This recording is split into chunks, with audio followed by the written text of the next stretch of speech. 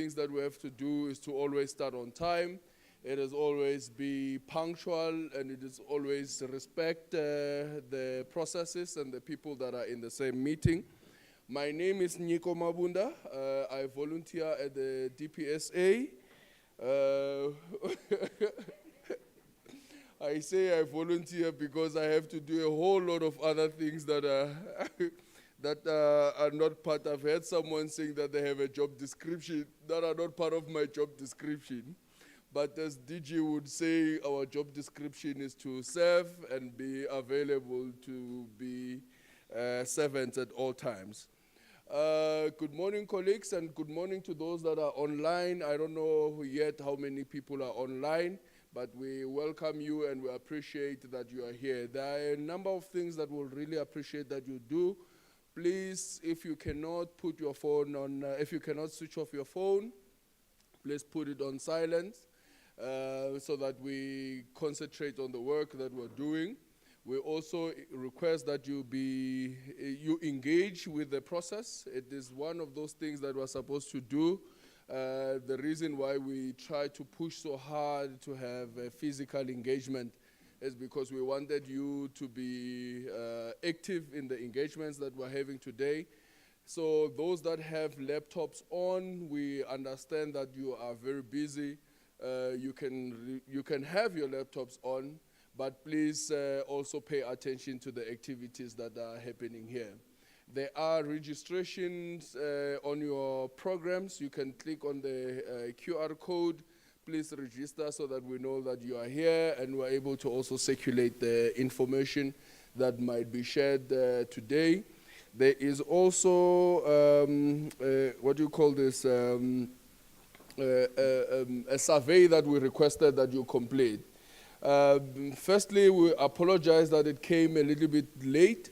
It was by design because we wanted colleagues to give us their truthful information without having to go and research what needs to be done. We wanted to have your reflections about your lived realities. When I checked about 30 minutes ago, we had about 36 responses. We expect responses per department. Which means that we should be having something like 158 responses or so. We do not mind to have a minimum of 80.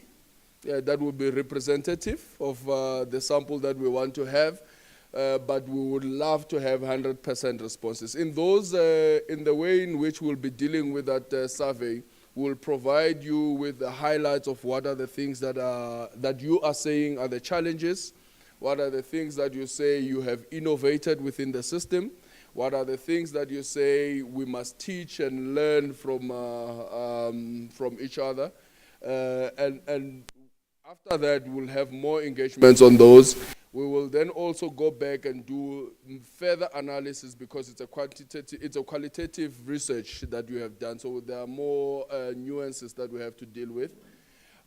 And we'll be coming back to you to share the results and how we then take forward. I'm not here to do much things. I'm just sharing for the first session. We will be welcoming the Director General to give us the opening remarks. We do have a number of colleagues from the DPSA that will also allow us to engage on the number of questions and areas that you have.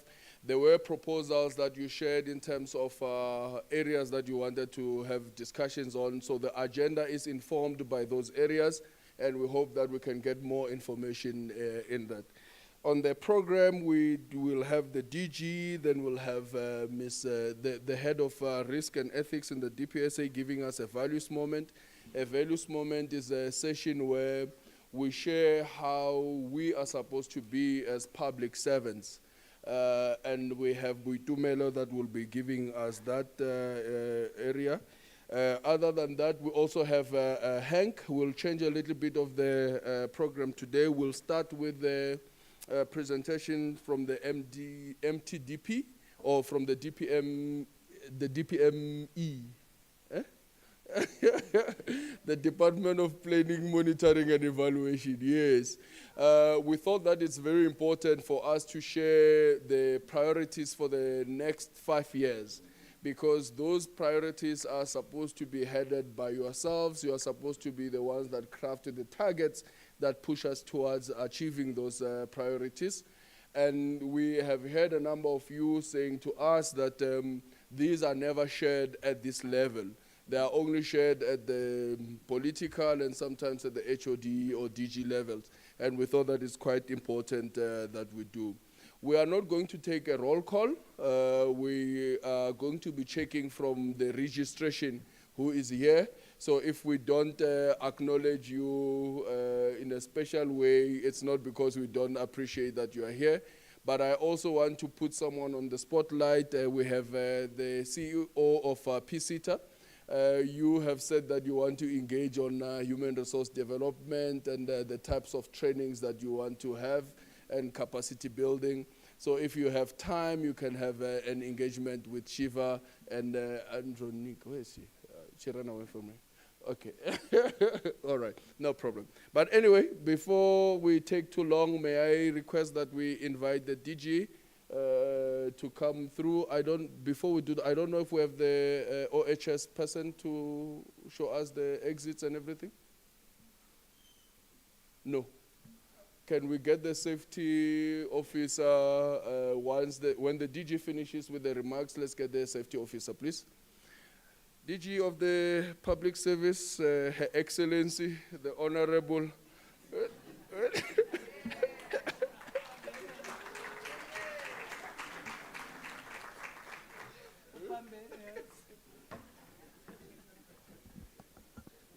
I attended a conference in Uganda with my colleague here, Tumisani, and there's a minister in the presidency. So part of the conference program, we had to be addressed by the president. So they organized next to the Victoria Lake, they pitched up a tent and did all the security, what.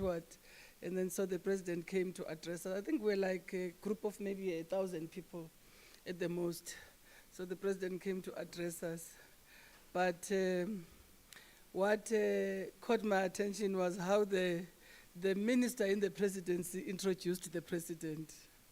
And I hope Tumisani can share later how the president was introduced. I'm still looking for somebody to introduce me like that. But Nico is not going to cut it, so he must not even attempt. So at home, my last born has a way of begging me when he wants something. He will be like, my beautiful mother, the mother of my dreams, my birth giver. And I know whatever he wants involves money. And of course, I end up giving it to him. So, colleagues, you are welcome, and compliments for 2025. It looks like it's going to be a beautiful year for me. I don't know about you, but so far I've been enjoying the year. Yes, it's promising to be a good year.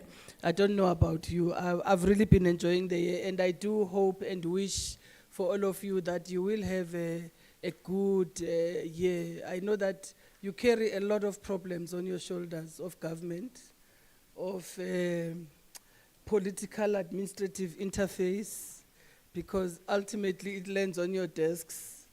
I was thinking earlier on, one of a few colleagues were talking to me, and I'm thinking, you guys need a national counseling system to be put in place to take you through to desensitize and detox you at the end of every year, so that when a new year starts, you are energized, you are looking forward, you are not dragging yourself because of the problems you ran away in December from, which are waiting for you when you come into office. So February marks 5 years of my tenure at DPSA. And one of my regrets is I wish we could have started these conversations earlier. That's, if you ask me, one of my biggest regrets in my role. I wish we had started these conversations earlier. I relied a lot on my colleagues to process things at a departmental level until I saw that there's a big gap in terms of, and it's important to close that gap.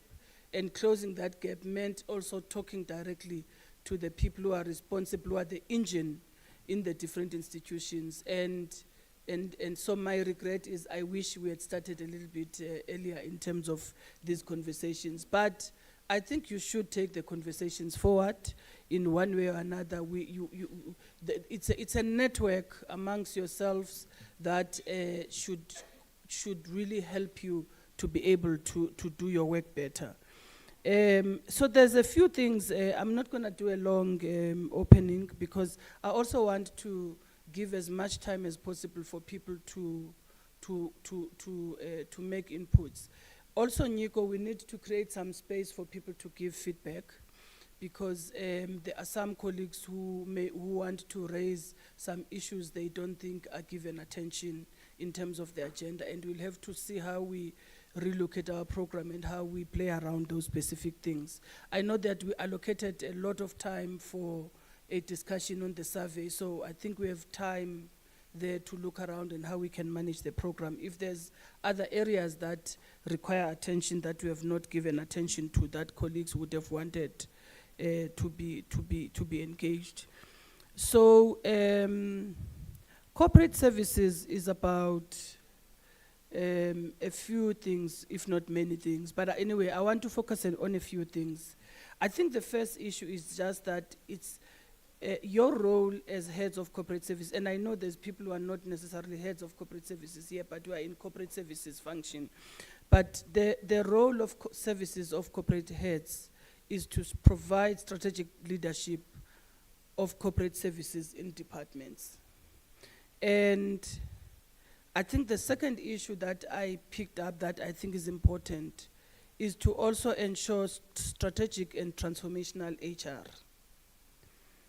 You also render internal communications to the departments and external communications, by the way, because communications people in most instances report to corporate services in terms of our structure. But I know some departments have a different arrangement. You also oversee organizational performance and reporting. So I'm just gonna limit myself to those four, but I know there's many other. There's also bringing on IT capabilities. Some departments, in terms of their CIOs, they are part of corporate services. But I just want to limit myself to these four, not that the other functions do not exist. And I was reading an article by one person who's called a leadership expert, who writes from time to time for the Harvard Journal. And she talks about strategic leadership as about understanding yourself first and your goals. Yourself first as the person who's supposed to drive this agenda and what the goals are. It's also understanding the situation that you're operating within, considering options, and again, within the context of the goals of the organization you are operating at. It's about getting the best out of the people, the best out of the situation, so that the organization does well. And then she further says, leaders who lead strategically have done inner work to lead with integrity, vision, and purpose.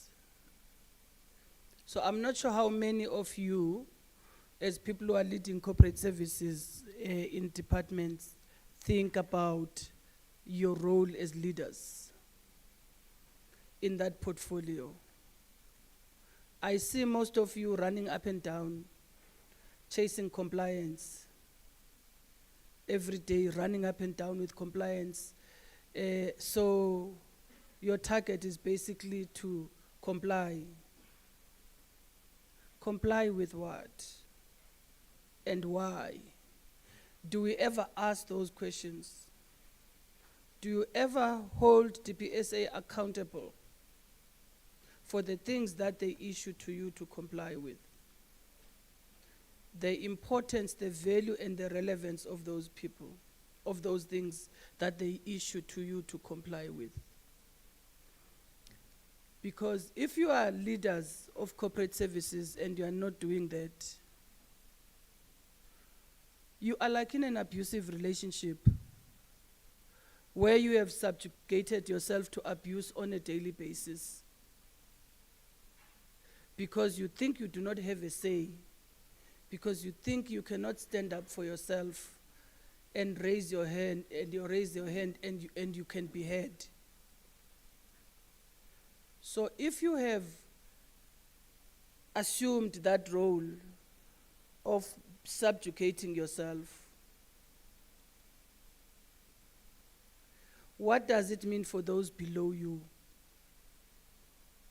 What are they learning from you as a leader? What are you role modeling to them as a leader? If you can't stand up and give feedback and challenge things that are not working and say, go back, look at this, because it's not working for us the way it is. And we should not therefore be forced to implement things that are not working. Let's co-create together DPSA. Do not sit in your offices, write things, and just call a workshop once in a while, or go to one province or two provinces in a while to say you are consulting. Let's co-create. This is a group of people who are running corporate services in departments, because all these things that you bring to departments to comply, to implement, they come to us. So let's co-create. Why are you not using your power and your capability to actively inform how things can be done? Why do you accept DPSA to do a one-size-fits-all? Every time there is something that needs to be addressed, it's a one-size-fits-all. Why do we? It's easier for us at DPSA to do that. We just do one directive, or one circular, or one memo. And there's nothing wrong with doing one directive or one circular or one memo, but how do you create flexibility? Because organizations differ. Context in organizations differ. So many of you complain about being oppressed from above, from sideways, from below. And I always say my experience as a DG is that there's pressure from above, there's a pressure from sideways, there's pressure from below. In fact, one colleague of mine, ex-colleague of mine who resigned from the public service, says to me, so I ask her, so why did you leave? Because I've been meaning to ask you, why did you leave? Is it really because you wanted another job? And then the colleague says, I was just tired. I was just tired of saying the same thing and nobody cares and nobody listens. And I felt I'm not being meaningfully utilized in any case. This was a person who was a DG in a department. And I felt I'm not being meaningfully utilized in any case. And then she says to me, you know, so I share about some of the challenges I've gone through and whatever. And she says to me, you know, DG, the two most dangerous people, or just from an institution point of view, it's not individuals necessarily. Not dangerous, maybe dangerous is a terrible word, but the downfall of a DG is going to be corporate services in most instances. And then she says, I could see my downfall coming because my corporate services, I felt they didn't have a clue of what they were doing. And they were closed. They were not opening up. They were not open to learn, the team at corporate services. And I thought I could see that I'm going to spend the next 2 years of my contract or 3 years of my contract trying to discipline and get these people out, and there's no work that's happening in that in the period in the meantime. So that's one area that I saw as a weakness, and I've observed corporate services in the public service, and I always feel that corporate services will contribute to a downfall of a DG in the public service if a DG is not careful, or if a DG is unable to arrest the issues that may be corporate services related. I don't think it means all corporate services in government are there, but that at least said to me that there's a conversation that we need to have, because a DG should be relying on you as the head of corporate services. A DG should be taking an advice from the head of corporate services as the best advice ever, and an advice that can be defended. How many of you have you advised on your DGs and things have come back to backfire on the DGs after signing? And then you just move yourself, you find a way to move yourself out of the way and let the DG to fry. And yet, you were central at the level of advising the DG. Maybe you didn't agree with the advice. Maybe you didn't agree with what, maybe the DG said, I want to do this, and you didn't agree. What stopped you from giving DG a written advice to say what you want to do cannot be done because of these reasons? Because then if you can't give that advice to the DG because you are scared of the DG, then it means you're not fit for the job. You can't occupy such a job and be scared to do your work. I can't, as a DG, occupy a job as a DG and be scared to engage my minister. If I'm scared to engage my minister and I'm scared to advise my minister that what you want to do is not advisable because of 1, 2, 3, 4, 5. These are the options that we have. This is how we can do it, or we don't have options at all, if there are no options. But I'm one of those people who always believe there's options in how you can do things. But sometimes the system is so tight, there's no options. So if you can't do that, then you are not fit for the job. You are fit to be there to earn a salary so that your life continues, but not for the job that you are required to do. So I just thought we must have and I've heard people all the time, no, I did it because my DG, I did it. You know, you use us a lot to hide behind us. It's fine. But when your DG says do it, and you know it's wrong, why did you do it? And why did you not follow processes? The Public Service Commission issued a circular long ago. Me, I've even used that circular. It has helped me with some of my problems in my job. Where you are given an instruction that is not in line with what needs to be done, the Public Service Commission has advised you what to do. But why do we keep on doing wrong things? You do wrong things, guys. We see them on PESAL, some of them. You do wrong things. We give a department one code to appoint one person, they appoint 10 people on one code. People go into PESAL. Most of you complain why we locked PESAL. We locked PESAL because you go to PESAL, you do things that you should not be doing. You convert people who are appointed on contract, you appoint them permanently in the system. Because you know the weaknesses of DPSA, that DPSA is not going to monitor those things sufficiently, because DPSA anyway is struggling, like all of you, has no people, enough people to do some of the things that need to be. So you know those weaknesses. You don't even think about the fact that these things have audit trail.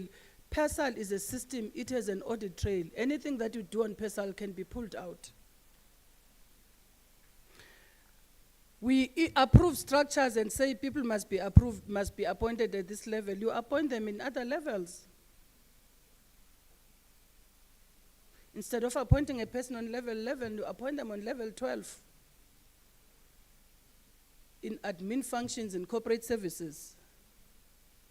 So you wonder why then DPSA and Treasury took a decision. You appoint people in structures in your departments when you do not have money to pay them, when you do not have a budget to pay them. But you go to the minister and say, no, we can advertise, there's money. We go into the system, there's no money. So we don't have to get into such extreme ways of controlling, because we need to be trusted in our roles and responsibilities, but we are not trusted in our roles and responsibilities. So all the time, departments like DPSA and Treasury must obsess about how to control and stop you from doing this, and stop you from doing this, and stop you from doing this. We give clear instructions and directions on appointments in ministers' offices. We decline people who ministers want to appoint because they do not meet the requirement. You go behind our backs, you appoint them on contract, and you send them in ministers' offices. You enable, because I always say there is no one who can do anything wrong on matters related to HR in a department if your corporate services, your HR department is in order. So we end up being enablers of wrongdoing. You know, ministers are supposed to have how many people now in terms of the handbook? 13 people or 9 people appointed through the political process. But some of your ministers' offices are full of people who, when we ask how they were appointed, people get angry. And when we go to PESAL, we can see what has happened. Some of them are not even on PESAL, illegally in those offices for this or that reason. Having access to state information they shouldn't be having access to, because they are not appointed as public servants in the classical sense of public servants, being on PESAL and being in the offices of the ministers. So we allow those things. We allow them because we don't want to fight, we want peace. And I'm not saying go and fight with your ministers and teachers, but I'm just saying go and do your work. And do your work in the most and best professional way that you can. When you have to say no and you advise in writing, and the advice is not taken, you know what else to do. And I said, already the Public Service Commission has advised on these issues. So you are covered. And I mean, there's labor laws as well in the country, but I suppose you are not interested in those specific things. But I think, so I thought let's just have a conversation about this strategic leadership role that you are supposed to be playing. So employees below you take a tune from you. If you are a manager who is scared, whether you are a DG or a head of corporate services, if you are a manager who is scared, a manager otusa by everything, sorry, I don't know what is otusa in English. It's the same as scared, actually. So if you are that manager, the team below you is going to take on your character and your personality. And the entire corporate services is going to take on that character and personality. So it's just for you to think about these things, honestly. I'm helping you to reflect on where you are and where do you think you want to be and where you think. I always say to my colleagues at DPSA, which is why I insisted on them to do this survey, even if it was last minute, because I said, we have to think about how we help. We will not do your job, but we will help and support. So we also need to hear. Some people are not going to stand up in meetings and say things, but we want to hear what people want to say. Those who cannot stand up in meetings and say things, they have the privacy and the space to do it, because that information is confidential information. The second area, okay, of course, there's issues around the qualities of strategic leadership. I'm not going to go into detail about that. I think you can read about that. The second area is strategic and transformational HR. Have you just spent time? Our HR in government sucks. Do you know that it sucks? Niyaz? Eh? Is there anybody who thinks HR does not suck is not sucking in government? Eh? Aibo guys, you are heads of HR. Our HR in government sucks, guys. Terribly so. Do you ever spend time to just think, what will it take for you to help move our HR in government from where it is without the PSA telling you anything? What will it take to move HR from being what it is in government to being strategic and to being transformational? HR in government is busy ticking templates. From director is ticking. The ones below here are ticking, or him are ticking, and everybody is ticking.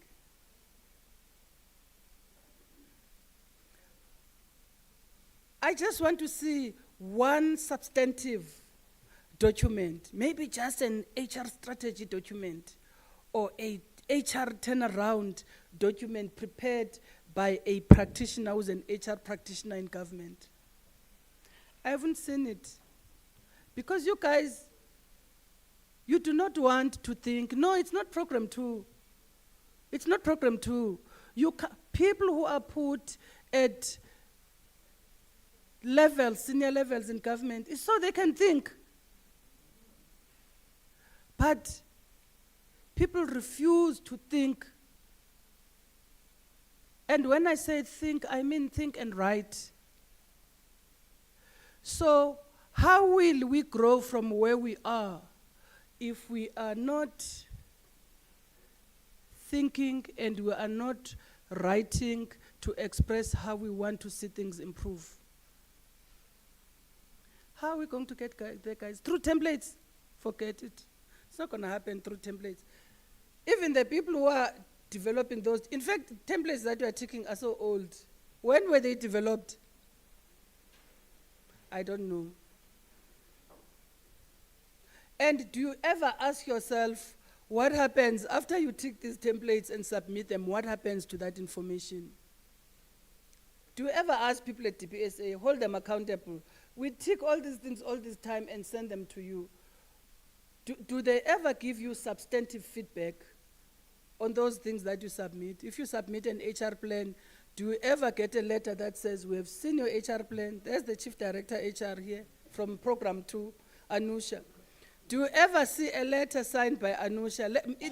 Not signed by the DG, because probably I'll return it 100 times, but signed by Anusha, that says, we have received your HR plan for 23-24, and we have looked at your HR plan. Wait, we have looked at your HR plan against your strategic plan of the department, against your APP of the department, against your IT plan of the department, and we are concerned about 1, 2, 3, 4, 5. We think in terms of how you are planning for human resources in your department, you should be able to look at this and look at that. Do you ever get such letters?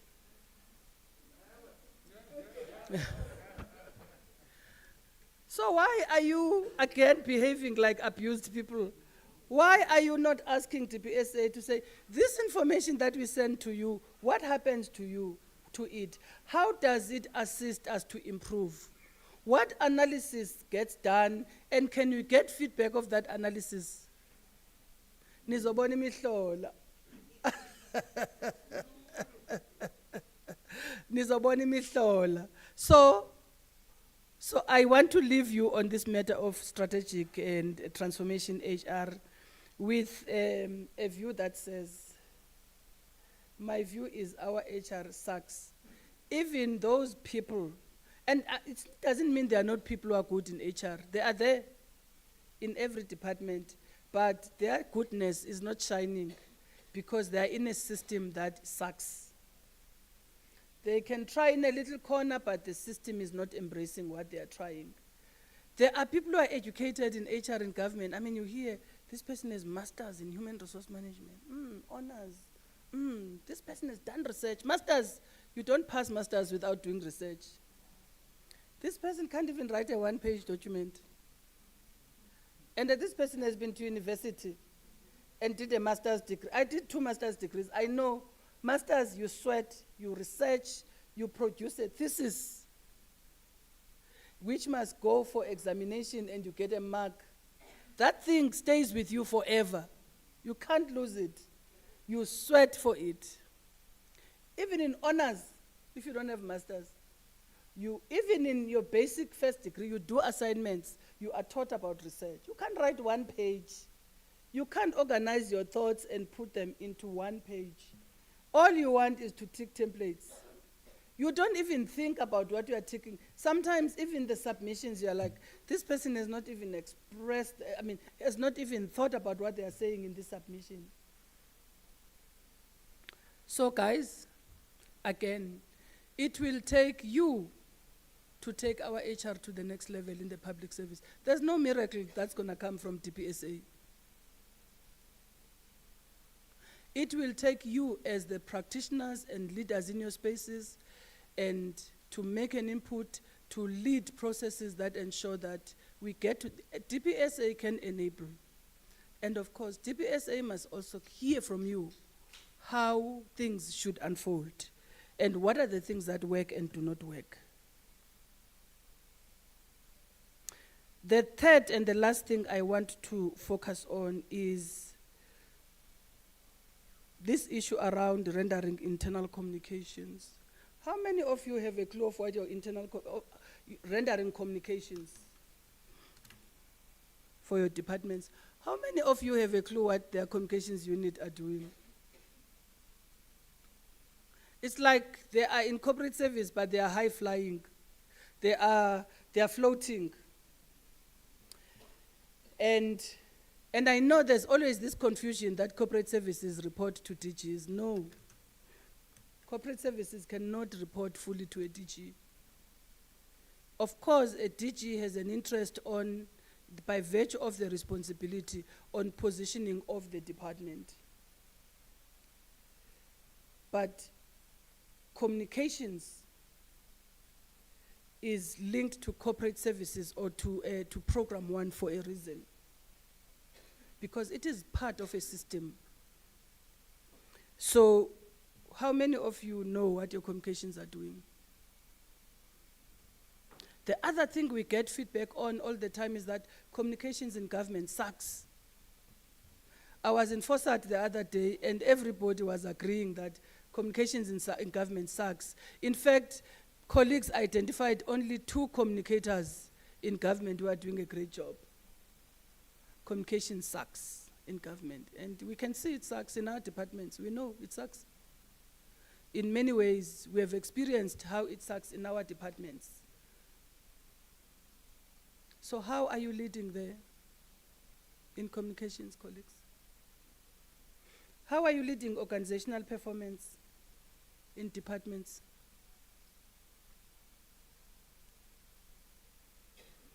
How are you leading strategy processes in departments? Do you just go back to the previous strategy or wait for DPME? What you are saying is not in the template of DPME.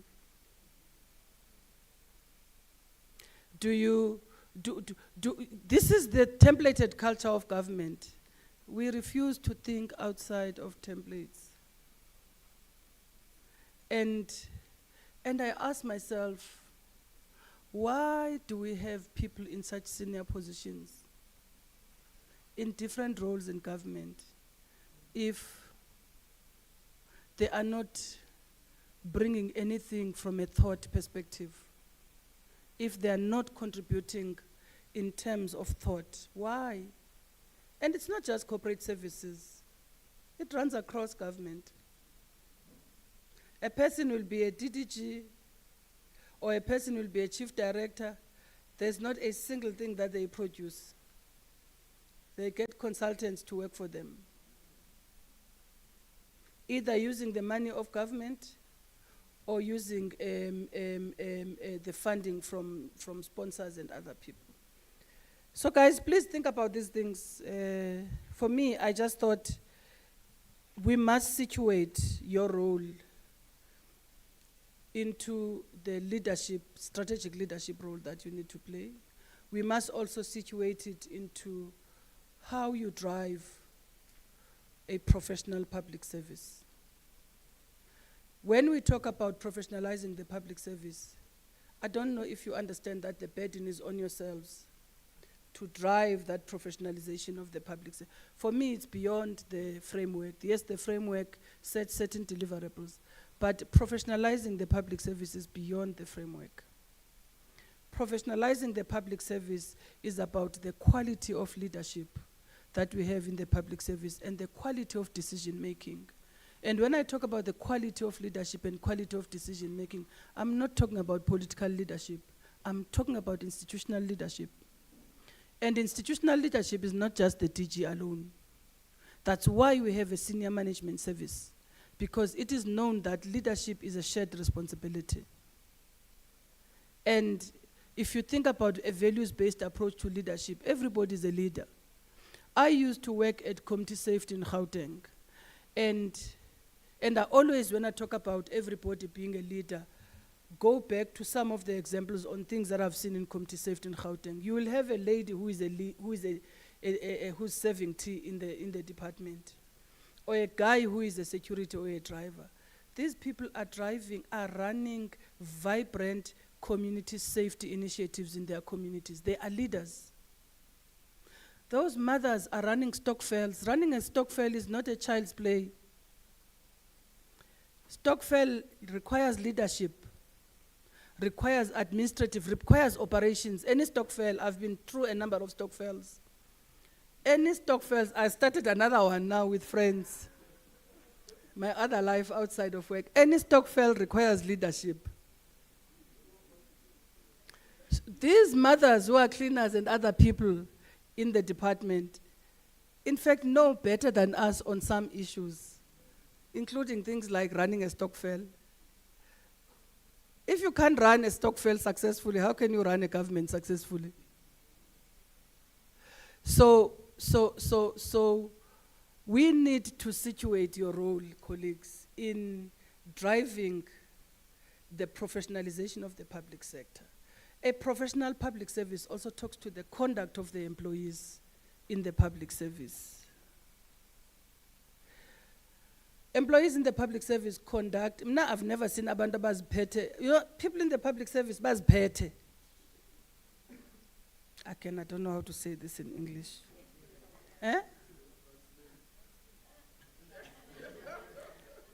People do as they please. They do as they please. They don't care. And managers are scared to hold them accountable, or they are colluding with them. Managers collude with them. A chief director will collude with a deputy director against a DG or a DDG.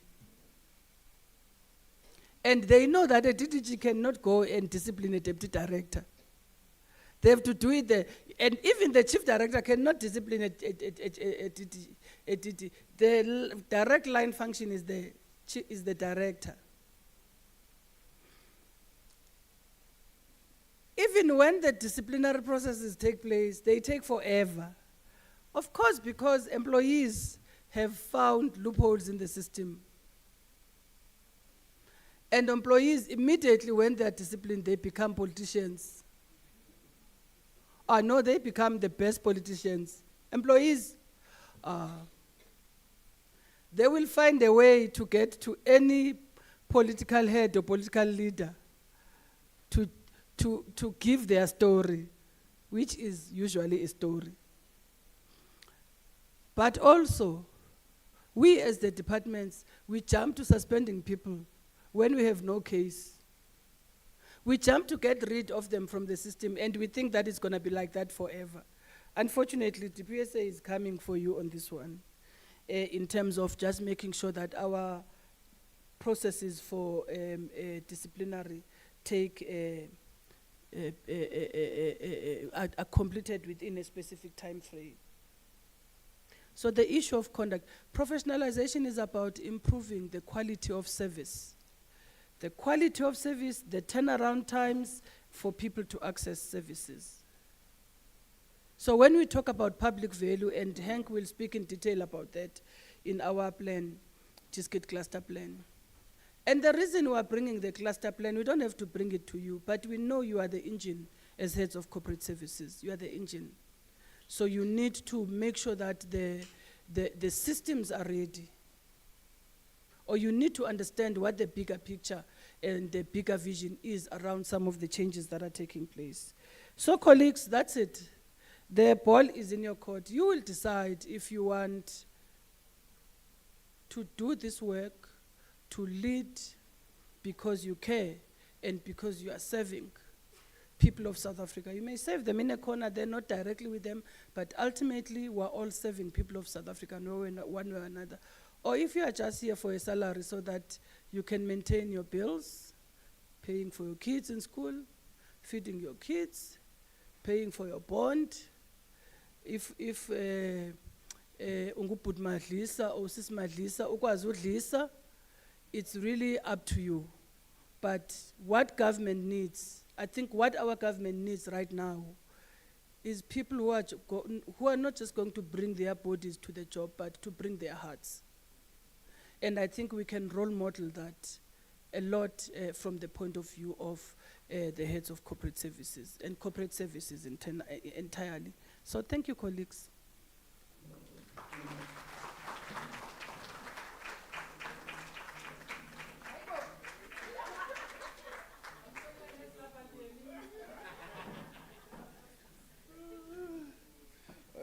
I was one day forced to watch one of those loud Nigerian movies. And when they were introducing someone, they were saying, the DJ with no pimple. With no pimple. The DJ with the fairer skin. The one that you can't look at because she shines like a sunshine rays and whatnot. You know, things like that. Then they went on and on and on. But anyway, thank you so much, DG.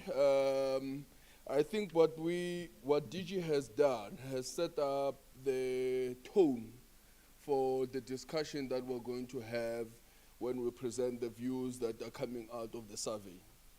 And we will, when we are done with the presentation of that survey, we'll ask the DG to come back so that it becomes her that leads that discussion. And hopefully all of you will be actively participating in explaining what some of the things are that are coming up. There are the themes, DG hasn't seen, by the way, the responses that have come out yet. And some of the things that DG is raising, such as leadership, management, things of accountability, are some of the things that you yourselves are saying.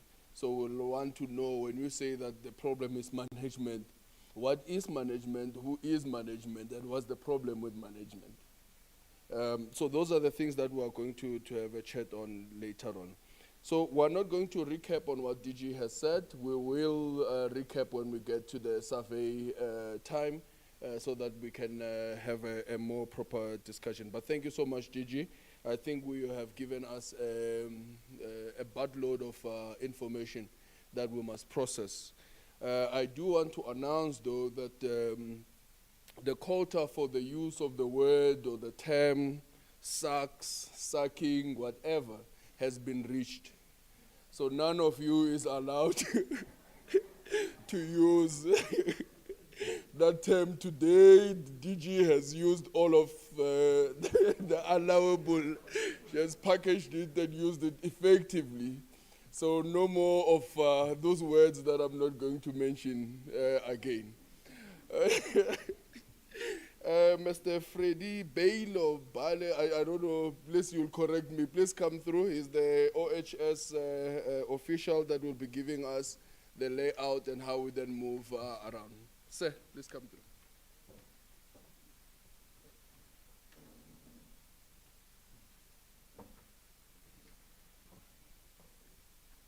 Thanks, the program director. Good morning, DG. Good morning, colleagues. Yes, I'm Freddy Bale. I'm the acting HOD of Protection Services, who is responsible for the operation within the entire university. How lucky are we to have you in our midst today? Here is the layout of our building. When you're looking for the ablutions, on my right-hand side, we've got one set, and on my left-hand side, at each and every floor, they can be found there. For in case of emergency, you can see the signs that are pointing to my right-hand side. When you take note of the sets of lifts, you'll alight at the second floor. From the second floor, this is where you'll find our assembly point. And also on the right-hand side, when you are at the front of the building, this is where you'll find the second assembly point. For in case of emergency, please note down these numbers. It's 012 429 6666 stroke 3585 stroke 3703. Or alternatively, you can contact myself or either my colleague, who is Mr. Dlamini, standing on my right-hand side, who is also my fellow manager. Mine will be 073 00 99 420. And Mr. Dlamini will be 083 663 2236. Feel free to contact us for in case of any emergency. I've never been to heaven, but rest assured that this place is as safe as in heaven. I thank you.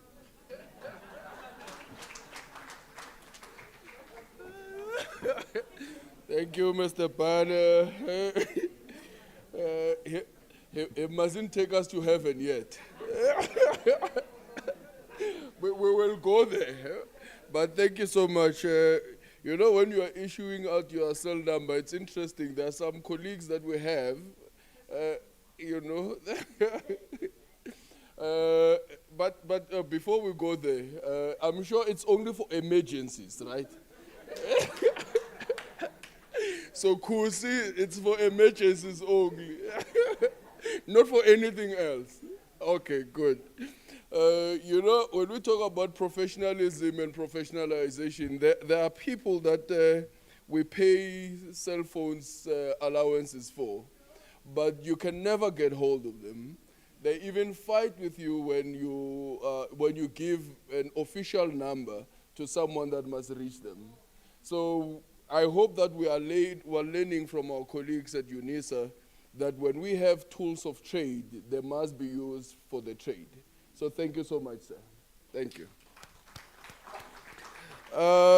Right now, we'll invite my friend, my colleague, I don't know what else I must say, the board member of an international organization on ethics and risk, and member of the IOD, the Institute of Directors, a board member of the Risk Management Institute of South Africa. Am I forgetting some things? But I think her biggest title is that she's my friend. Yes. This is Buitumera. She's the head of risk and ethics at the Department of Public Service and Administration. She has worked with judges.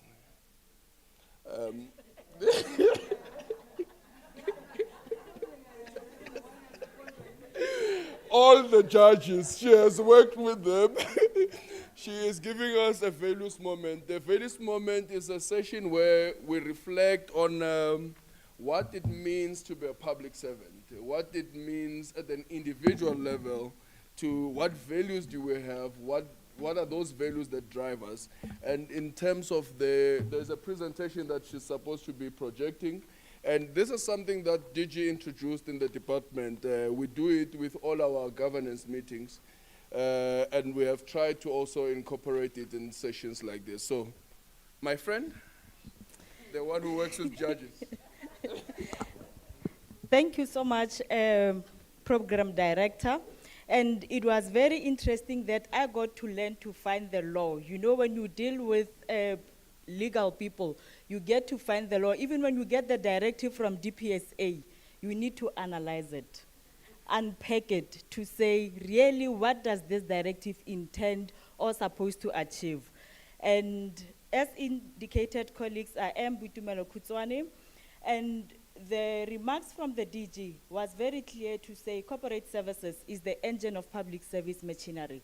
So you can imagine to say if corporate services is not that effective, is not that strong, how will the public service be even to our clients? And today on the values moment, I'll be focusing on the tone at the top.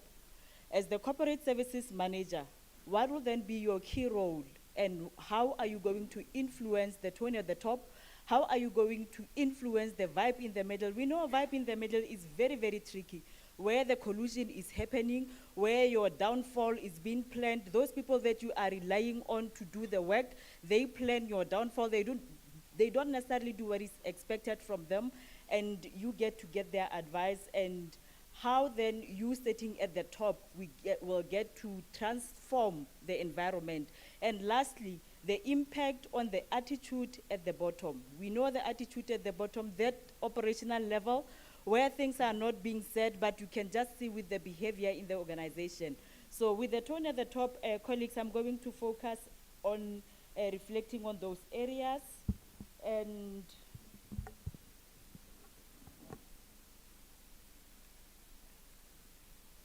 I'm not going to go through the presentation outline, colleagues, to indicate that on the first slide, this is what we're going to say and so forth. I'll focus mainly on our presentation to look at the leadership framework.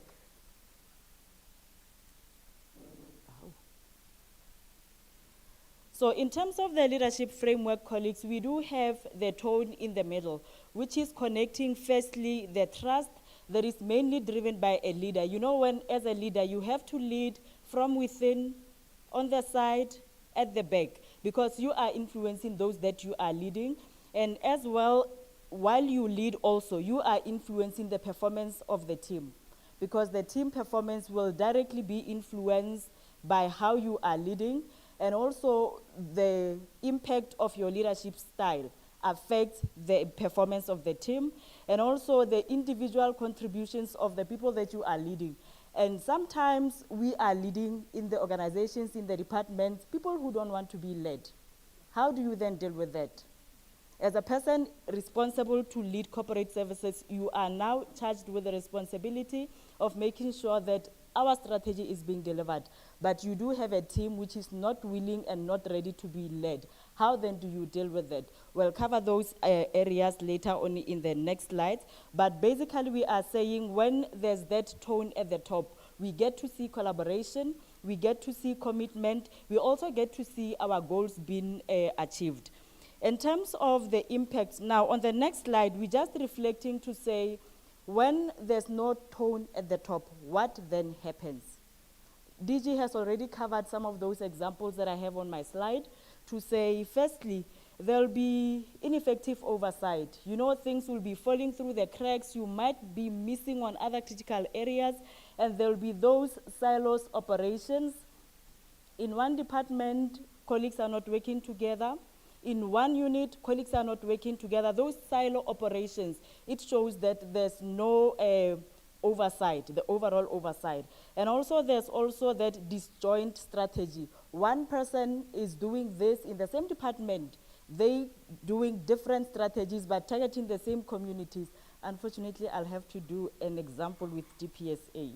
We also had to learn also as DPSA to say, hang on, we are supporting 161, 159 departments, yet we were not integrated. You find that program 1, we are implementing the directives. Program 2, HRMND, they go to the province. Eastern Cape, they want to see corporate services manager. After a day, then comes another program from DPSA. After 2 days, it's another program, DPSA, another directive. So that disintegration also indicates that we were supposed to improve our oversight, which Fortunately, we are working on that. It's something that we have identified. I know in other provinces, as heads of corporate services, you even contacted the DG to say you are tired of us, which was understandable because we were coming to you, you know, day after day, and we were not integrated. And also, if there's no integration, there will be duplication of efforts. You find that we are operating with very, very limited resources. But those limited resources, we get to duplicate efforts with those limited resources that we are achieving. Then you ask yourself, why are we not getting to achieve our real target as the organization or as the department? Because we are not integrated and we are duplicating efforts. There'll be wasted information. How do we manage data in our departments? Do we have, how effective or how matured is our knowledge management processes? Do we keep information or data secure, or we keep it in a central repository so that when one person who was compiling that information is not available, we are still able to compile the report?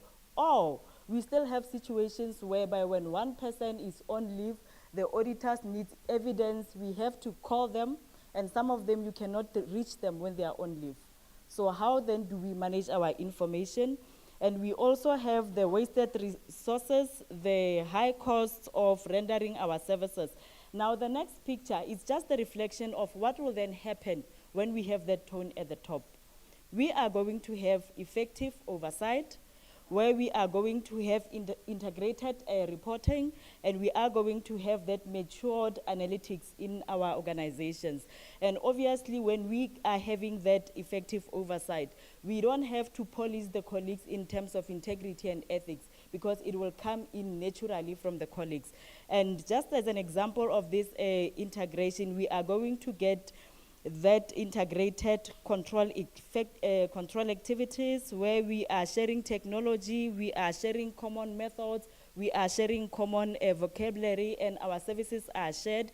And ultimately, our operations that we are providing as administrative support or key corporate services, which is legal, finance, audit, risk, and compliance, they will be more of a value add, not the current type of exercise where we just tick the boxes.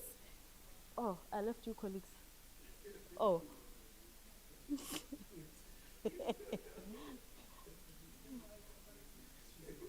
Oh.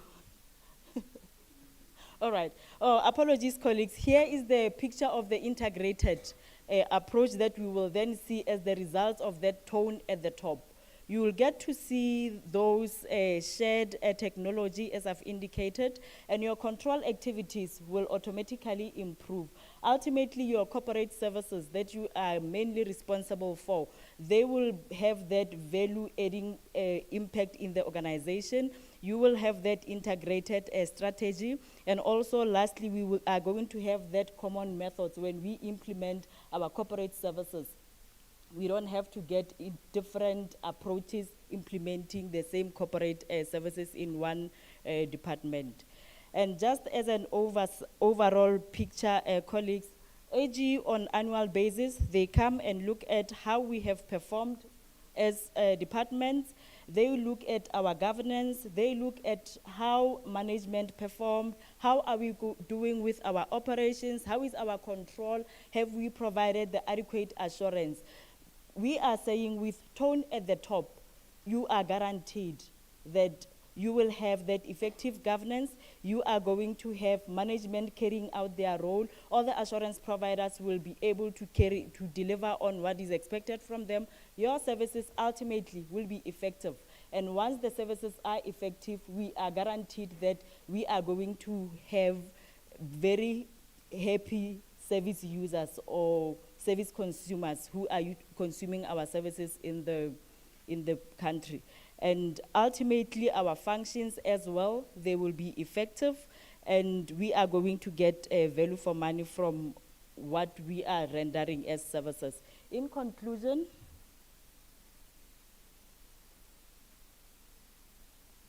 so we are saying, I'm saying in conclusion, colleagues, setting the right tone at the top is very important, and it comes through the trust. And that trust will create a clear purpose, and that clear purpose will build that understanding of the desired outcome, what is expected, and how are we going to achieve that desired outcome. And once we get to those level of having the trust, having the level of understanding of purpose, having to be able to achieve our desired outcomes, we are going to be able to influence as the leaders at the high level, the tone at the top, influence that vibe in the middle.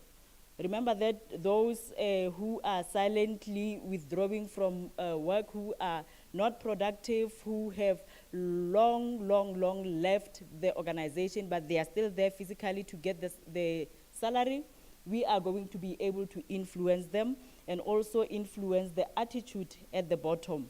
And let's get the right proportions right, and you will be able to get the support from your teams. Yes, it's not easy. You are carrying a very huge burden on your shoulders. Look to the person next to you and tell them, we got this.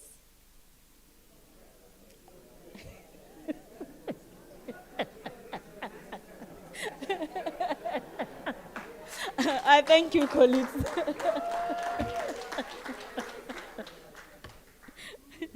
You got this. Yeah, there we go. Thank you so much. Let's please clap again for Boitumelo. Colleagues, work. Oh, there's a. I forgot.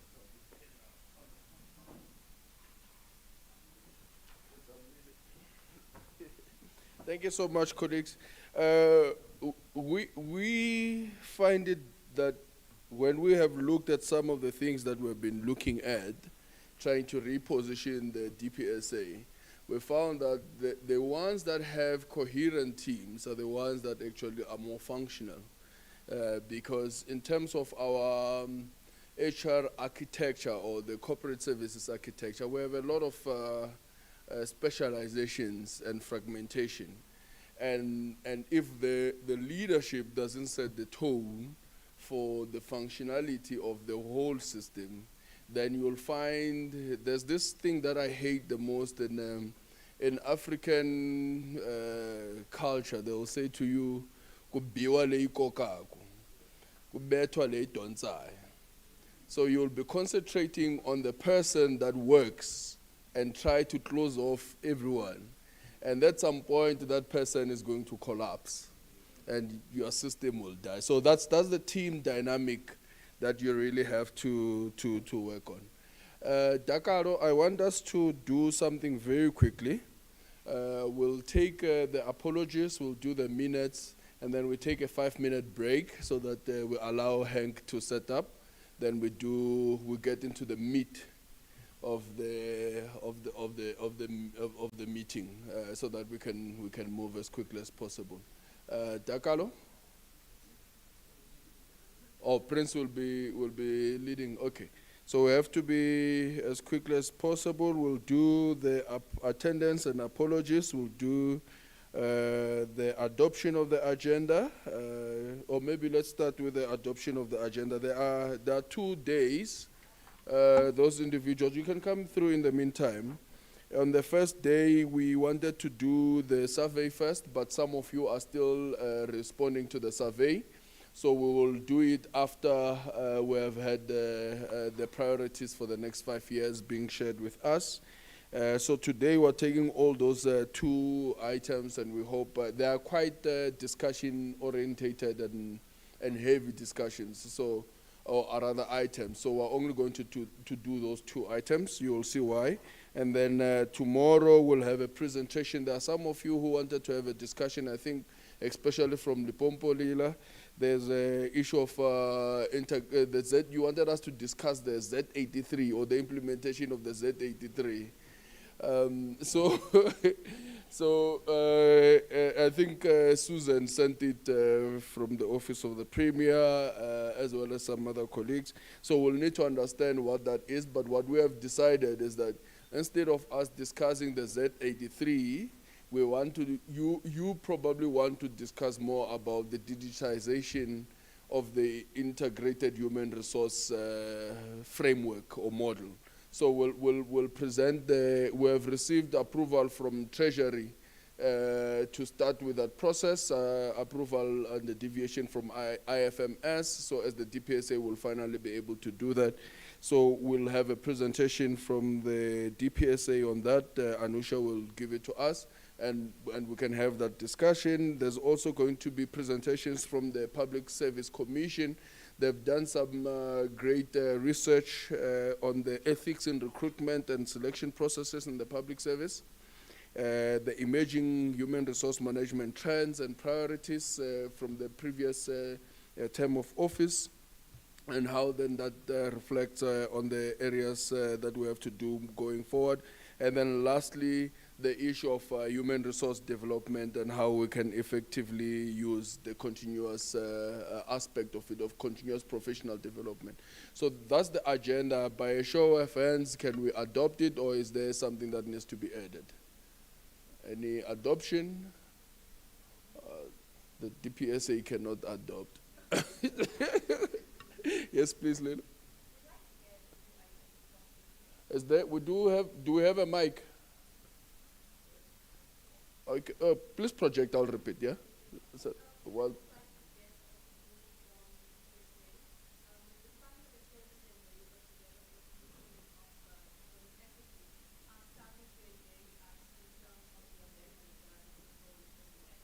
UIF.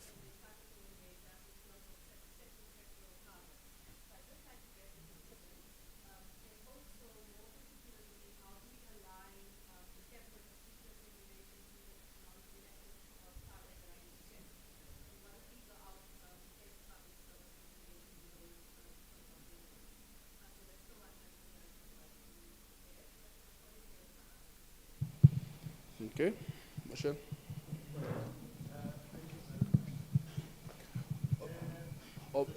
Sorry, before you continue, maybe I should have said before we speak, let's introduce ourselves. I might know you, but for everyone Okay, else.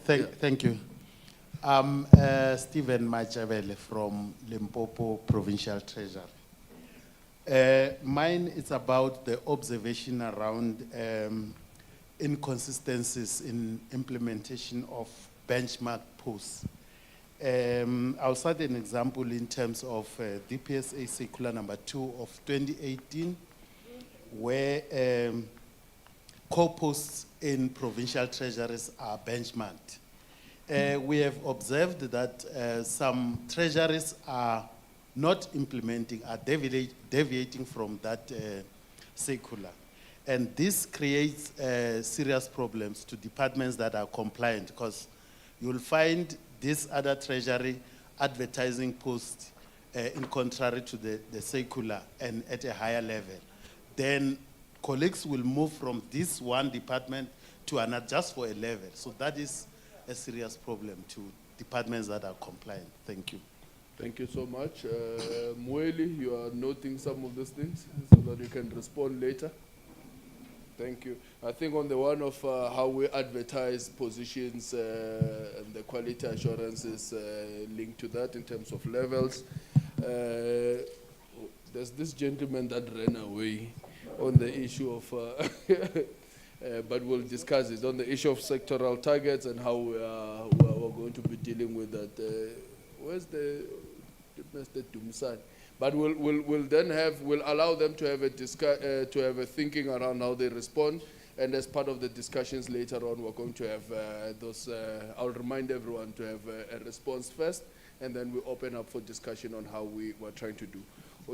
One of the key things that we're also trying to do is that the DPSA might not have the answers, so it will be very important that when we have these discussions, you share what your view is. And then we can look at whether there's legality around it and how innovative we can go. Yes, please. Good morning, colleagues. My name is Cecilia Nkonyane from Provincial Treasury in Mpumalanga. I had submitted an agenda item as an input, not unless it was not considered because of maybe not readiness, but it was a request that if we could get National Treasury to make a presentation to this forum on maybe the readiness or the measures that will be implemented in the early retirement dispensation that has been announced by the minister. so that at least at this forum, we adopt a same understanding on how we will implement that dispensation. And I know it's not DPSA's competency, but I think in my writing, I did say if National Treasury could be invited to do so. Thanks. Thank you. I think there's one hand here that I missed. Okay, so we can move. Okay, ma'am. Thank you, Chair. My name is Dipsy Wechumang from CSPS, Chief Director, Corporate Services. I am just proposing that at the end of this seminar, we should agree that perhaps DPSA can coordinate all these directives into one booklet, so that more or less like the SMS handbook, you know, this chapter by chapter, and so that when you look for a circular or a directive, you go to that booklet, and it must be updated, you know. So that's my proposal. Thank you. Thank you. That one is very easy. We'll look for the link that we have created on the website. We have done that, so we'll share it with everyone. Mazulu? Thank you very much. Good morning. My name is Tobegile Zulu. I'm from KwaZulu-Natal, Office of the Premier. Mine is around recruitment and selection. Oh, sorry. We appreciate the directive that we have received from DPSA on the requirements during the filling of posts, but the challenge is when now we need to recruit from outside the public service. There is lack of standardization, for instance, within the municipalities, local government rather. So we are unable to actually measure the level of the experience, whether it is MMS or SMS. Worse with public service, you find a person applying and saying, I'm a director of a company, and you ask yourself, how big is that company? It's just a lot. I just request that in this forum we could come up with something that would actually assist us all, so that there is a standardized way of dealing with such applicants during the recruitment and selection. Thank you. Thank you so much. I think okay, there's an afterthought. I'm calling it an afterthought because it wasn't up. All right, that's the last hand, right? Thank you so much. Please go ahead, ma'am. Thank you. Good morning, colleagues. My name is Mumisa Fololo from the Eastern Cape Department of Sports, Recreation and Culture, Corporate Services. When UDG was making opening remarks here, he said there should be a slot for feedback. And maybe I want to propose that maybe all these things, we will, maybe in the adoption of the agenda, we could just add that feedback part. So that what we do, we take everything that has been thrown here or sponsored here to that feedback, so that if there are things that can be deferred to the next session, we do that so that we can get a structured and informed feedback. Thank you. Thank you so much. That's exactly what we're going to do. I've allocated some of the responses or the questions to the colleagues. One of the responders was out there looting some fruits, so we'll have a chat with him. I'll have a chat with them. When we are done with the feedback on the survey, the first things that they are going to do, they will respond to the questions that have been raised, and we're going to have an open discussion on the innovations that you are proposing to address some of these areas. Thank you so much. Sir, any apologies, attendance?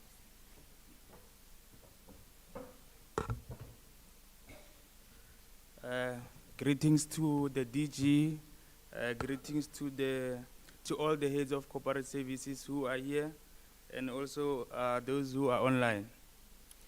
My name is Prince Mohale. I work at the DPSA, Office of the DG. So I will just go through apologies, minutes, and also decisions from the previous meeting. So the formal apologies that I have received, I got apology from Ms. Tiani Nontobeko from Gauteng Office of the Premier. I got an apology from Moroisi Motsei from Department of Communications and Digital Technology. I got apology from Ms. Mbata from Department of Small Business and Development. Thank you. I will go through the minutes from the previous meeting.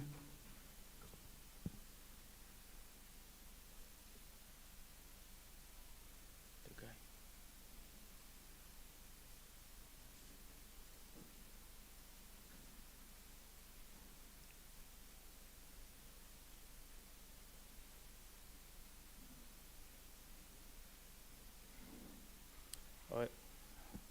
Thank you. Please go to page 1. All right, colleagues, this is the first page of the minutes. Please go to the second page. Next page, please. Keep on scrolling. Next, please. Scroll. Okay, these are the minutes from the previous meeting with heads of corporate service on the 19th of September 2024. And then we have shared with you, colleagues, on your emails. And now I'm going to take you through the decisions taken from the previous meeting. The agenda item was update on appointments in offices of the EAs. Decisions taken, DPSA should have a session with the Free State provincial departments on the issues of appointments or recruitment practices. The progress, the branch delivered, the branch NLRRM delivered a presentation to all the EA's offices in the Free State province in a meeting that was scheduled by the NSG. Status is completed. The second agenda items was discipline management, long-term suspension cases not resolved. Decisions taken. The meeting agreed that more comprehensive presentations should be provided at the next meetings, which should include the relations between the awards won or lost by the state in cases of arbitration. The progress report in the next meeting, the progress was a detailed report will be presented in the fourth quarter of 2024 and 2025 financial year. The status on this one is in progress. Thank you very much.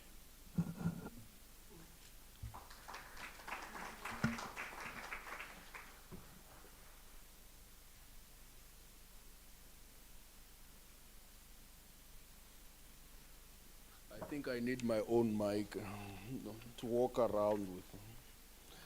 We need an intervention, DG. Can we do a submission here for the mic? Thank you so much, Prince. Those were the minutes. Is there any adopter or anything you want to add? Those that were in the meeting, in the last meeting? Any adoptions? DG?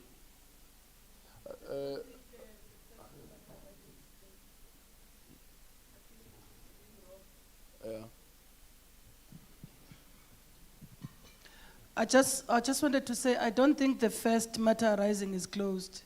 HRM and D needs to look at the matter because there's been consistent issues around Free State, long-term contracts that are being terminated, recruitment practices generally in the Free State province. You'll remember even when we did an analysis of the contracts of the DGs, some of the things that we picked up in respect to the accounting officers in the Free State province.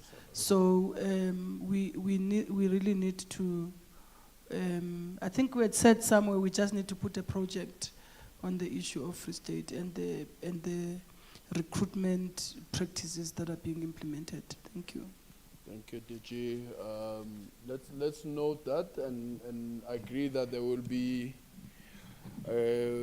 some sort of an intervention engagement with the Office of the Premier and the Free State as a whole to address that. Can we have a report back, Secretariat, in the next meeting? So HRM and D must deal with that. Okay. Any other matter that needs to be raised? There are no hands virtual platform. Okay. Anyone who wants to adopt the minutes? This is where meetings get stuck, where we have to just wait until someone adopts it, because we can't move. All right. Thank you, Ms. Mbeleki. All right. We have an adopter. We have a seconder. It's procedural that we. Where's the hand? I don't see it. Oh, okay. Thank you so much. Yeah. All right. And then we had missed a comment from online. Reds, please go ahead for the things that must be discussed. The question is from Karen. It says, Morning Program Director, please can we get clarity around the appointment of LLB interns in the Legal Services Department of the Offices of the Premier? Do we appoint them as graduate intern with a stipend, or must this be on MR1 as part of OSD stream? The purpose of the appointment is to provide work experience on contract, but the specific emphasis on the legal work and assistant. Thank you so much. We'll have a response from DDG Dumzain. As long as we don't need an interpreter when he responds, we should be fine. We'll have colleagues go back from the DPSA to check all these areas, and then when we have a discussion on the survey, we're going to have to start with these areas after we've made that presentation. Colleagues, can we take a 10-minute, is it 5 or 10-minute break? 10-minute break.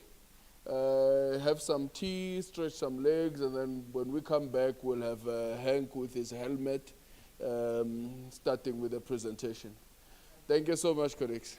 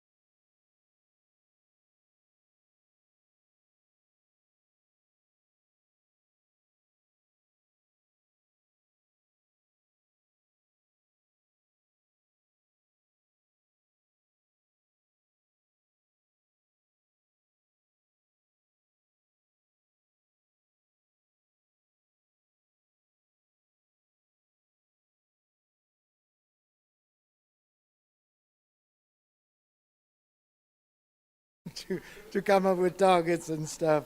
So all of those going forward. So, okay. I think you can skip this. Obviously, this slide, we're going to talk about the medium-term development plan. And context, I would skip that slide as well. Oh, I must do it. Okay. Oh. Where's the machine? Is it behind me? Why is it not moving? Okay, no, wrong one. Okay, can some technology help me? Okay. Yeah. Yeah, it's the operator. I think I just, okay, and then I press the arrows away. Ah, there we go. Okay, there's the content. You can read what I'm going to talk about, so you'll hear what I talk about now. Okay, so this is exactly the same presentation that will go to the Cabinet Lekgotla next week. Okay, I'll chat you through sort of some of the process and how we actually got to be here. So, okay, so obviously we drafted a first round of the MTDP, the Medium-Term Development Plan. That's the 5-year plan that we come up to implement the NDP. And it's maybe at that point, I said to Nico, I'm going to use, what was the word we were supposed to use? We suck. So, okay, I'll use it just once. So, okay, if we look at the NDP targets, we suck. Okay. It's really, for me, that's one of the big things that we have to fix. And please, I do hope that everybody around this room agrees and realizes that we cannot continue doing what we've been doing for the last, 30 years now, and expect different results. We're failing when it comes to economic growth. We're failing when it comes to poverty. We're failing when it comes to whatever. There's probably, I don't know if there's one target in the NDP that we're reaching. So please, I need us all to understand that we have to do things different. Okay. So yes, we came up with a medium-term plan, submitted to Cabinet Lekgotla 13 to 14 July last year, and then Cabinet sent it back to us and said, go redo, go be strategic, go all of that.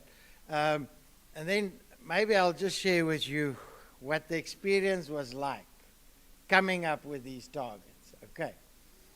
So first thing we found that we very much stuck in what we call the audit culture for planning. Okay. So everybody feels very, okay, well, let me first draw you a little picture where I say we're not doing well. Okay, I won't use that other word anymore. What's also very, very interesting for us, when we looked at the PMDS, no? And probably 100% of people sitting in this room have achieved a fully functional or above rating. Okay, so it's all green, beautiful and green.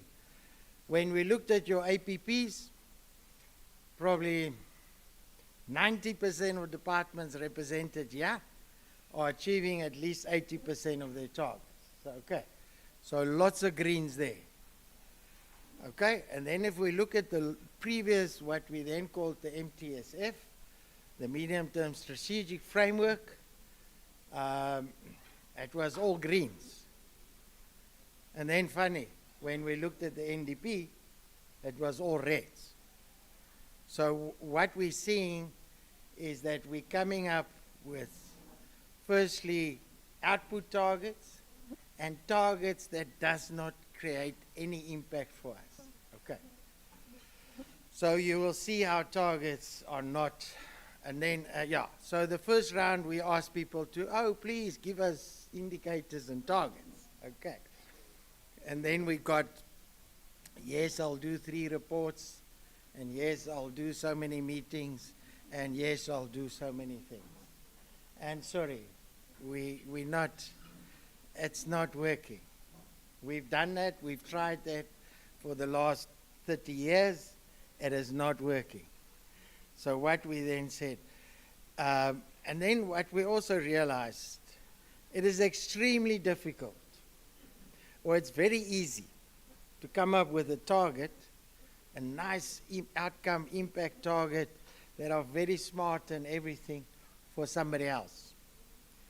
But the moment I ask you to do it for yourself, then we seem to we don't have the skills to do it. And it's very difficult, and I appreciate that. It's very difficult to come up with targets that you know you'll be held accountable for. So, okay. So we had hours and hours of beautiful discussions around sort of convincing people to firstly say, you know, yes, this is what I need to do, and this is the impact and the outcome that we should strive for. So you'll see now I'll talk about sort of how we try to define it. So yes, sorry, your targets that you gave us are probably not there. And I'll explain the process also how we go forward. So, okay, and then obviously this is going back. So the President gave us the 3 priorities. Capable state is the last one. And yes, now this is about what we saying we should do to go forward. Maybe I'll explain the process as well. So what you will see now is what we call the results framework for the JISCA cluster. So those are the results that we're after. Okay? Then after we get sign-off, hopefully next week, for the results framework, we're going to do the cluster plan. And let me use it as an example. We have something around, stabilizing the local government. And we have indicators around financial stability in local government. So that's the outcome we're after. There's about 300 other activities that's going to be done by Treasury, by DCOC, by DPSA, by everyone, to actually get us to financial stability. And that's what you're going to put in your cluster plan. And again, the cluster plan is, and I'll make a statement, the results framework, the cluster plan are not audited. Because we unfortunately run into this problem where people don't want to take ownership of things they don't fully control. So we have a little column there that's called lead department. And we've had very interesting discussions about people saying, no, but I can't take ownership of that one. But we're saying, if you're the policy owner, and again, this is probably DG Uliswa said something that you have to hold DPSA accountable. So yes, DPSA is the policy custodian for the, the professionalization framework and all those things. And and if their instruments, their policies are not working, then you tell them so. Okay, you give them the feedback. There's another little thing about if you give a problem to a tradesman, the only thing they decide is how big is the hammer. And if you give a problem to a policy institution, the only thing they think about is, okay, what policy must I come up with? So please keep them accountable. Make sure they do things that actually give us results that we're after. Okay, and then once the cluster plan is developed, you're going to develop your APPs, okay? And there you're going to put in all those beautiful stuff that you fully control and that you can deliver. Okay, so your meetings, your policies or your directives, all those things, that sits in your APP. Okay. But so please keep that in mind as we go along. So that's where we are, that's where we're going. And, okay. So this is just sort of saying, obviously, JISCIT, we enable the public service to deliver. Okay?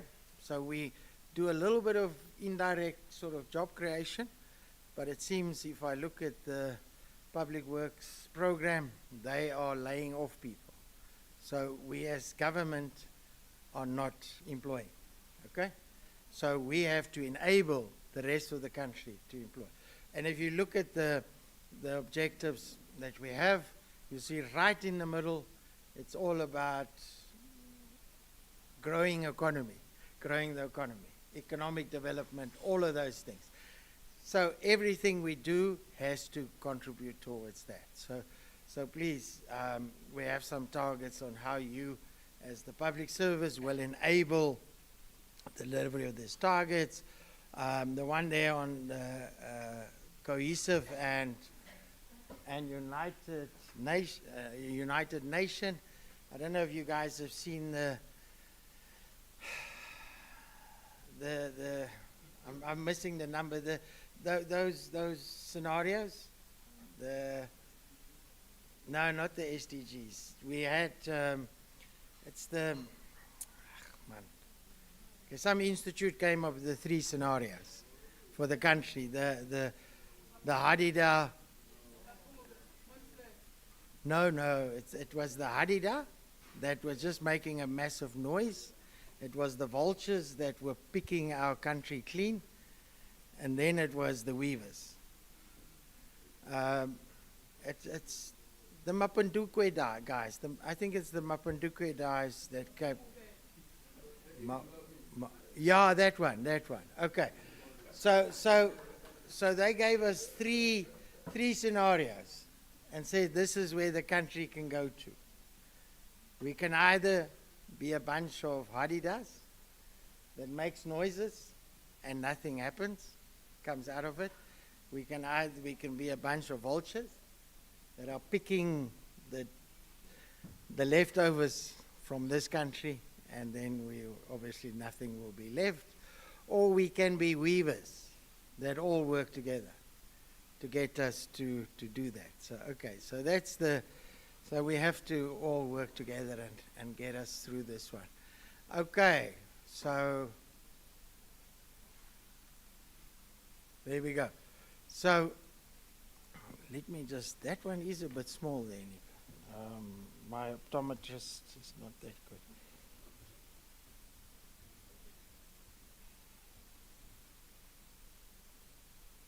Nope, wrong one. Okay.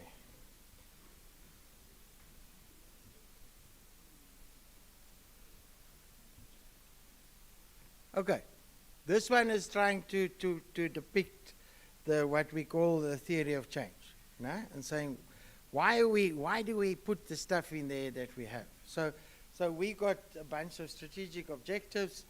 We're saying we got to improve planning, coordination, and all of those things. We got to install professionalize that word.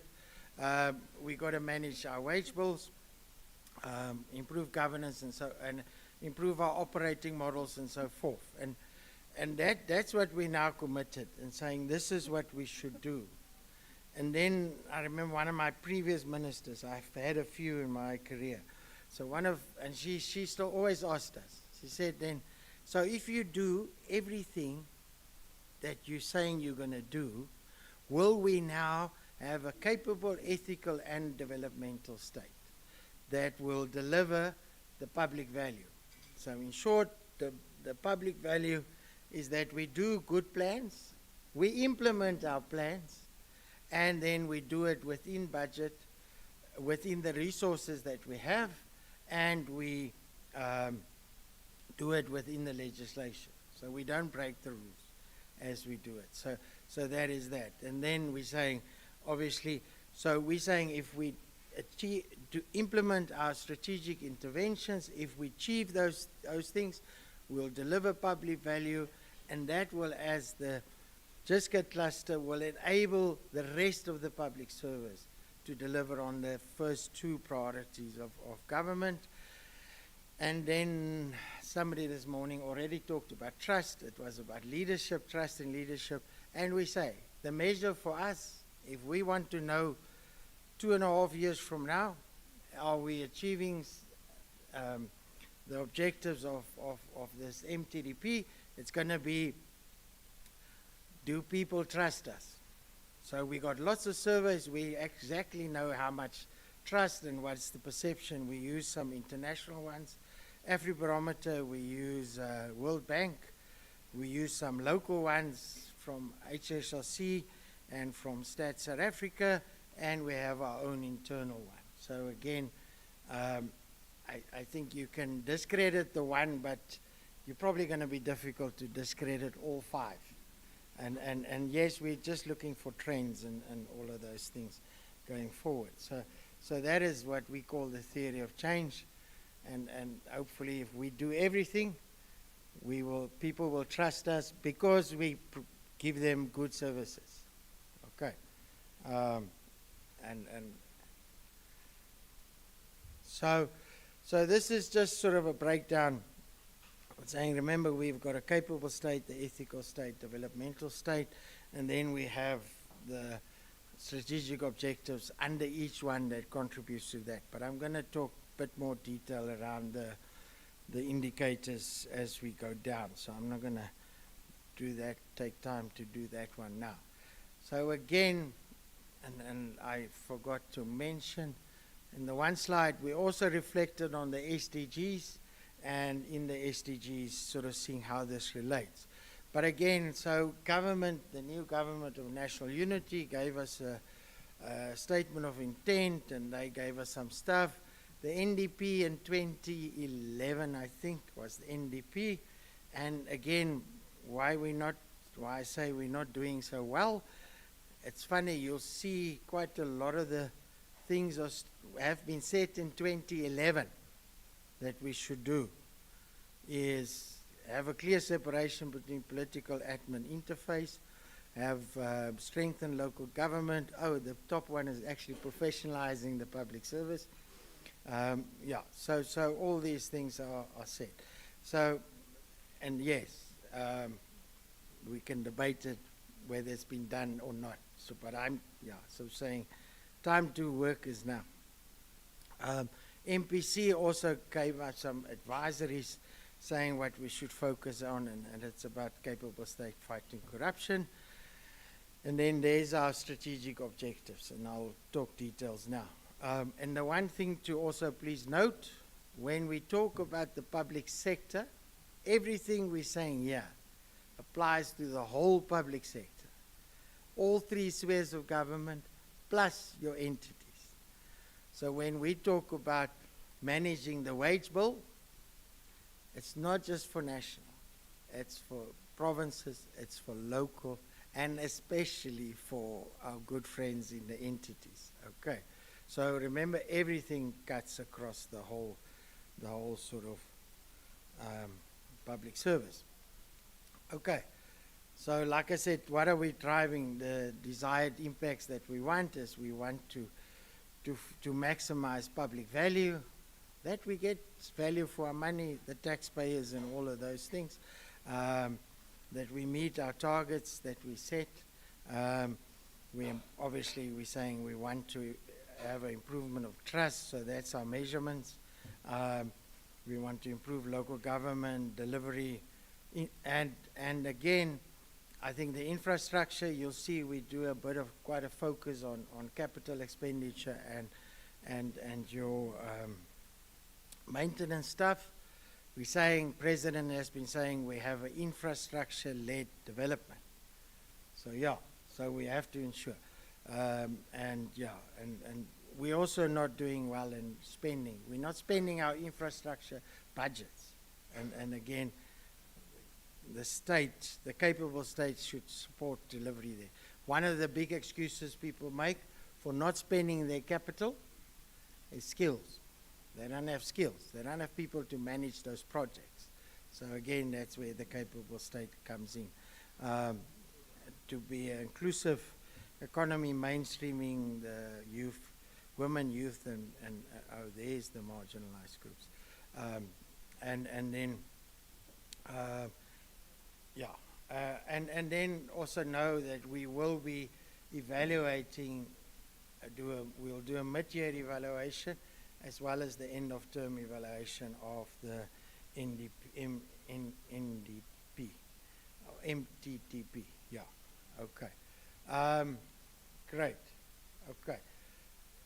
So now we get into the nitty-gritty stuff of what it's all about. So again, the first thing we said is we need to improve coordination. So we did some cluster reviews, all of those things, and saying the cluster system is not functional, and that. So again, I know I said that our indicators should be outcome-based and all of those things, but unfortunately, in some cases, we couldn't come up with an outcome indicator. So in this case, it's all about FOSAT, clusters, MinMex, IMCs, and all of those things. That whole system actually works. So we're going to do analysis of the agendas, because what we did find in the past is they were just doing rubber stamps for documents going to Parliament, and we said they need to be strategic. So we got that one, and then whether your spatial planning is embedded into the planning process. Then it's about integrated urban rural planning and management. There again, you would start looking, you would start seeing the capital spent. Is capital investment happening in the urban areas? Is there expansion of services in rural areas? And is our traditional and Khoisan leaders participating in these processes? Professionalization. So again, please remember, you're not going to see everything in professionalization. We said, okay, the first thing is please implement the roadmap for professionalization. Then the real outcome indicators we're after. So remember, one of the NDP in things was set as about 10 years of DGs. So it's been set for probably longer than most of you been in the public service. So we're saying whatever you do, we know you're going to do a lot, but we want to see the tenure of serving DGs improve to at least 5 years in 2029. And then we're looking at strength. We want to ensure that appointments everywhere in this whole big public sector of ours are done within the norms and standards and those things. And then I think DG Yuliswa talked about the disciplinary cases. We want to see that people are held accountable in the public service. And then there's the wage bill. So yes, there has been lots of remarks made that the wage bill is too big to let, and yes, there's lots of what we're saying is, yes, we just have to start managing the wage bill. Hopefully, if we can get nice economic growth, then obviously the wage bill grows slower than the rest. So we need to look at the size of the wage bill compared to government spend. And then the ease of doing business and as well as productivity. So again, we're saying, some time ago I had a very interesting discussion with the building, I think it's the National Building Association or something. And they were giving us numbers on how much of South African capital is going to Poland. Because they were saying, remember, these are people that have money. They need to invest the money to have earnings from their money. So they were telling us to build a shopping mall, to get permission to build a shopping mall in Poland, takes 6 weeks. You can probably guess how long it takes in South Africa. Probably at least 6 years. So you've got to understand, somebody's got money. and they need to, earn some dividends from their money. So they can't put it under the bed or somewhere and wait 6 years. So obviously that money is gone. It's South African money. And we as the public service are contributing towards that. So I've been down in Harigwala district, and every time we want to start any development, it's about services. It's about how long will it take me to get my permits to work, how long does it take? Okay, I've given you my squeal for that, but yes, we have to fix the way we do it. So everywhere, all our turnaround times for all our services must be made quicker, fixed, and all of those things. And then we look at, then this whole thing that I don't know if I should admit this, but I was part of the NBOX system this year. But okay, there was lots of things happened there. But we convinced from where we're sitting that your departments are not properly structured, and your processes are not there, and your funding and your resource allocations are probably not adequate to deliver on this MTDP. So what we say is we need to go through a process. And Treasury, my friends at Treasury will always remind me to say, please, Henk, tell people there's no more money. All we need to do is reallocate and redesign what we have. We've got 1.2 million public servants. I'm sure if they all do a good day's job, we'll probably get there. So we're saying we need to go through this whole process of redesigning our structures, our processes, our service delivery models, all those things. Because we seem to not, we come up with a new policy and then we don't change anything. Somebody was talking about this morning as well. Luckily I'm old enough, I can say anything I want to. But the public services, normal public services, are rule-driven organizations. Right? And they normally, I've been fortunate to been to Canada a few times, and the Canadians, when you talk about to the Canadians around change management, they would say, no, if they want somebody to do something, they just tell them to do it. They come up with a directive or a policy, and then they just implement it. That's their society like. So we just think about how we apply our traffic rules. And those are the same people that come to the public service. So they're not going to do it because you tell them to do it. Okay. So we have to look at all those things, and we have to change the way we've been doing stuff, because in my opinion we're not winning. Let me just unblock my screen again. Okay, so this is about adjusting our structures, and then because, like I was saying, we were also everybody tells us whenever we're not meeting targets, one of the first or second reason comes up is we don't have the skills.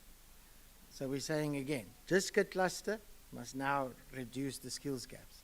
JISCA and also NSG and everybody must go forth and reduce the skills gaps for us. So we got numerous programs. People are very busy, but we need to see that our skills and people this morning talked about leadership, the importance of leadership and all of those things.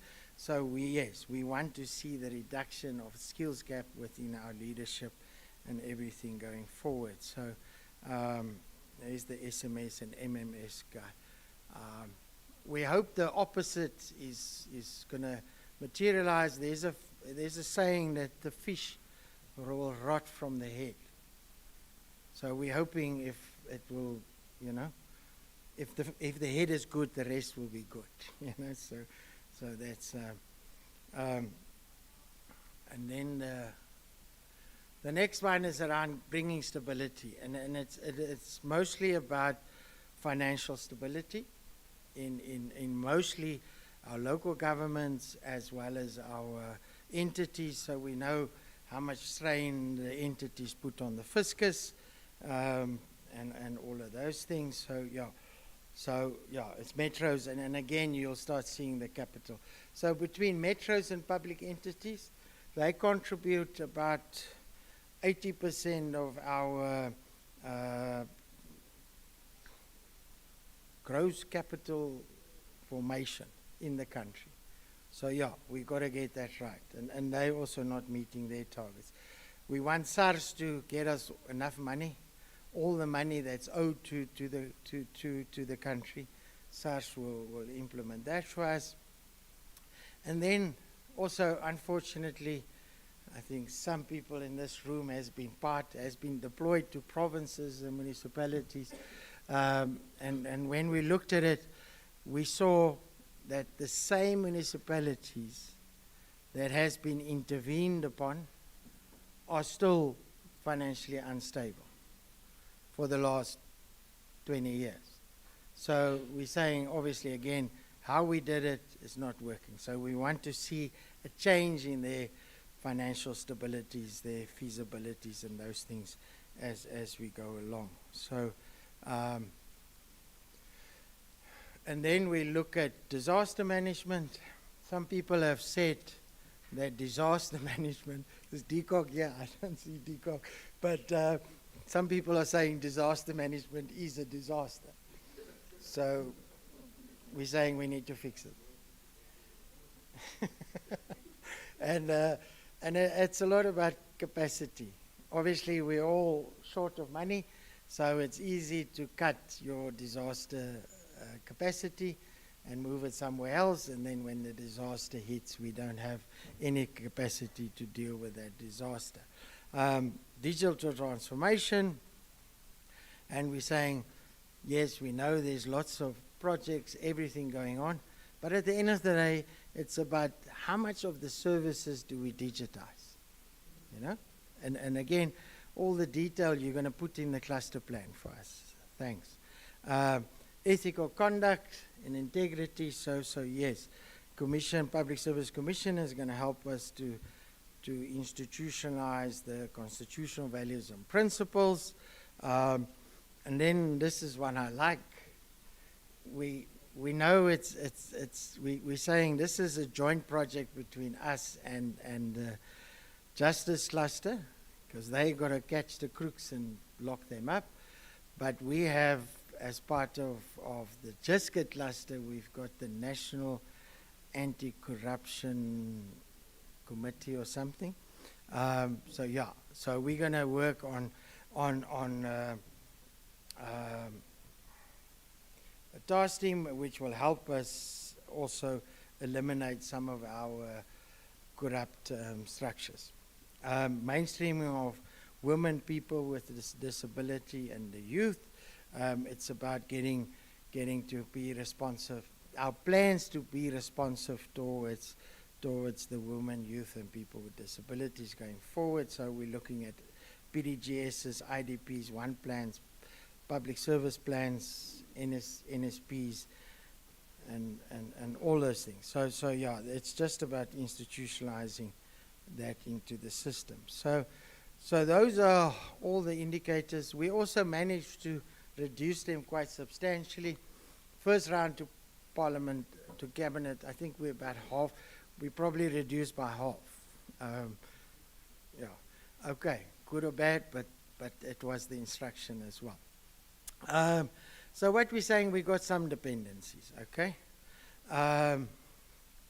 Again, like I say, a big thing is we cannot, again, I'll probably repeat it again, we cannot work with the same capacity in the same way and then think we're going to have different results. So we have to realign all our capacity and institutions and everything to hopefully do things different.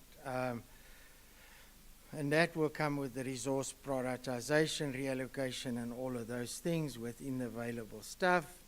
I think I heard Nico said there is now clarity on the IFMS. We're going to eventually get some electronic system, which obviously will help us as the governor just get clustered a lot. Also the bills.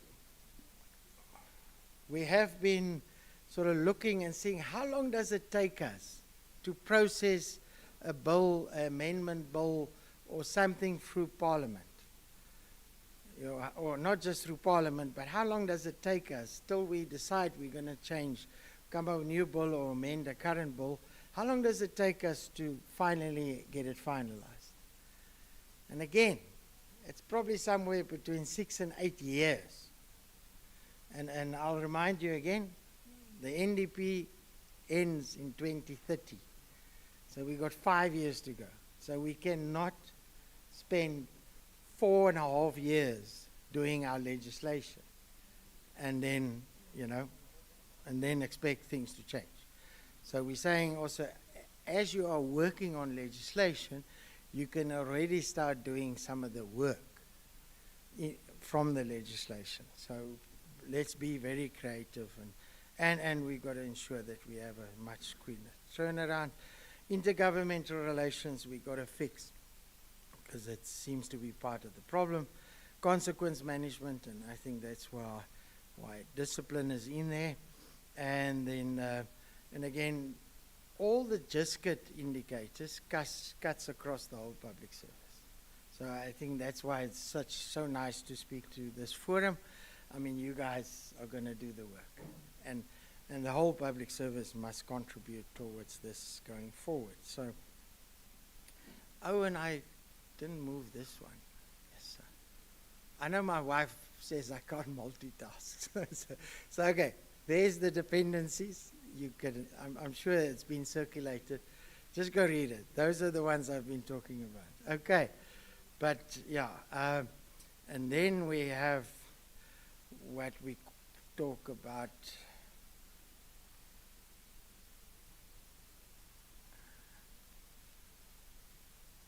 There we go. Okay, some key actions we need to do.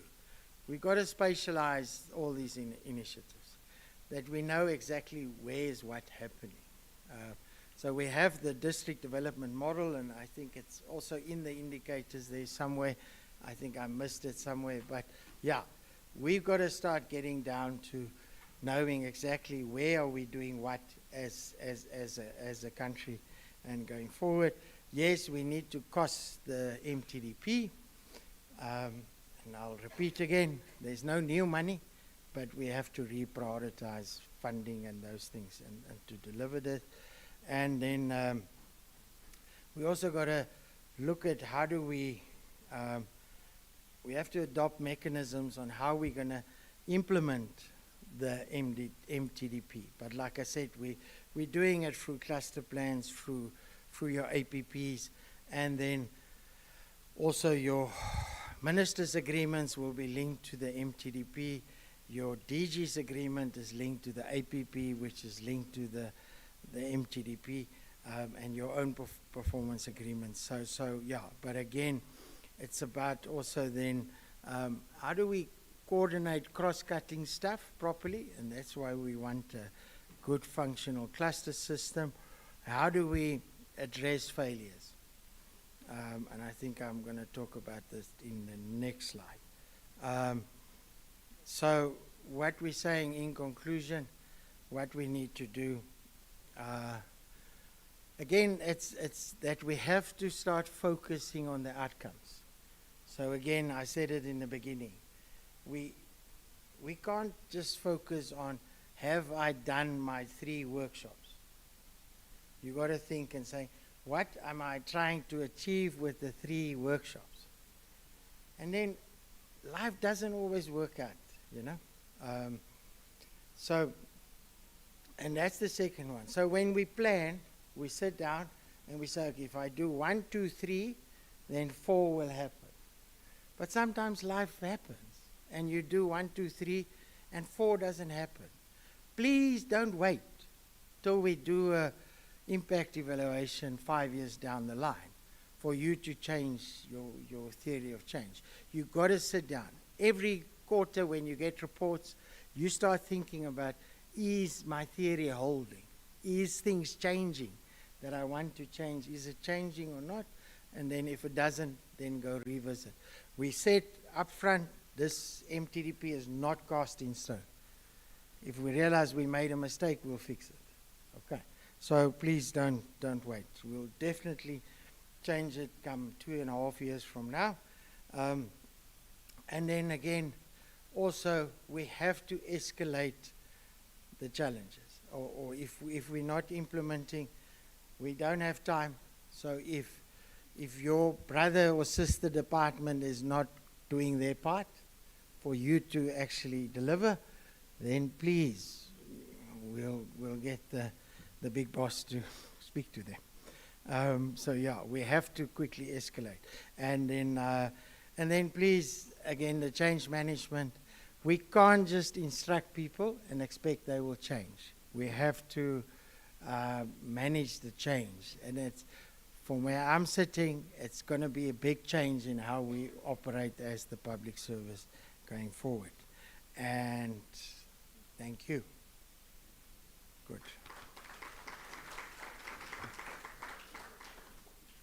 Can I sit?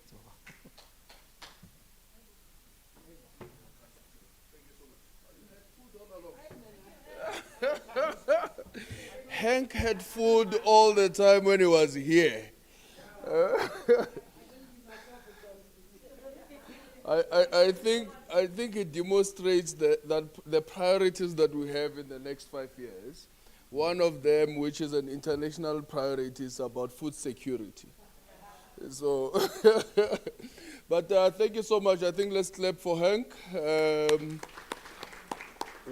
What we wanted to do is to share with you so that by the time Cabinet approves, and I think this, because we now have draft APPs, we do have changes that we made for the DPSA, for instance.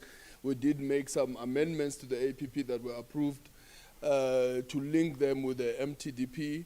I think this is quite an important matter that we bring it here so that you are aware of what are the critical issues, especially at the sector level, that you'll have to address, that you would have to be accountable for.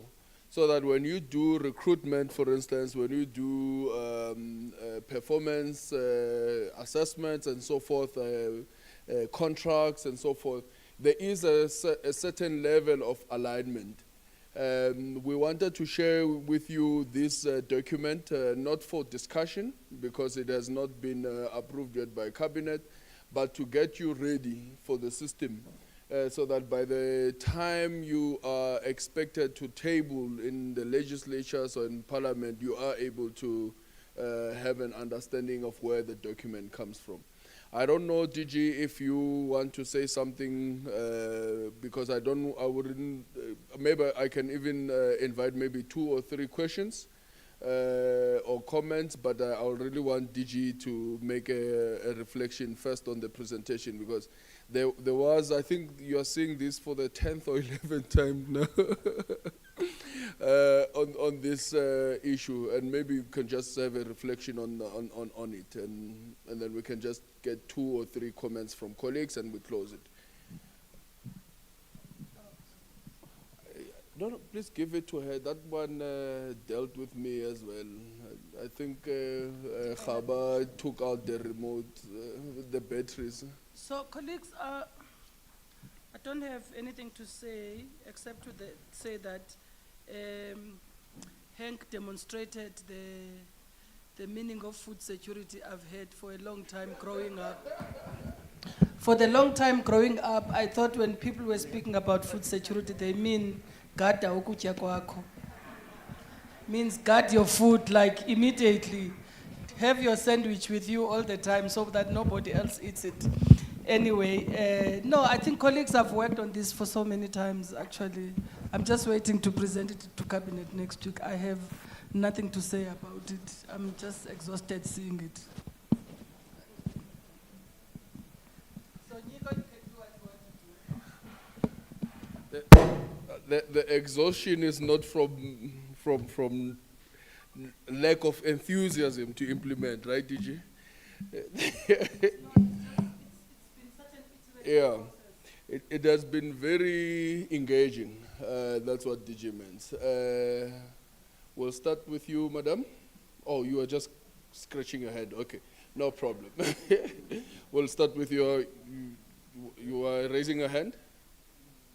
Oh, okay. So no one wants to make a comment on this one. We have noted it. We can agree that we move with it. Okay, great stuff. Colleagues, what I want to do now, I'm going to make a presentation on the responses that were... Sorry? Okay, Dr. Anusha, please come here and energize them a little bit. You can energize us. Dr. Anusha, this is your thing. Yeah, no, that's, you own this. And whatever you want to do with us. Make them stand, make them dance. Make me dry. Good afternoon, ladies and gentlemen. I've been addressed incorrectly, so first, let's address me correctly. Whenever you see me, coming from the DPSA, I'm not expecting that you bow, but I am expecting you'll give me a hell of a loud round of applause. Let's hear it for Dr. Anusha Naidu. It's not often in your life that you may meet a doctor, and when you do meet one, be very happy. Today is for free. The next time you may pay me. So my Director General, let me rephrase that. My sweetheart, the Honorable Director General, Ms. Yuliswa Makasi. By the way, the DG is very happily married. Sad for some of us. I'm not saying me, I'm talking about the others. So DG took a walk down to the kitchen, and I was sitting on that table there with my colleague, Mr. P, and as DG passed, he went, "Hey, beautiful." I went like, "Oh. You don't have authority to speak like that about a DG." So colleagues, before that, Bona Mara, Eastern Cape is on the map. Colleagues, who's here from Eastern Cape? Do we have Eastern Cape? Yeah, I wanna. Why is 50% of the room Eastern Cape, colleagues? Must not? Okay, DG. Ladies and gentlemen, as HRMND and as colleagues from the fraternity of HRMND, we are always seen as a workplace commodity. People do not take you and I seriously. It is about time that you rise and you, all right? You rise and you demand a place at the round table. When we go to line function and when we do a presentation as HR, within 3 minutes of that presentation, they are snoring. And I don't blame them because you failed to take a seat at that table. In fact, you failed to demand a seat. You go there and you start like this, and I commented many, many years ago. Good morning, DG. On our equity target, 2% females. And you can't speak like that, colleagues, to line function. You got to compete with line function. So let's stand, let's celebrate us today. You know, I've had the great fortune of working with that beautiful woman, and there's one thing she said to me, "Anusha, you do you." So can each of us do each other? And let's give a round of applause, not to Nico, but to ourselves. Come on, guys.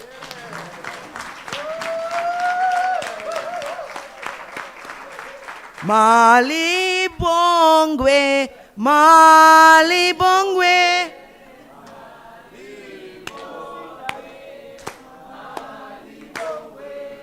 You and me and all of us, Mali Bongwe, Mali Bongwe, Mali Bongwe. Halala DPSA! DPSA rocks. Ladies and gentlemen, nobody said as HR we mustn't have fun. The first thing we need to do as HR, because we work with people, is to have love. And when you have love, you have fun. Let's give it up now, not to you, but to me. Thank you.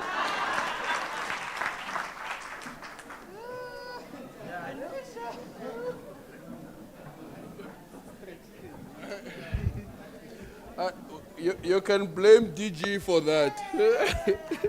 She's the one that wanted to stretch. Yeah.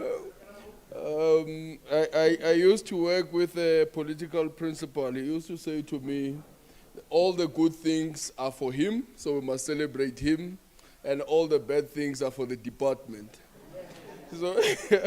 So today, all the bad things are for DG, and all the good things are for all of us. We agree? No?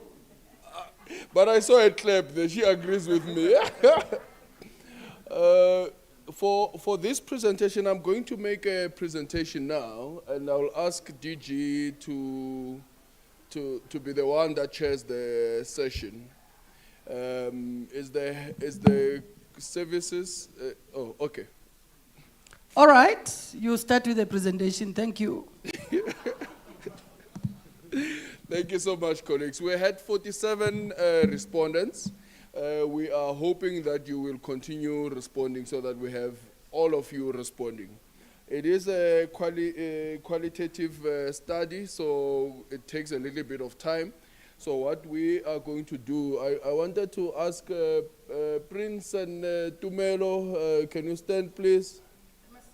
Oh yeah, please come. Yes, yeah, in fact you. Wow, wow. You see what I mean? Actually, let me acknowledge them. Where are they?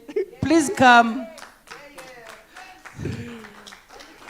So these two are interns in the department. They are looking for work in case you advertise and you think you can utilize them. They both graduated master's degrees, isn't it? Yes. This last year. Just last year. You see, I'm selling you now. And one is in my office, Prince Tumelo is in HRMND office, DDG's office. And we know they did the work behind Nico. So let's acknowledge them for their work. Thank you. And Nico is a good supervisor to them and mentor. I must be acknowledged for that, right? Yeah, you are a good mentor and supervisor to them. Clap for Nico.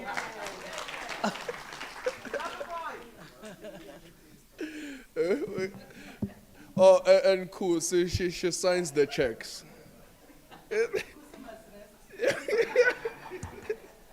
Thank you so much, colleagues. So, DG is quite correct. My job is just to say, here are the questions, make it work. Let's have a presentation, where's the analysis? And if it doesn't make sense, I ask, gentlemen, we can't move, do the work, and they do quite a good job. I think some of these things we wouldn't be able to do them without them, so I really do appreciate them. Okay, now there's a crisis of, it can't be an end user problem. There we go. I think they're moving it manually from there. We asked a number of questions, colleagues. There were 2, 4, 6, 7 areas. Oh, thank you. Oh, you're the best. You see, they're quite good. They know how to do this. There were 7 categories. The main one was we wanted to find out from yourselves what are the things that you consider to be working, to be, the innovations that you have internally within the departments, that's one, but also internally within corporate services. We think that we have pockets of excellences around the public service that because we lack a centralized approach to corporate services, they fall down the cracks. The second one was, what are the challenges that truly affect you as corporate services? Again, from within corporate services, what are those challenges? And then after that, what are those challenges that come outside corporate services? So if it's program one, let's see. There we go. You see, it was not an ID10T end user problem. It was a technology issue. Okay, so we also had to look at the challenges impacting corporate services from the department. We also had to look at the, okay, now there's a lot of dancing there. You can see, you can see it's them. It can't be me. Yeah, we also had to look at the external challenges. And I think we have a number of good responses that we have. Some of them confirm the issues that we thought we had as challenges inside the DPSA based on the queries that you sent to us, the comments that you give to us. We also looked at how can one of the biggest challenges that, or complaints that we receive, especially from political principals and the director generals actually, is that we take long to recruit. We don't plan well in terms of recruitment. Hank is going on retirement next week. Oh, is it next week? No. Okay, no, not next week. He's waiting for 55, Leila, that comment that you made on early retirement. But then, how many of us are planning that I'm leaving tomorrow? Are we getting someone to replace? Do we have to wait for them to go first? Do we need the skills that Hank has, or do we need a different set of skills? One of the biggest challenges we have is that we like replicating or replacing. If a Nico is leaving, you want to replace a Nico with a Nico. We don't check whether Nico has reached his sell-by date, and we go to the next level. And then obviously issues of training and training development and stuff like that. And that's why we hope that with PISITA being here, we'll start now agreeing on the way forward in terms of the issues that are critical. In a summary, what we have found are 5 major areas. One of them is that you are saying you focus too much on compliance. And that's something that we were aware of. Reporting to Department of everyone else, Department of Women, the DPME, the PSC, the DPSA, there are so many of them. The legislatures and so forth, DHET as well, on the trainings that you do. We also have what you call challenges of leadership and management, where there's no strategic direction that is given to corporate services by the leadership, whether it's in the department or politically. So you are saying to us, some of the DGs, some of the MECs, some of the ministers, they just give an instruction that we want that person hired. It's an illegal instruction, but you are not given the room to engage on how certain things must be done, where your HR plan, the strategic needs of the department and so forth. But it also brings back what DG raised earlier on what is your strategic role in advising the leadership of the department on those areas. And then there's also a serious lack of alignment between the training that you have asked for and the competency assessments especially that we have analyzed. So we did an assessment, of what comes out of competency assessments. especially for senior management service applicants. And what we have noted is that the things that you say you need are not things that are coming out of there. In the competence assessments, the biggest challenge that you have is actually people management. That you're highlighting as the biggest challenge. That is coming out from a scientific process. But here, the biggest issue that you are talking about is the issue of HR-specific training. We have to go back and discuss what does that mean. The majority of you say you want HR-specific training, and it shows that maybe we're looking mostly at corporate services and limiting it to HR. So as HR or as corporate services, your job is not to look for training that is for you, but for the organization. That strategic leadership of the organization is supposed to be. So it's quite important that we go back and reflect on that. And then the last big one is that there's a need for digitization and management or modernization of integrated HR management system, especially to streamline reporting as well as analysis or being analytical of the needs of the organization.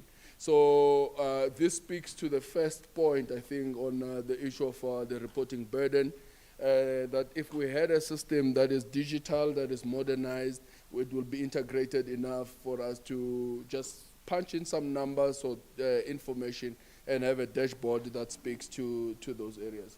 So what are the best practices that we have in the system?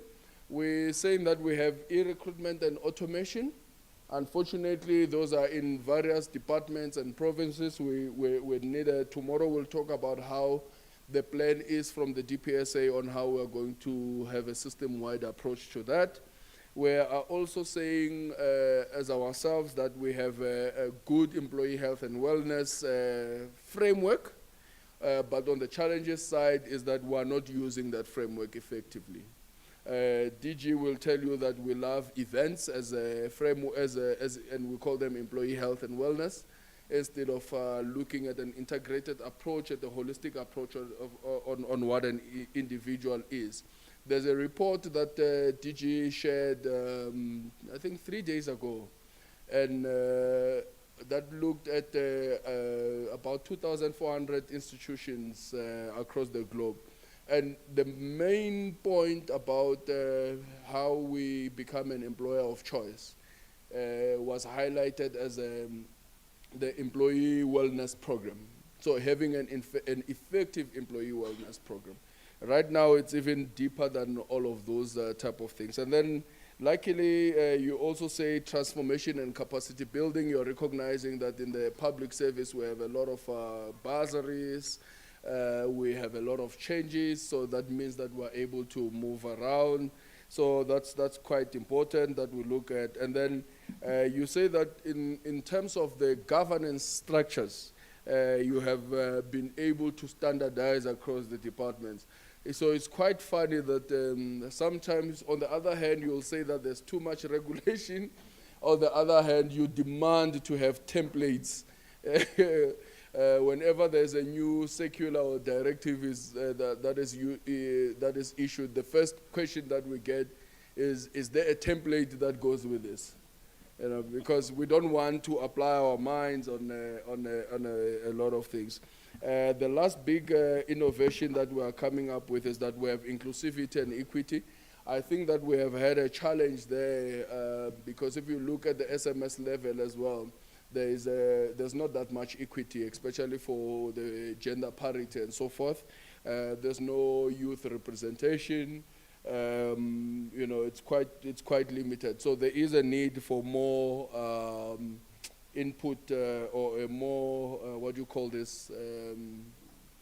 more engagement on that. On what do we mean when we say we are innovative when it comes to gender equity? I think just because we comply with certain things, that doesn't mean that we're innovative. So we need to really think about that. There's also, when we look at best practices and innovations that are coming up, is that the challenges that negatively affected you, rather, is that I think I don't want to. We have had this discussion. There's the human resources constraints that are linked to what do you call this? The financial situation that the country finds us in. I think we should have stated in the questionnaire that despite the financial challenges, what are the challenges that you face? Because we already know, we have spoken about the other challenges.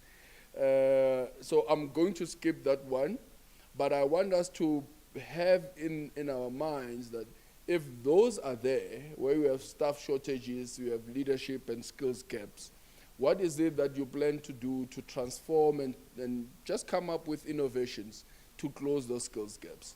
Are you able to retrain? Are you able to allocate, to relook at people's job descriptions, and just make sure that the people that you are working with are actually delivering on what you're supposed to do? So let's think about that. You are also saying that you have operational inefficiencies. So you have a lot of manual processes. We know those things. And the turnaround times are a little bit tight. I actually think that the turnaround times are quite generous. So we should be able to fill positions as quickly as possible. We are also saying that from yourselves, there's a non-adherence to policies due to political interference. That's what you have said. Political and external interference. I don't know what external is, so we'll need to have more engagement on that. And then we have what you call blame culture. A lot of you said a lot of that. There's a blame culture. So there's no one who takes accountability and responsibility for whatever happens in recruitment, in HR, in leadership, in management. We just want to say it's the DG's fault, it's Nico's fault.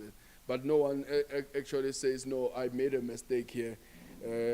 This week I introduced a term in the office of self-made, what do you call it? Self-created emergency. Yeah. And it was because I was taking accountability. So I had to say to the colleagues, DG will facilitate after I've presented. that comment will write it off the record. It's attacking me. So there's also the issue of outdated systems. We all know about that. So there are proposals that you have made on how to improve, and I think that's where we should really pay more attention, is that we need to really speak about the issue of governance and accountability.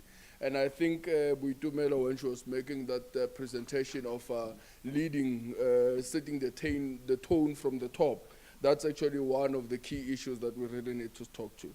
There's the issue of capacity building and training. We need to really start looking at when you give people bursaries, are they speaking to the needs of the institution or the sector at least? If you're in agriculture and someone is studying something else, what is it that you're trying to, what is your strategic intent of skills development, training, and capacity building?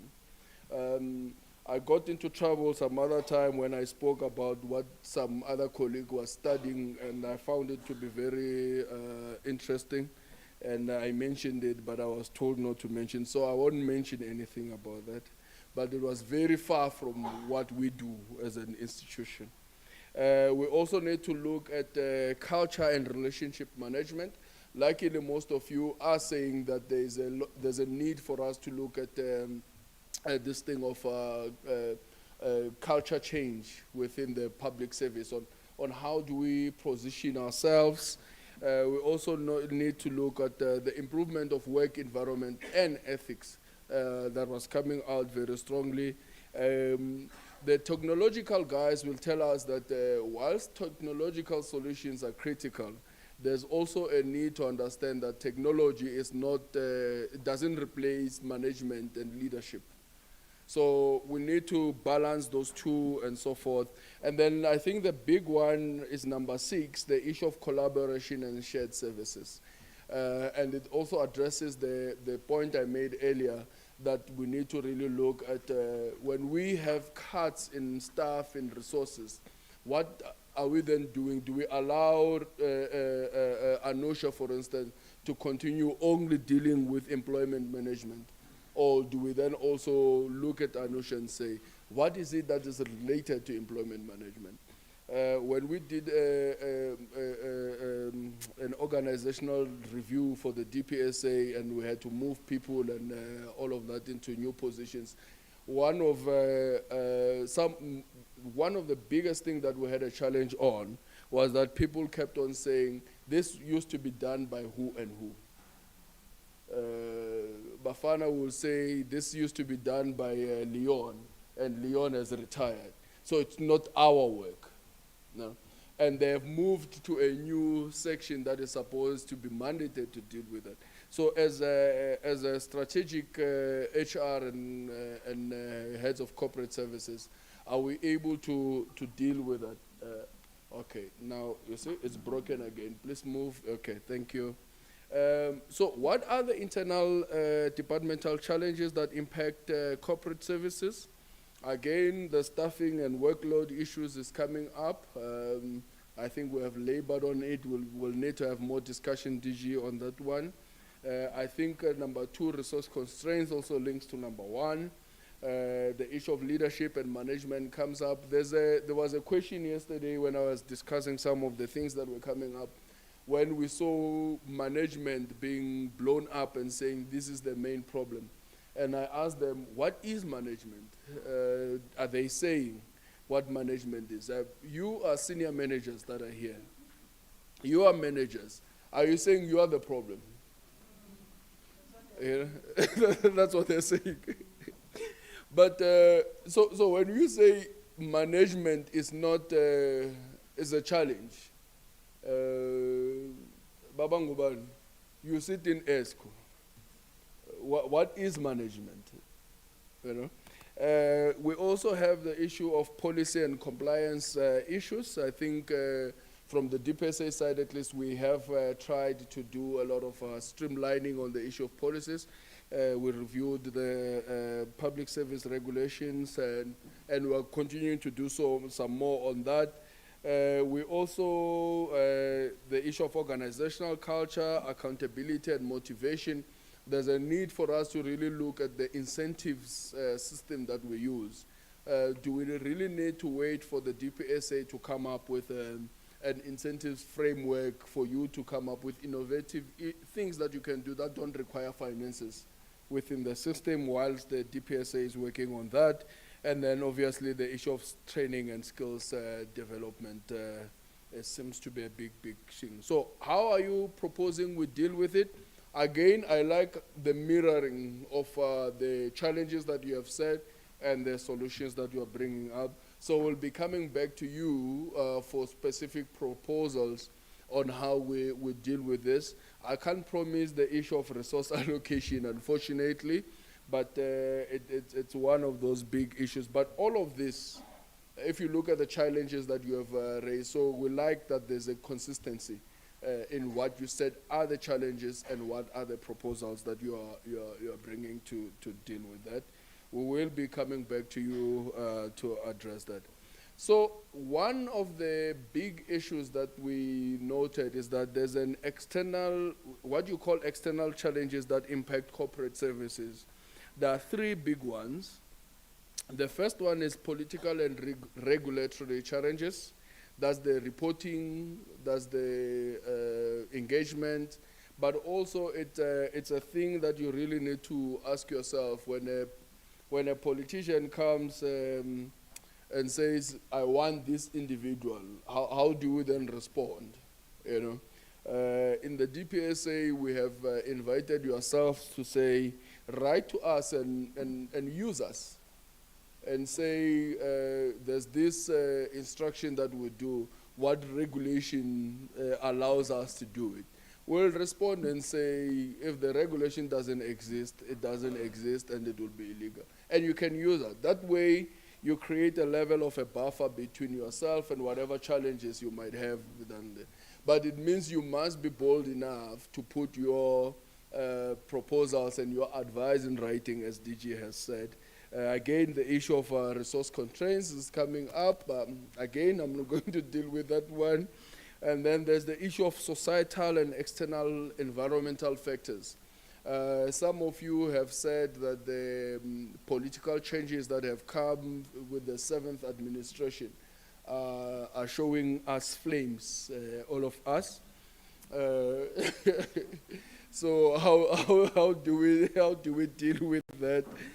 That's one of the key things. The second thing is that we have a high unemployment of young people, but we also have a high employment, especially at the senior level, of matured individuals within the system.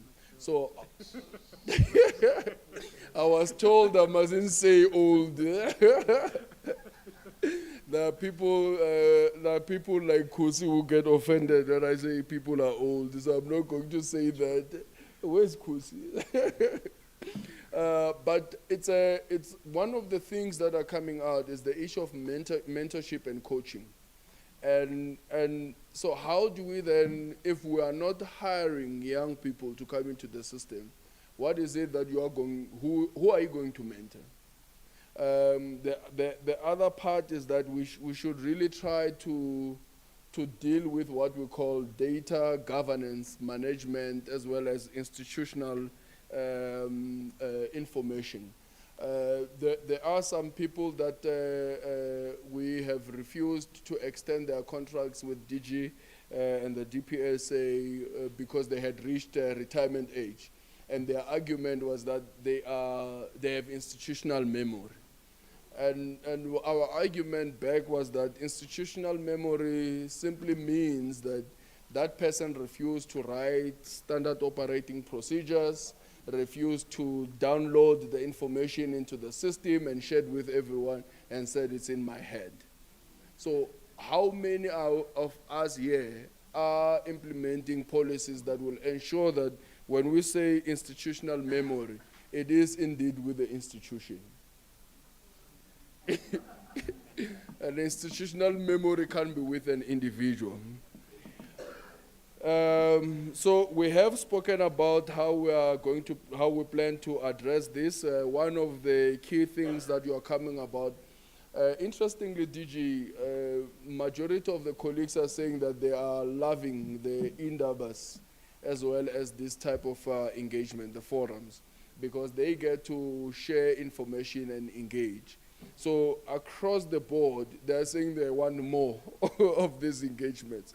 I'm sure it's not that they want to leave the office and come to to the venue, but it's because it's working. So we're hoping that we need to have some sort of an evaluation type of assessment to check how far we are going with that. So we will really do check that. I'm moving a little bit faster. We will, once we have dealt with the analysis, the full analysis, and we have a more representative number than the 47 that we have now from departments, we will share this information with yourselves.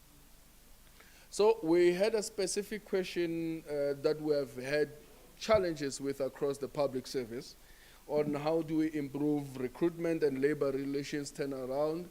Our disciplinary processes take forever. Our recruitment processes take forever. Again, digitization and automation is coming through. There's the issue of simplifying the regulatory process. There's an issue of building capacity of labor relations officials. We have a project with PCITA to train initiators and chairpersons of disciplinary processes. The question is, how many of you are using that database that the DPSA has through that process?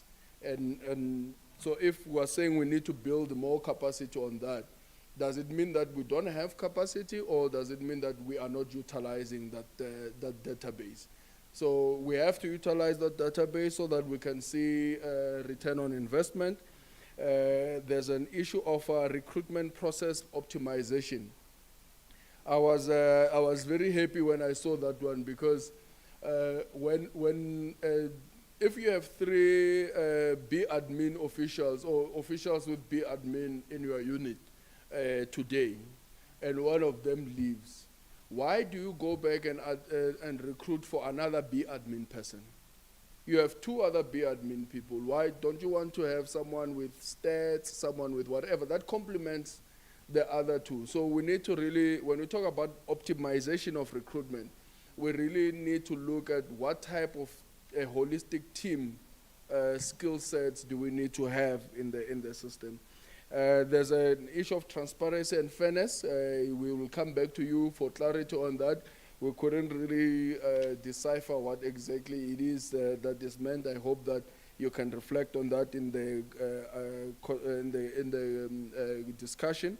And then obviously consequence management and accountability. And then the issue of stakeholder engagement and collaboration. DG, you raised an issue of internal communications earlier. And we were chatting with the gents here, and they told me that one of the big issues is that we are saying our comms are not strategic. This is information that is coming from you. The vast majority of yourselves here are saying that comms really needs to pick up its socks.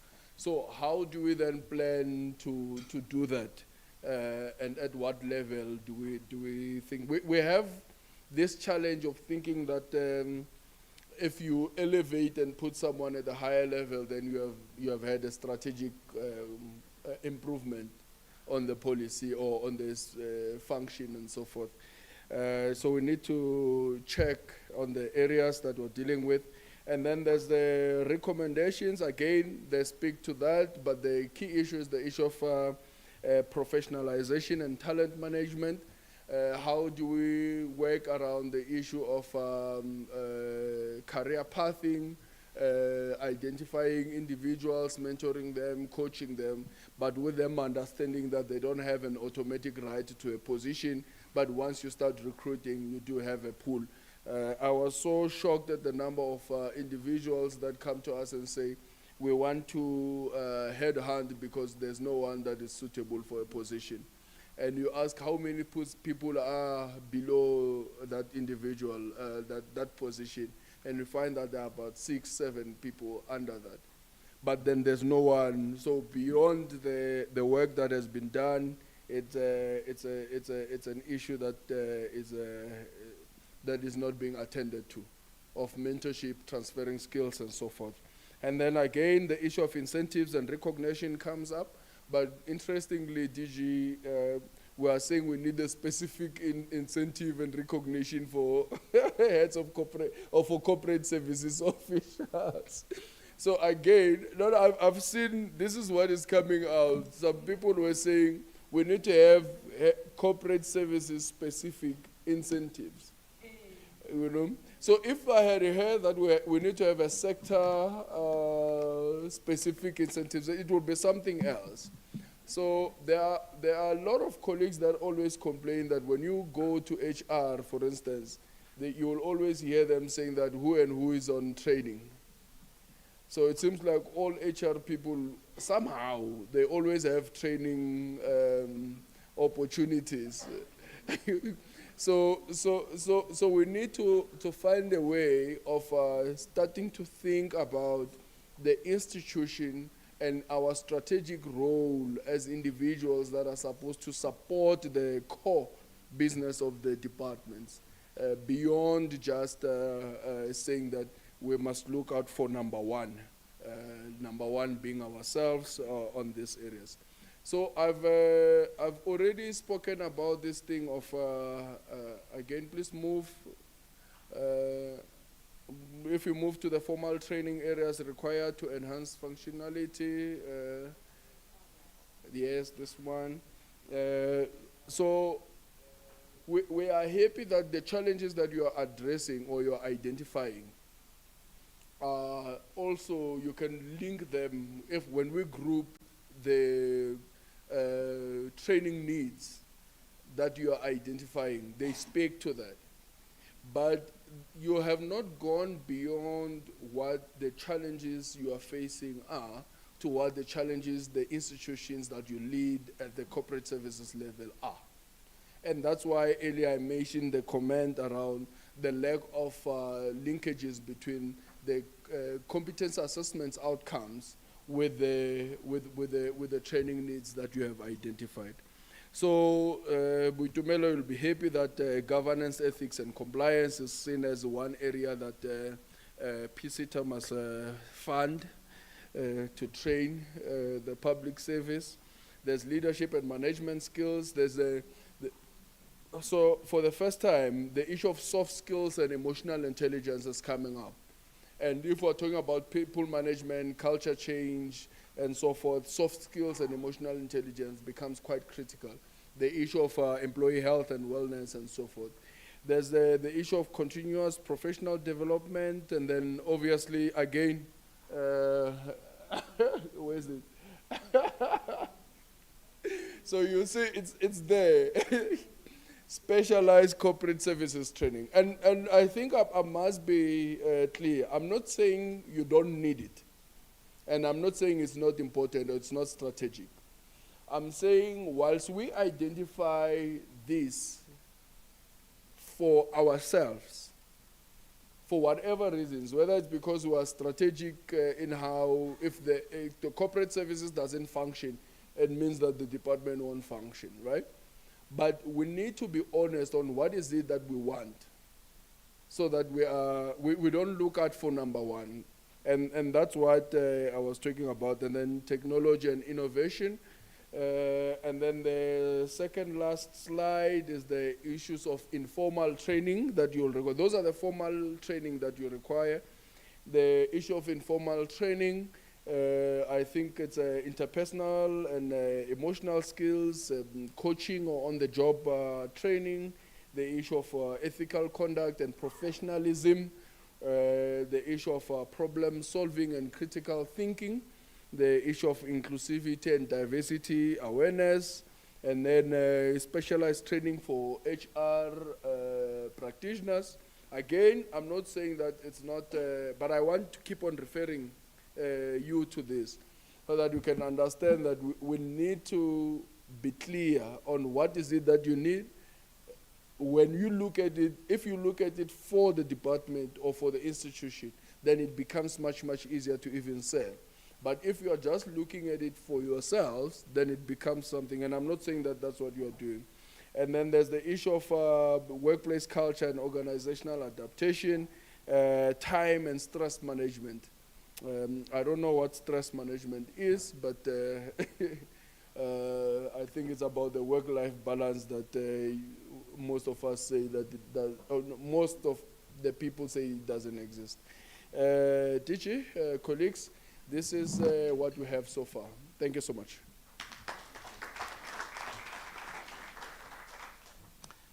So, colleagues, I think that we must give ourselves a big round of applause for I heard that there's about 45 people who responded. 47 departments who responded, considering the self-created, the self-created agency. You've done very well. Thank you very much, colleagues, for taking this assignment very seriously.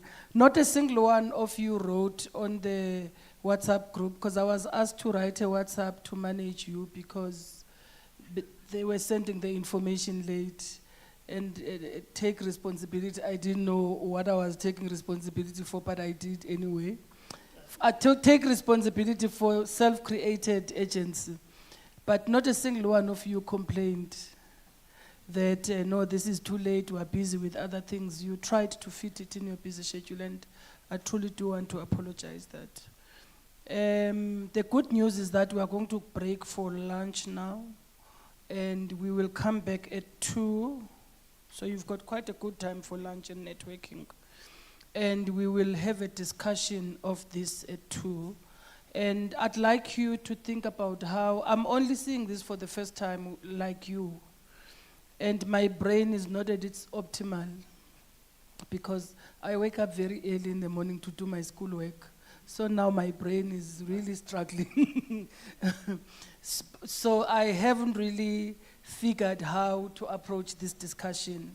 But I'd like you guys to think about how you want to approach this discussion. This is the only discussion we're going to have in the afternoon, and then we'll bring back the colleagues who are supposed to give feedback on the issues that were raised, and we'll be done for our day. So we shouldn't take a long time after lunch to conclude everything. But what is important for me is where we move from this data. So in the next year, when you look at this data and look at yourselves, what would you have achieved out of these things in terms of this data? I'm told lunch is not ready. I don't know why it's not ready. Anyway, when I finish, I finish. So they'll see what to feed you when they are ready. I mean, what they are only telling me now, after I speak about lunch, so they'll see what to do, these ones behind me. So they say I must continue talking. What am I going to talk about?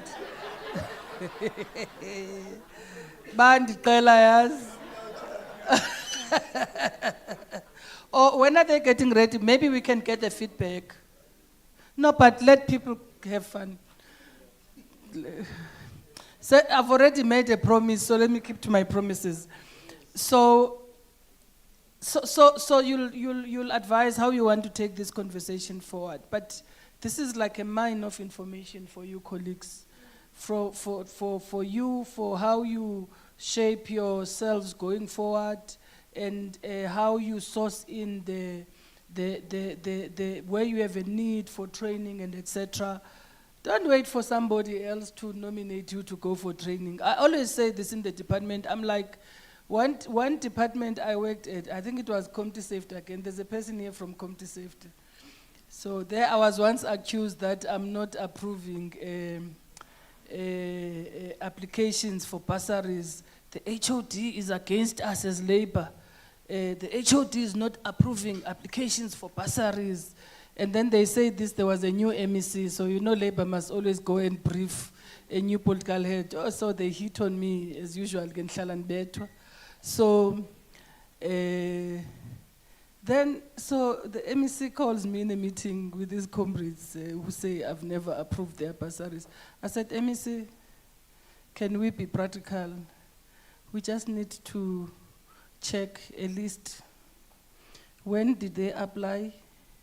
Where? And what was the response from who?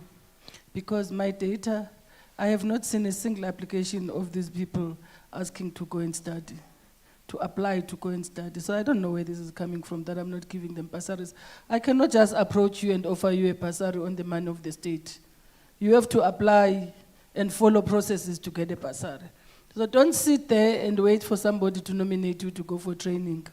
If you think you have a need for training, there's budget for training in government, and that budget is managed by you in any case for training. So some of the things, you can do them at your level. That's the point I want to raise about this. Nico, it's no longer called soft skills now, it's real skills. Because you can't function without those skills. They are not soft at all.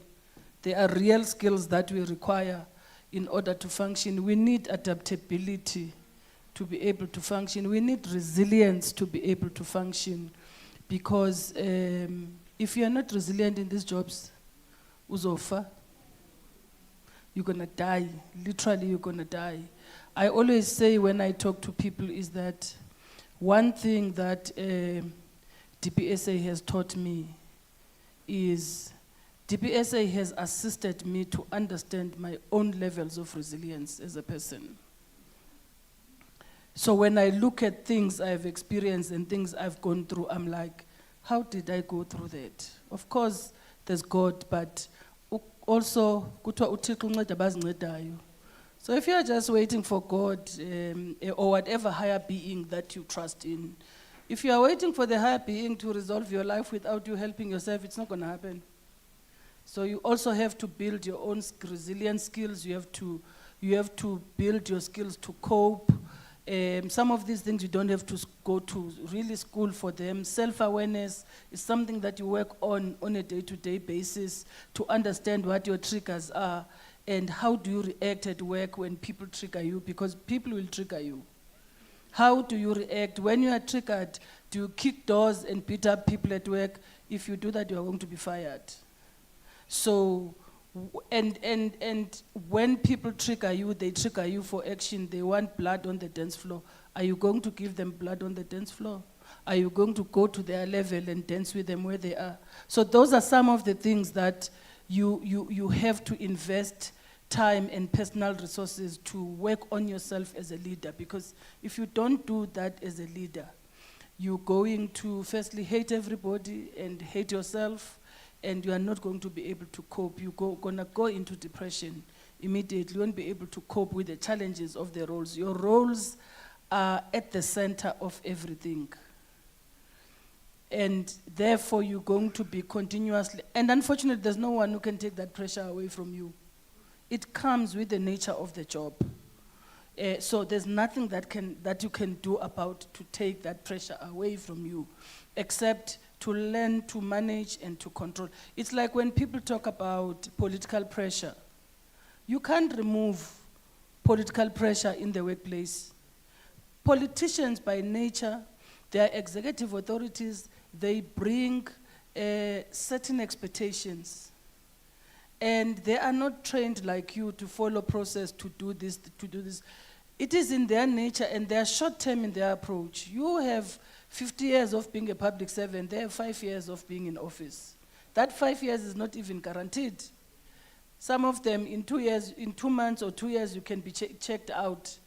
And so the short-term approach into things is not gonna stop in the public service.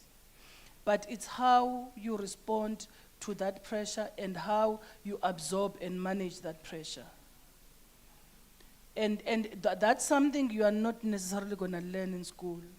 It's something that also relates to your self-awareness, to where you are, your level of self-confidence, your level of understanding the organization and the priorities and the mandates and etc.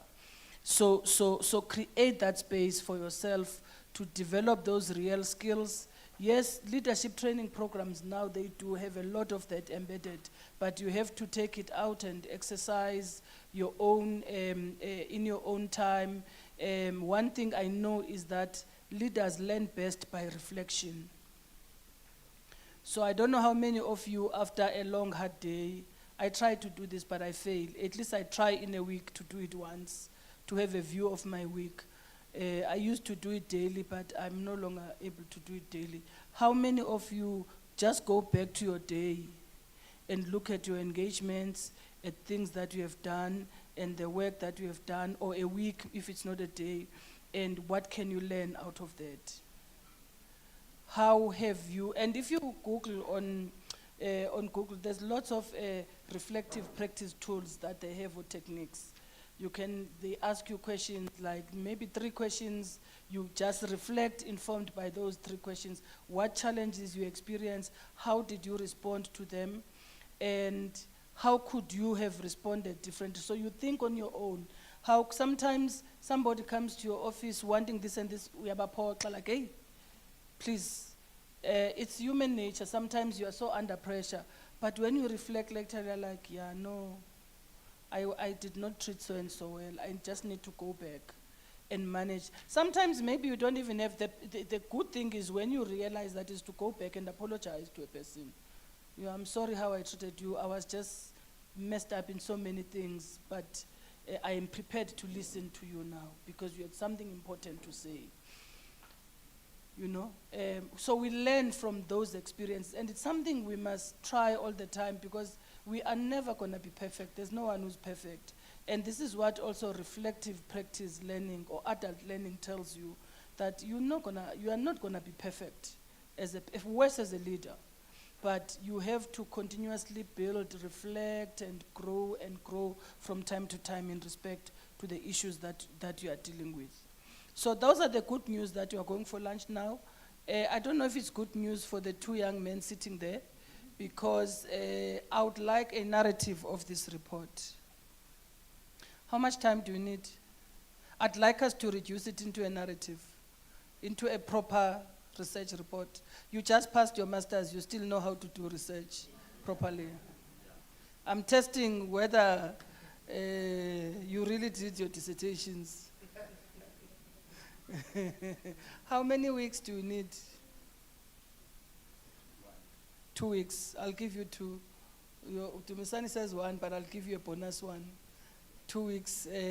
I'll give you 2 weeks. Let's do a proper narrative report, and we will then take it from there. And also track the conversation that happens after lunch, because it might also add into the research that has been done. I don't know if online there's anyone who wants to say anything, so that they are not treated like stepchildren of this family. Is there anyone who's moderating online? Okay, are you online? Oh, I thought you were connected. Ukhaba, where is she? Yeah, Gikhaba. Red.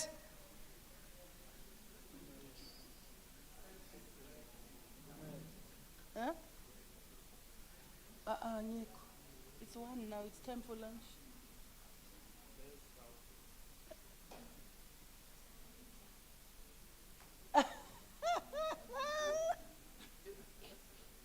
Which one? Which one? Oh, that thing. Can someone explain, Chief, where's the food people? Can they come and tell us when is food gonna be ready?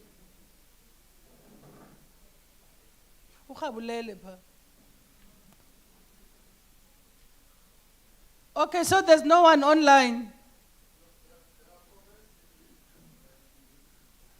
So that thing is not attended. Kusi, where is the food people? Can you explain?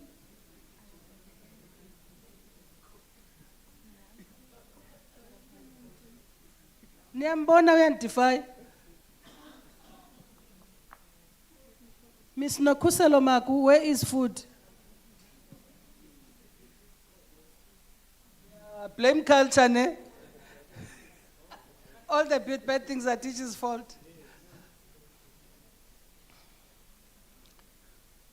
Thank you, Hank, so much. Thank you very much. You see that food security issue? It worked for you. There's no food.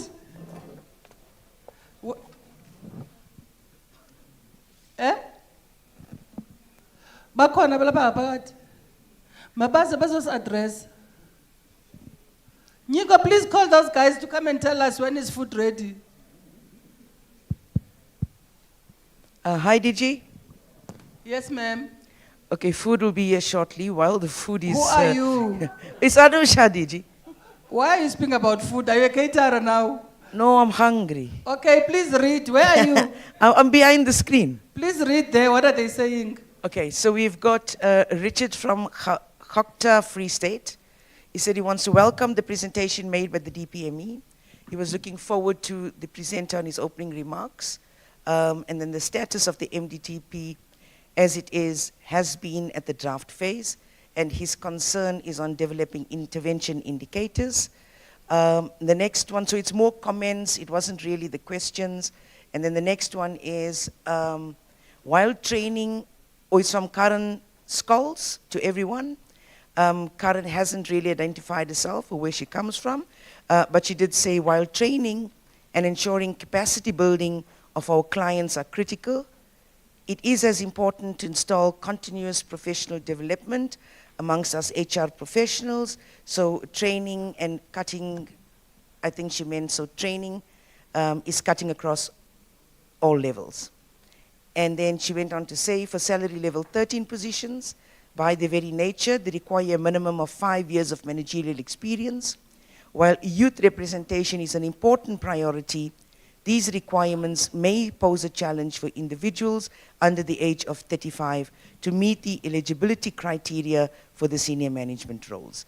Given the existence then of the complexities of the senior management positions, how do we then explore and prepare and support young professionals for future leadership roles? So a little bit of food for thought there, and something we can perhaps deliberate also in the next session. And then from Moha, perhaps instead of digitization and automation, we should rather coin it as digital transformation, as the latter is more inclusive.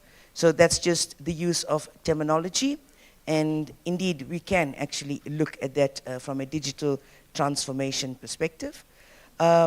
But I think as well, colleagues, in the next session, when we start to unpack a few of these things, we'll also look at other spheres of digital technology. And I think as the DPSA has taught us, innovation and creativity is not technology alone, but indeed it is one part of innovation and creativity. All right, the last part was by Anusha, DPSA. That was just adding there. You were meant to laugh, colleagues. Thank you. The next one is Ayanda or Asanda. Asanda says, I agree, DG. Self-awareness is of importance. Benefits of personal awareness in the workplace, improved communication. Understanding your communication style helps you interact more effectively with colleagues, with clients and management. He or she advocates for a much stronger than relationship building, and goes on to saying, let's be mindful of your actions, which fosters trust and respect, leading to better collaboration with others. And has suggested a lot of other solutions, such as recognizing triggers, learning to respect others, promoting healthy discussions. But that seemed, even knowing your strengths and career growth. DG, we're not going to really read everything in that one because it almost looks like those journals you spoke about earlier, or the theses. We're going to leave it there. And then the rest of it, DG, is very generic comments like, we are here, DG, we are in attendance, DG, we see you, DG. Are you truly still reading from the chat? Bona, I'm reading in J. DG, I'm just reading, Mara. And the last one says, I see our GM there, Ivan. So they're also starting to trend now, DG. They say, they're using this as a social platform. I see our GM there. Miss Mookie from GPW. Let's give her a shout. Miss Mookie, GPW, Ivo. All right, and then the last one is from an iPad, and it doesn't give a name, but it says, we are here, DG, we can hear you, DG, and oh, we love you, DG. Thank you, guys. Thank you. Round of applause. I read out. Thank you, thank you. Thank you, Anusha. I'm sure you were spicing things there. But thank you very much. Colleagues, the latest I'm being told is that the caterers are from Mamelodi. But I'm also being told they are being picked up downstairs. I see somebody who looks like a caterer coming through carrying a basket. Madam, we've been waiting for you. Welcome. Sorry we finished before you arrived. Thank you for coming. Colleagues, let's take a break. They'll tell us when the food is ready. We have an hour. I think we can still eat in that hour and finish, but we'll do an assessment. Thank you very much.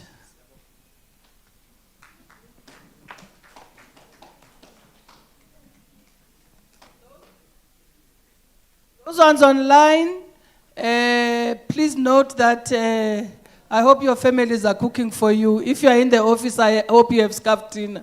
Thank you.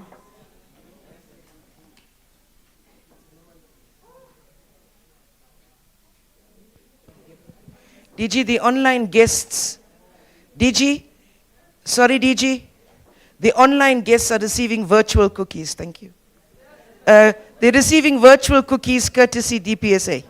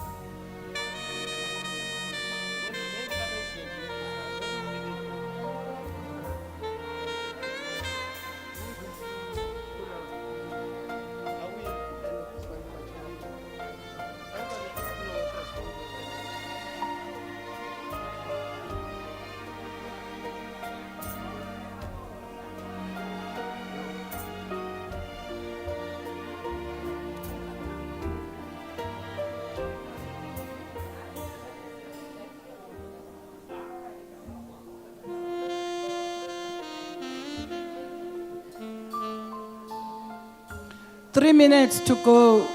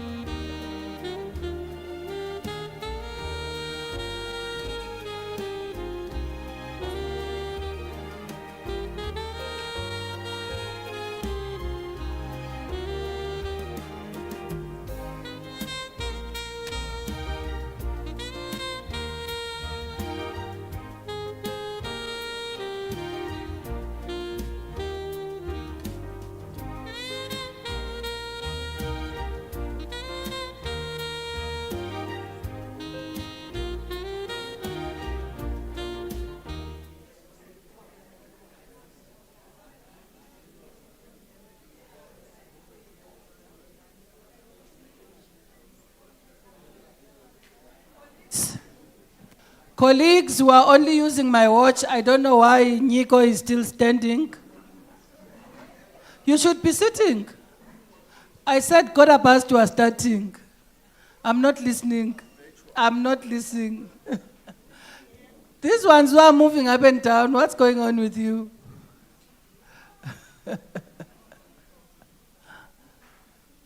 Even when I prepare you, I did a build-up, it didn't work, but I think it tried to work. Colleagues online, who's managing online, Anusha? Go back to online.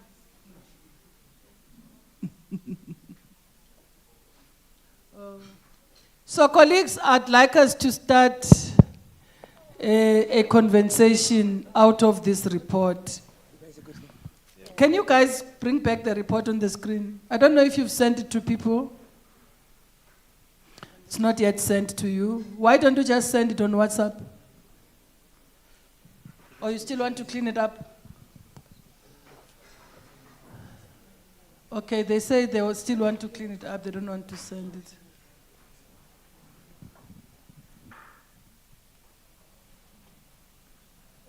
I'm waiting to see the report on the screen. I don't know why my face is there in the first place. Because I'm not a penner of the department. I don't know why these guys. Yeah.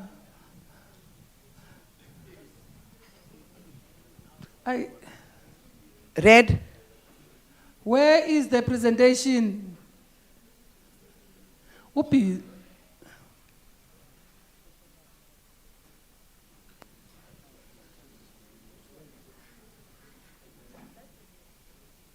Please remove my face from that screen, guys. I wanted to say this earlier on. I don't know what disturbed me. Ingati, I'm a traditional leader of some sort.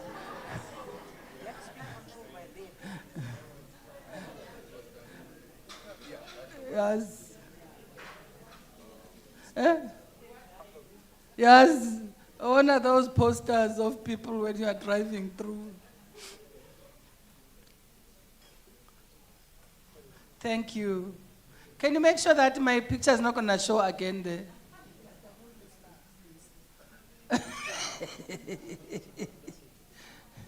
And then who has that thing? Can I operate it from here? Or do I need to go there? Oh, it's curtains. Yo. Yo, dabazi nge-curtains laba. So I don't know how you want to discuss. Maybe you can advise. And Anusha? Yes, DG. So I'm gonna give the next 10 minutes. 1 minute each person, it means 10. Okay, the next 12 minutes. 1 minute each person, it means 12 people are going to speak, to just say whatever you want to say about this report. If you think there's something missing, you can raise it.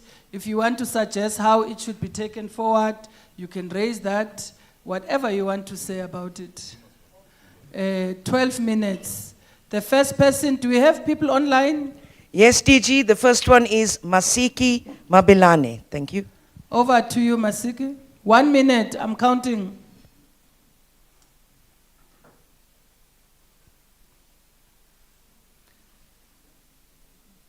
Can she hear, or what's going on? It's quiet. Hello. Can you hear me? We truly can't hear her. Where are the red?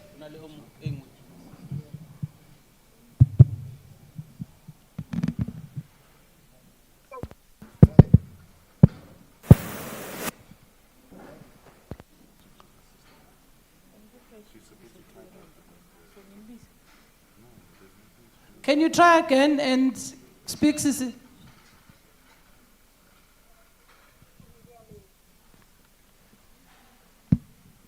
Okay, maybe let me start from the house. You will, the IT people, you will sort yourselves out, because I don't know what's going on. I'll start from colleagues who are here, and then we'll come back later to the connection. Any show of hands in the house?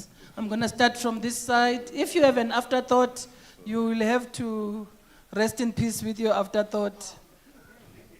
Is your hand up, Linda? Okay. Whose hand is up here? There's 2 hands here. 1, 2, 3. Anyone in this side? I told you no afterthoughts. Okay, let me see who else wants to speak. I have 3 hands. Going. No one else wants to say anything. This side. 4. You want to say something? GCIS? No one else in this table. You look like you want to say something. 5. 6. Hi guys, aninawuza apha nihlala imini yonke etafuleni around. No one says something. Here, who wants to say something? Huh? You look like you want to say something. 7. Nibagada abantu nibanothileyo. The way nijonge phansi ngakhona. Okay, I noted somebody here. Ndifuna kanye aba bajonge ngapha ezantsi. Why were you here? Why did you come here? So who wants to say something here? She's so serious. 8. Who wants to say something here? 9.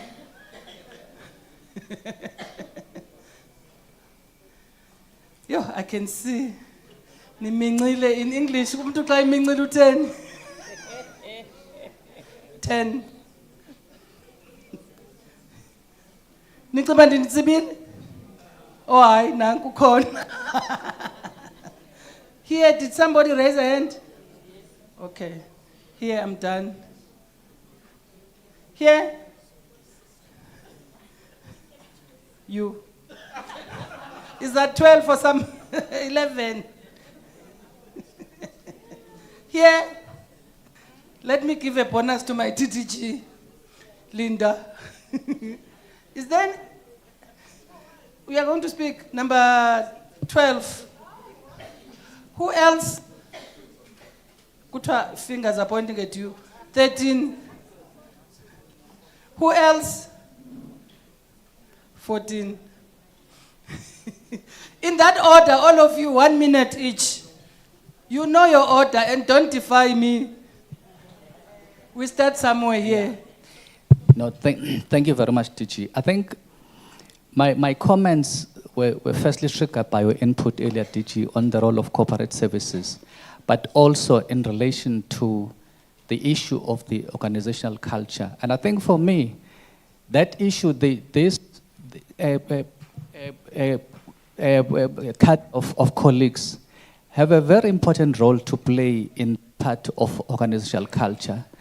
Because especially in the context of us implementing the framework on professionalizing the public service, there was a video I'm sure seen, DG, that was circulating in SASA, the SASA offices in KZN recently. The video is an indictment on us. I happen to have had personal experience. I went to the master's office in Pietermaritzburg. I got the same experience many years ago. In fact, the person that was helping me threatened to throw my documents in the dustbin.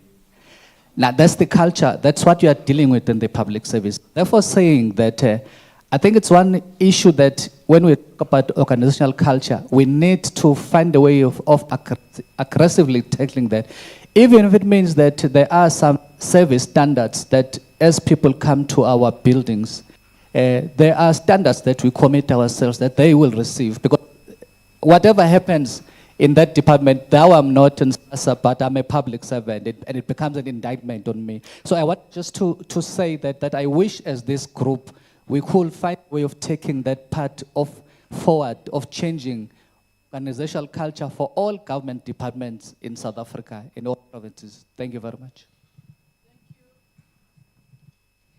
Thank you very much, DG, for the opportunity. I also would like to add, it's a pity the screen is now having your face.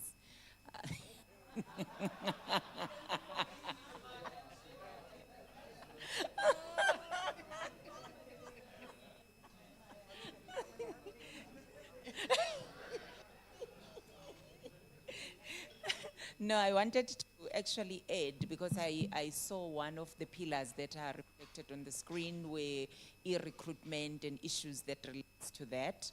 I also wanted to say, also PMDS, it would be very important for us to automate PMDS, because time and again we experience line managers coming and saying they are having a challenge with one of the employees who's not performing according to the standard.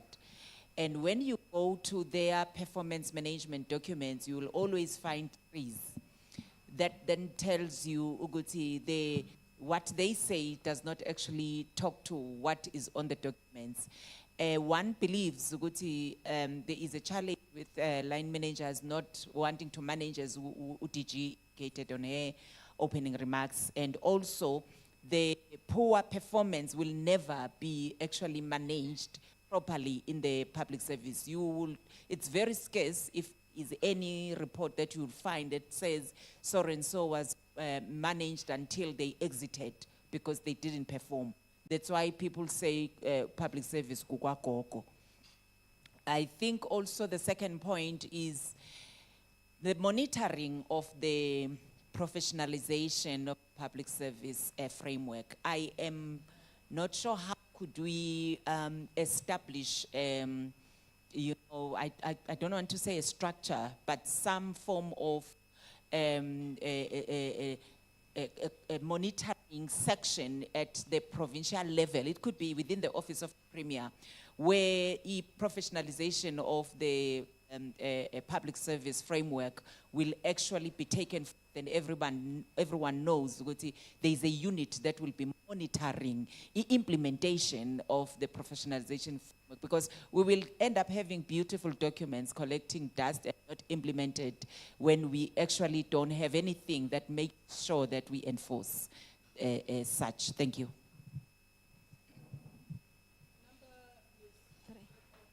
Okay, thank you, DG. Mine is on firstly, on the presentation that was made on towards the midterm priorities and also this. I think at some point we need to start the discussion in terms of how do we redesign our organizational structures. Because as we are noting now, the issue of the COE budget, most departments, if not all, we tend to overspend on COE because there are huge cuts by treasury. And also I think during COVID, most departments were forced to get into technological space in terms of improving their systems. So I think there's a lot that we have improved on in terms of ICT as departments. And also on the other side, the economy of their country is not assisting in terms of the budget. Hence, you'll find that every time there's a presentation, COE will come up versus the government spending. So I think as DPSA, we also need to get to a point where we discuss how do we redesign our organizational structure in such that it also fits in what we have in the past in terms of COE. Thank you.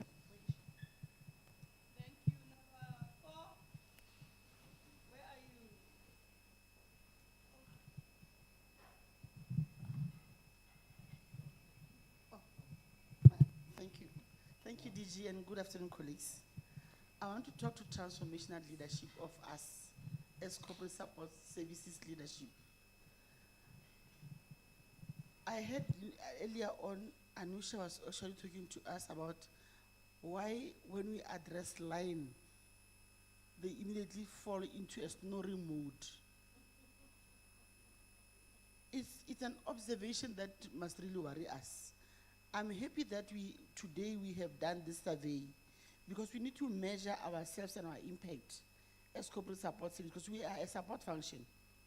If our support is such that it's not felt by those that we are supporting, we are going to end up being irrelevant. We need to ensure that we strengthen the measurement of all our interventions such that we ensure continuous improvement. The language that we use to line is such that it must talk to the bottom line of line. Line must understand that if they don't manage leave or employee attendance, then it will impact on their performance and the achievement of planned deliverables. And we should show it through statistics, and we should show it to link it to organizational performance. Remember, we've got M&E in CSS. We've got M&E. If you outline the leave utilization of a branch, and you outline also their achievement of their targets, and you also look at how the employee morale, if you doing the surveys, you also outline the surveys and the attitude of the employees in the branch, then we are able to then show management that we can do the following interventions to improve and ensure that we improve organizational performance and employee engagement. We need to be impact-oriented in terms of our interventions, but we can only do that if we are relevant to the language and we talk to the business of the support of the line that we are supporting. Continuous measurement and continuous improvement can save us to remain relevant. Thank you.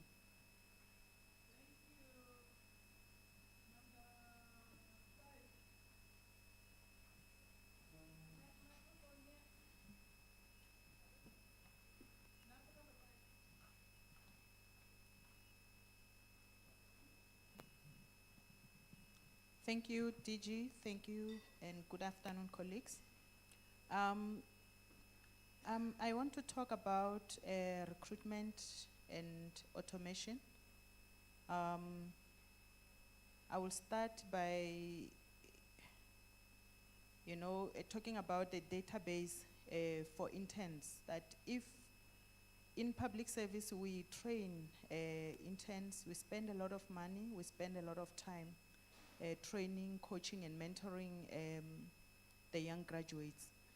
And after 24 months, we release them to join the queue of unemployment. I think it would have been good if we have a public service database for interns. This will also help us to cut, the turnaround times for recruitment, especially at lower levels. because we have already trained, we have already prepared these young graduates. But unfortunately, I think somewhere, somehow, we are losing it by releasing them just to join the queue and they become unemployed. And everything that we have done, it's lost. So I think let's think about it, that perhaps one day we need that database that everyone in the public service can access. Should I need to fill a job of an HR clerk, I should look into that database and simply identify these young graduates that have been trained already. The other part of automation is that I think we are at that time when we need to look at the roles and the roles that we play, more especially in our corporate services space, to say, are these the roles, the future roles that will be required in future? Because if we look at automations, some of the roles that we are playing, we really don't need those roles. That can simply be replaced by our automation. I'll give an example that if we still have a department where a clerk, an HR clerk, still goes through the leave form and capture that on the system, I feel that that's not necessary anymore if we automated our services. We have been having self-services everywhere, but in government we seem to be left behind. We're still dealing with paper, we're still dealing with manual work. So DG, what I want to suggest is that perhaps let's look at the future of work for HR in the public service to say what kind of jobs, what kind of roles are we going to play in the future and start gearing ourselves for the future.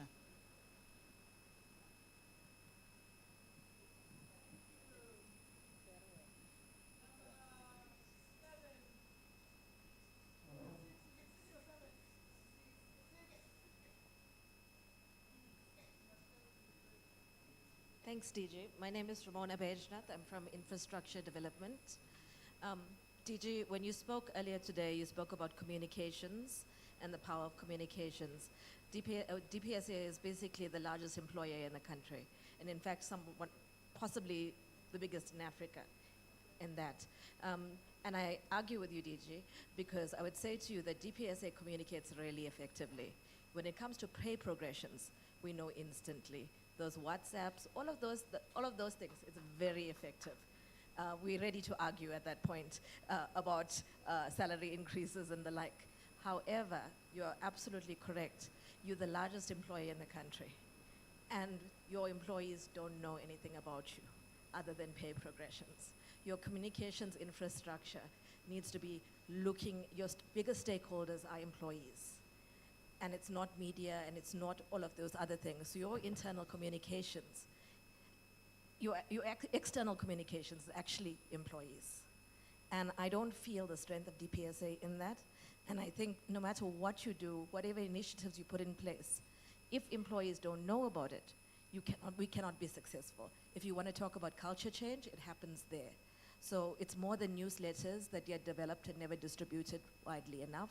It's electronic, it's engagements, it's a whole lot of things that I just don't believe DPSA is doing as well as it could. Thanks, Steve.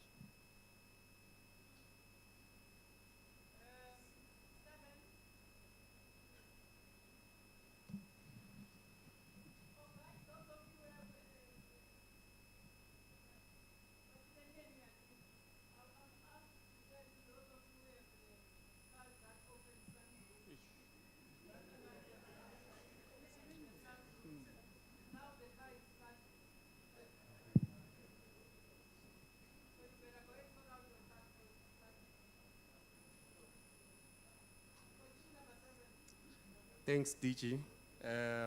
This one, I was tempted to throw it over to my DDG over there. Yeah, I think, DG, when it comes to the professionalization of the public service, I think the developmental programs, we need to find a way of making them a requirement in the public service. Because I'm looking at most of these programs, basically they explain what is it that is expected of you when you join the public service. So I think maybe we need to incorporate it in the advert to say that it is a requirement that an individual, when wants to join the public service, should possess those programs. And then the other thing, DG, the issue when it comes to the drafting of adverts in the public service, there was a point that was made in terms of optimizing the recruitment processes.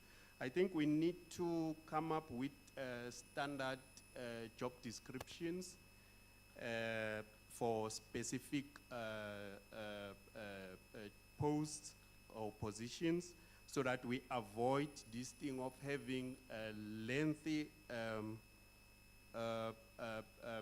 adverts, of which at the end of the day you'll find that those adverts are vague in terms of describing exactly what is it that is needed, or what is it that it will be expected from that individual. Thanks, DG.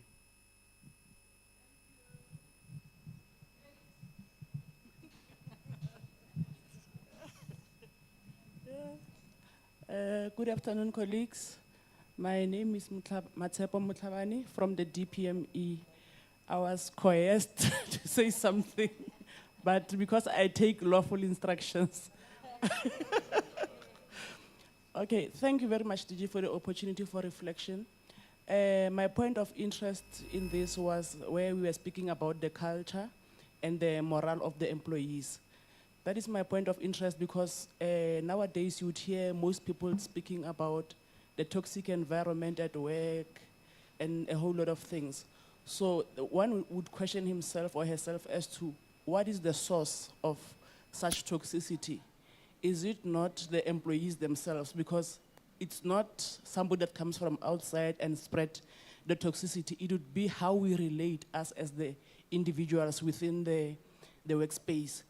And that links with the culture, because some of the instruments that we would want to use to change culture would maybe to introduce sporting activities within the departments. However, that is sometimes met with, I don't know if it's resistance or lack of interest, because people would always be portraying that they are too busy to take just 1 hour a week for soccer or choir or whatever. But then it's them at the end of the day that are complaining that the work environment is toxic. And we all know the impact of sports in people's life in general, but then it's very difficult to get the employees to participate in such. Up until a person is personally affected, such is not welcomed with open hands, as you would think that sports would have such an impact. Thank you very much, DG.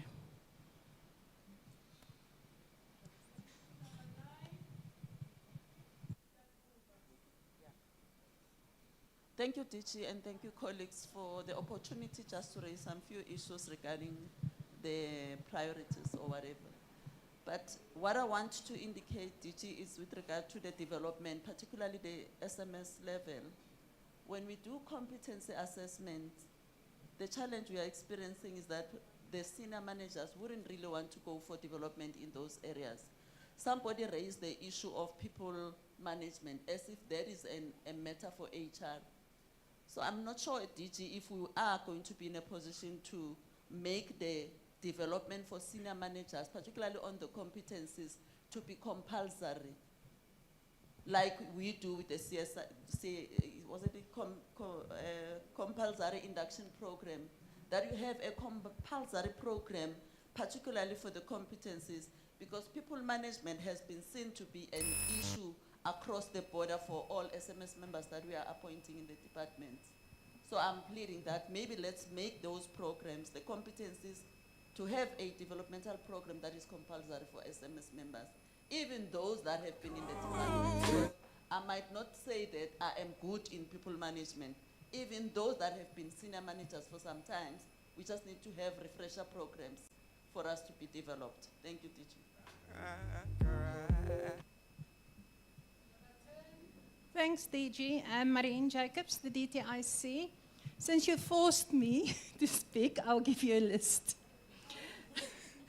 First of all, it's very interesting in the report that was presented to us that there's a lot of focus on HR, except for the technology part, which I assume is also meant for the HR part. So the other functions on corporate services have not been touched. And it would be actually interesting to see what those issues are. Then, in terms of compulsory training, we know that there's a directive that has been issued on certain compulsory training. But it's almost like it's a document. We need to comply. So what? The issue is it really being monitored? And then also timelines. And I think in terms of some of the issues that have been raised here today, it's important that we actually have a look at some of that training as well to make it compulsory. But I believe technology is good, but we as HR people always believe in the human touch. So often it's better than to have physical training on some of these important aspects than me sitting somewhere in my office, quickly do something online, and I have not necessarily learned something or got experiences from other people. Then another proposal coming from my side is, can we please have a look at a standardization of job descriptions and job evaluation levels? And it touches on my colleague over there in the corner. Across departments, especially with regard to corporate services functions. And then lastly, there's quite a lot of things, and I would be interested in the terms of the timelines for the implementation of all those proposals that have been presented. Thanks.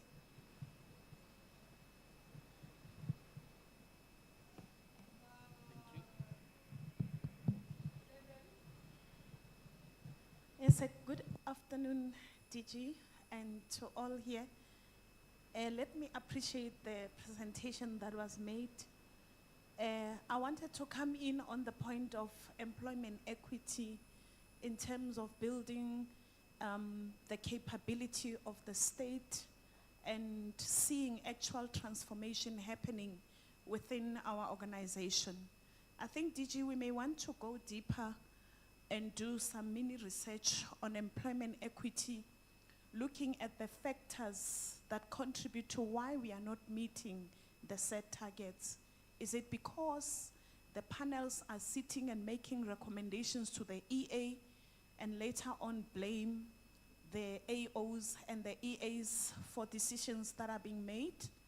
Or could it be that the culture of masculinity within our environment is still prevalent? Or is it our recruitment and selection processes that are falling short of achieving those targets? Because you look at the fact that in terms of timeline, DG is 30 years down the line. We are still, we are supposed to be at a stage where we are talking about advancement and progression in far more professional areas rather than just meeting the targets which we're supposed to have met a long time ago. The second issue I wanted to point to is the issue of the ICT. I think that as government, we're making a mistake, DG. We're getting too late. AI, if you look at how far it is advancing, we are not taking advantage and leveraging the technology to our fullest advantages, and I think we should begin to do that. If it means that we look at areas where we can quickly innovate, and the beauty of it is that it even has opportunities of fast-tracking us to the level where we would not have made it had we not started with those projects. For example, if you look at the issue of the fact that AI can literally do research for you. We don't have to sweat and do a lot except to make sure that the quality of what we want would get out of it are some of the things that we need to be looking at. The last issue from my side is on the issue of ethics. I believe that we should put more emphasis on the ethics. We should also, in terms of the recruitment and selection, we should look at how, over and above just the test that would make the candidates go through in looking at whether they would fit the profile of an individual that has integrity, that is a public servant that can be honest and have integrity. We should really dig a little bit deeper, because if you look at some of the things that come out in the media, you have public servants that are known but have been circulating in the system for a long time. They run away from the municipality. They know when they get into the province, they'll get, or they go from one province to the other, the province not even aware, and so on. These are the things that really we should look at, DG, because otherwise they are tainting the public service with the same brush. And it's not fair that for a few rotten apples that are in there, that should have long been rooted out. We're still struggling to make sure that we are gatekeeping at the right strategic points of ensuring that the rotten apples do not come in. Thank you very much.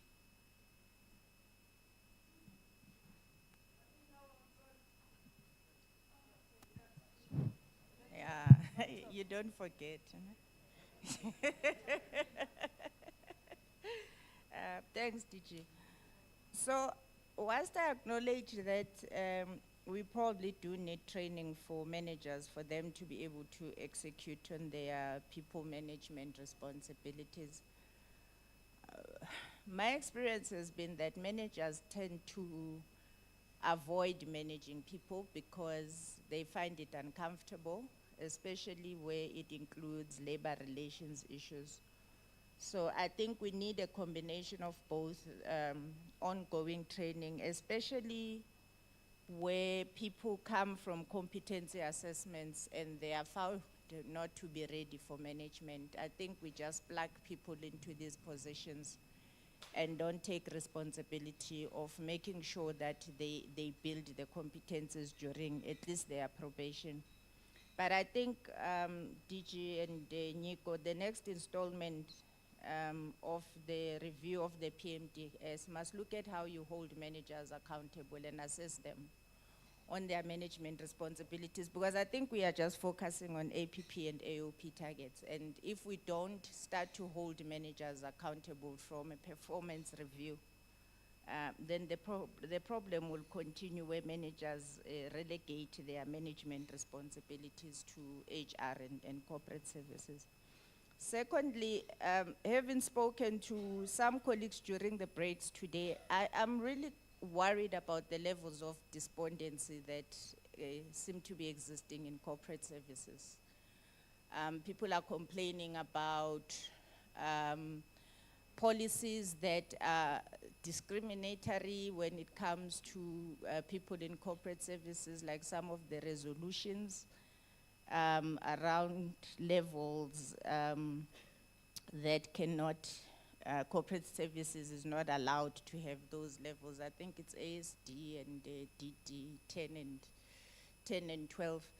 But I think it's also that maybe this forum can also be utilized to assist colleagues to exhale, not necessarily complain, but to excel. And where there's real valid reasons, DG, that need to be addressed by HODs, such can be fed back to structures like FOSAD. Because I think sometimes corporate services gets the brunt when departments are not functioning. And I think we end up walking around like wounded dogs, because everything gets blamed on corporate services. And maybe it's justifiable, but I think there also needs to be a support structure because they deal with human beings. And if you work in the humanities, sectors, there's sessions called debriefing, where you are assisted to just debrief and de-roll so that you are able to go back to work and face the pressures that corporate services generally faces. So my recommendation is that whilst we look at hard topics in these sessions, we must also create space for colleagues to have those opportunities to debrief and hug each other. I'm joking. But to have soft conversations where people can heal where they have been hurt, and they can also have a space of that is nurturing for them to do the work that they do. Thanks.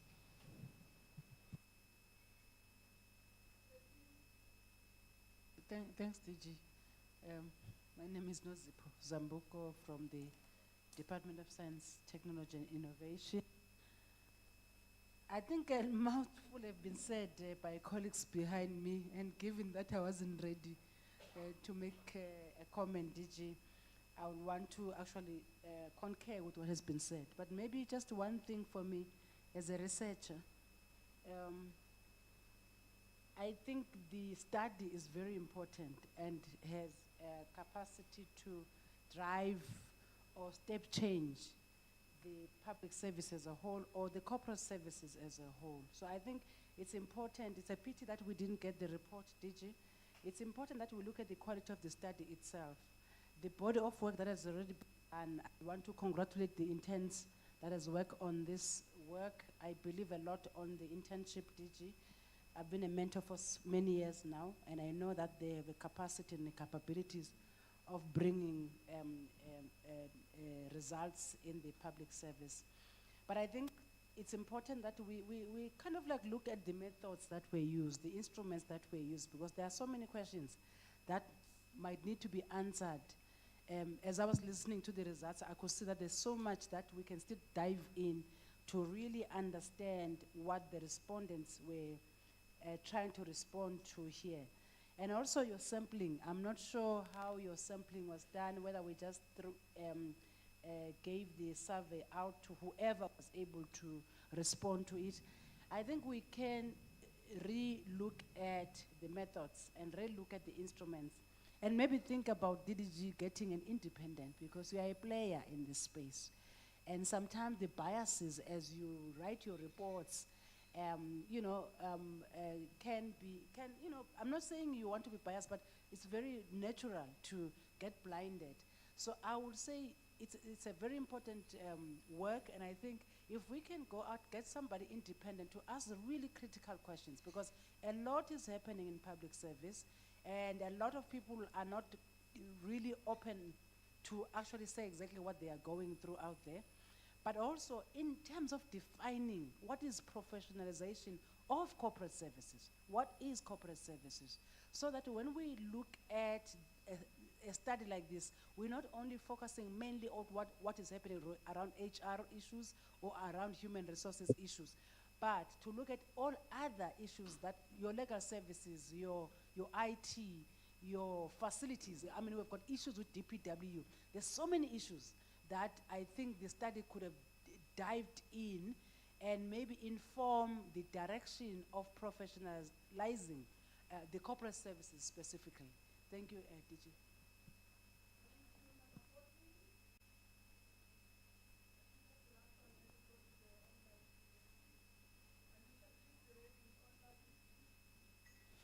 Thank you, DG.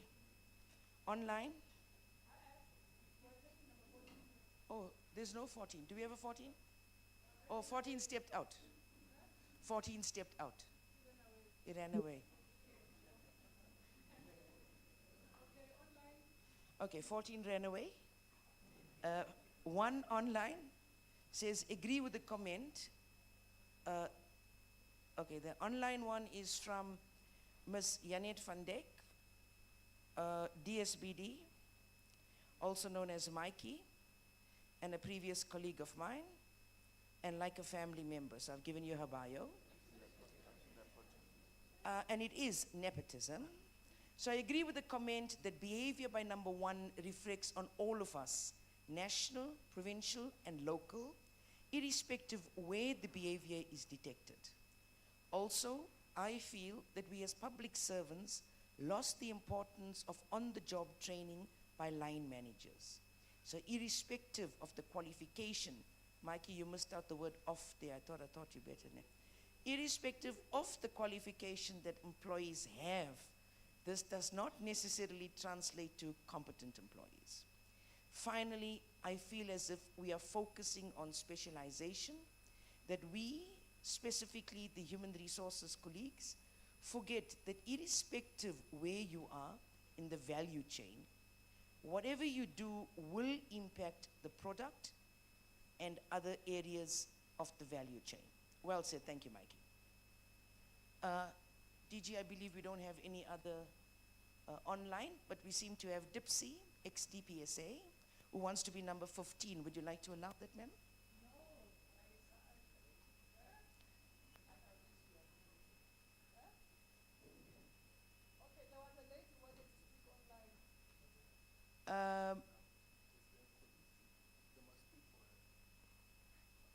Yeah, you must speak for your colleague, please, because the mic is not working online.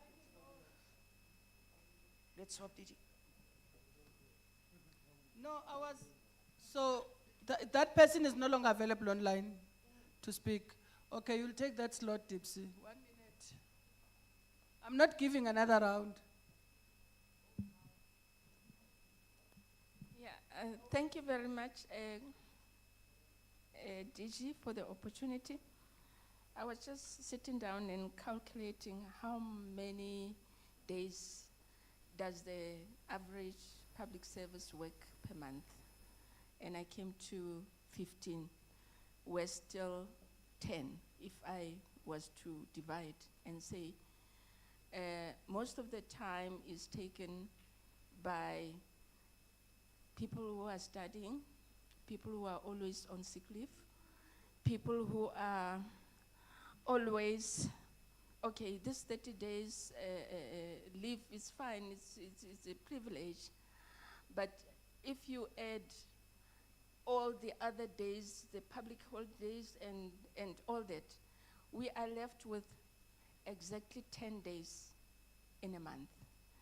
And I'm saying, can we really sit here and argue that we can push the public service work with 10 days in a month? If I was to do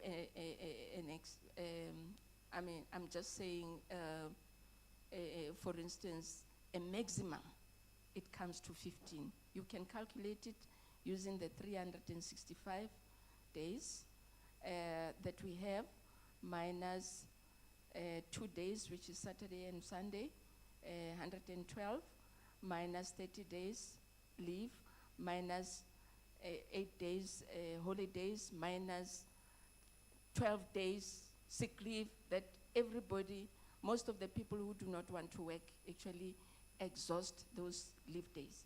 In fact, I can tell you, by the end of next month, or something like by the end of the quarter, somebody would have exhausted their 36 days leave. And I'm not joking when I say that. Thank you.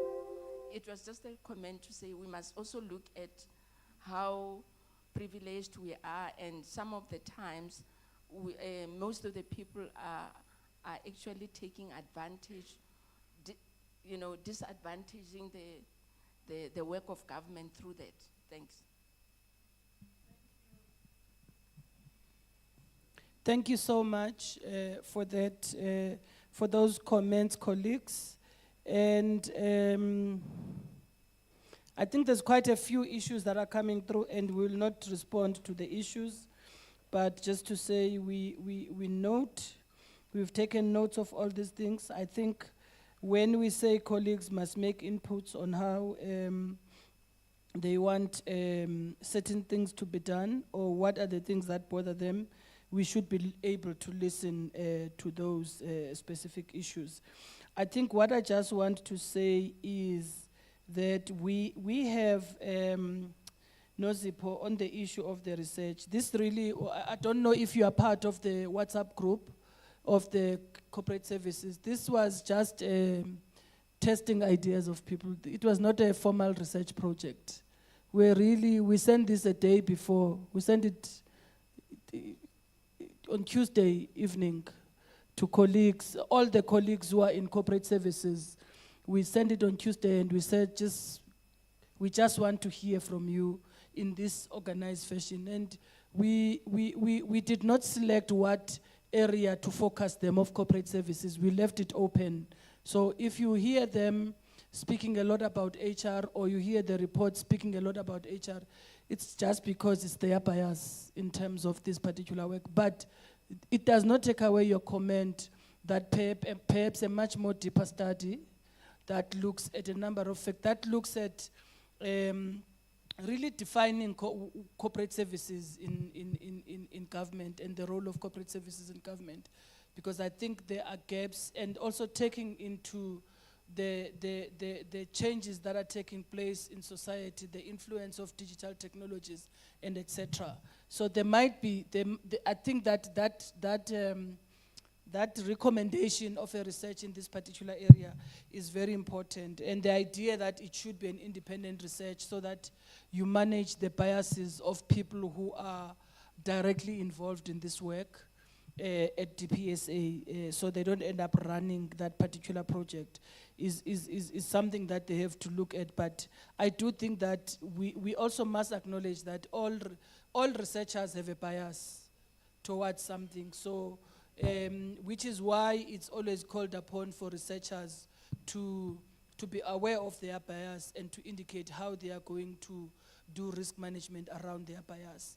And I'm sure even there at DPSA, all the products that come out that we research internally, those people have a bias. But we trust that because they are professionals, they are able to institute risk management into their bias, and when they do formal research projects. But we must consider those specific issues and attend to them. I think there's quite a number of things here that have come that to me require further work and further thinking, and they even impact on how we do things into the future. The issue around the impact of leave, just the last, there's a period at DPSA, if you are looking for people, you are not going to find them. I was speaking to one DDG one day, and I could see the DDG was close to tears. The manager was away for almost 30 days. So you are employed, you decide to study almost full time, and you are having 5 or 6 modules to write exams on. You take an entire 30 days or almost 30 days from your employer to go and study. And you are not available. You don't even want to talk to people because you say they're disturbing you, you're studying. And so those things do happen, it's correct. So how do we close the loopholes that are created through some of these decisions that we take? I've seen it. And when I ask, but why do you allow this? The manager says, but what can I do? I cannot decline a person who is studying and who's requiring leave for study purposes, and there's proof that the person is studying. So that's indeed an issue. The impact of sick leave. People who are on sick leave who are seen in events, and some of them are shopping, whilst a person has been written off by the doctor but is busy shopping. Confusing the name apparently. So, and also how you manage pillar in departments. How you manage pillar in departments, because you are scared as managers to say no. When a person says, hey, I'm sick, hey, the doctor, hey, some of the doctors, you just pick up and investigate the doctor and see what comes out of it. A person says they are sick, they use one doctor for 20 years who is giving them sick notes, and so how do you then just let that continue without intervening and understand what's going on behind? So it's also about how we manage, but the system itself indeed is open for abuse. Then I think there were issues, somebody spoke about difficulty to help people who are not performing to exit the system. And I wanted to say, speak to that DDG from DPSA, she can give you tips. She has done it successfully. She has done it successfully, and at least there's been no comebacks, which I believe it means the entire process was watertight. So maybe you can share, you can chat with her. She can give you some tips around that. But the point I'm raising is that it's possible. It can be done, but as a manager, you must be on the ball to be able to do it. And I think then there's issues around that were raised around ethics. You know, ethics starts with HR. You know, I was so disappointed recently. I get to hear that an HR manager in a department I will not mention called, this is an HR director, called a candidate who was competing for a job in the department and informed the candidate after the interview that, no, you made it. But, so you made it, everything is well. I think you're gonna go for competency. The candidate went for competency. And then the candidate does not get the job. So in my conversations with the DG, because the matter came to my attention, I say, there is 1, 2, 3. There's a matter I came through, 1, 2, 3. What's happening? Because apparently this candidate didn't get the job, and now the feedback that the HR person is giving this candidate is that, no, unfortunately, the DG came with their person. So this DG says, what person, who, when, what position? I told the DG about the position. The DG says, if there was even an issue, I'm not aware about the candidate. Me, I got a feedback. I had my DDG Corporate Services chairing the interview and a team of people from the department. I got a submission that says this is the recommended candidate. So if there were issues, they had nothing to do with me. I'm not even aware about that. I have not even seen anything about it. Whatever the story is, but the fact that an HR person, an HR director whose integrity should be impeccable when it comes to confidentiality, an HR director, level 13, has gone out immediately after the interviews, has called the person and said, you made it. Even if that person indeed had made it. Why? It's not only that, there's many incidents. I think many departments, but this one was a recent information I had to deal with. Many departments that people in HR, information leaking from HR. And it's, there's something actually that I also experienced. It has nothing to do with employment. So when I got employed at DPSA, and it's one of those things that stayed in my heart for a very long time, and I just couldn't understand how people are. When I got employed at DPSA, I had served as an HOD for 4 years in Gauteng at level 16 without being assessed and etc. But I'd done all the assessments and everything. So when I come into DPSA, I get an offer of a salary at entry level. I try to negotiate, but the colleagues at HR say, no, cabinet has approved at an entry level. There's nothing we can do. Perhaps you can talk to the minister. Once you start working, minister may have to look at how he handles the matter. Indeed, I do that. I arrive, I ask for a meeting with the minister. Minister says, okay, I hear you, Yoli, but do something formally. I write an entire motivation. Isn't it I'm writing a letter from me to my minister, my employer?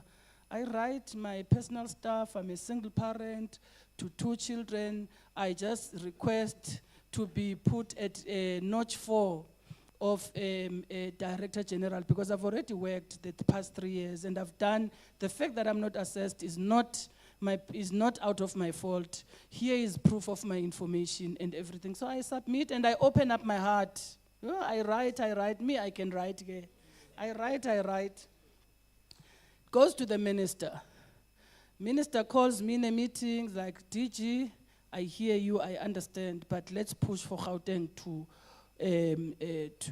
conclude your processes so that you can step into the notch forward that you want through that particular process, because we're having a very tricky period.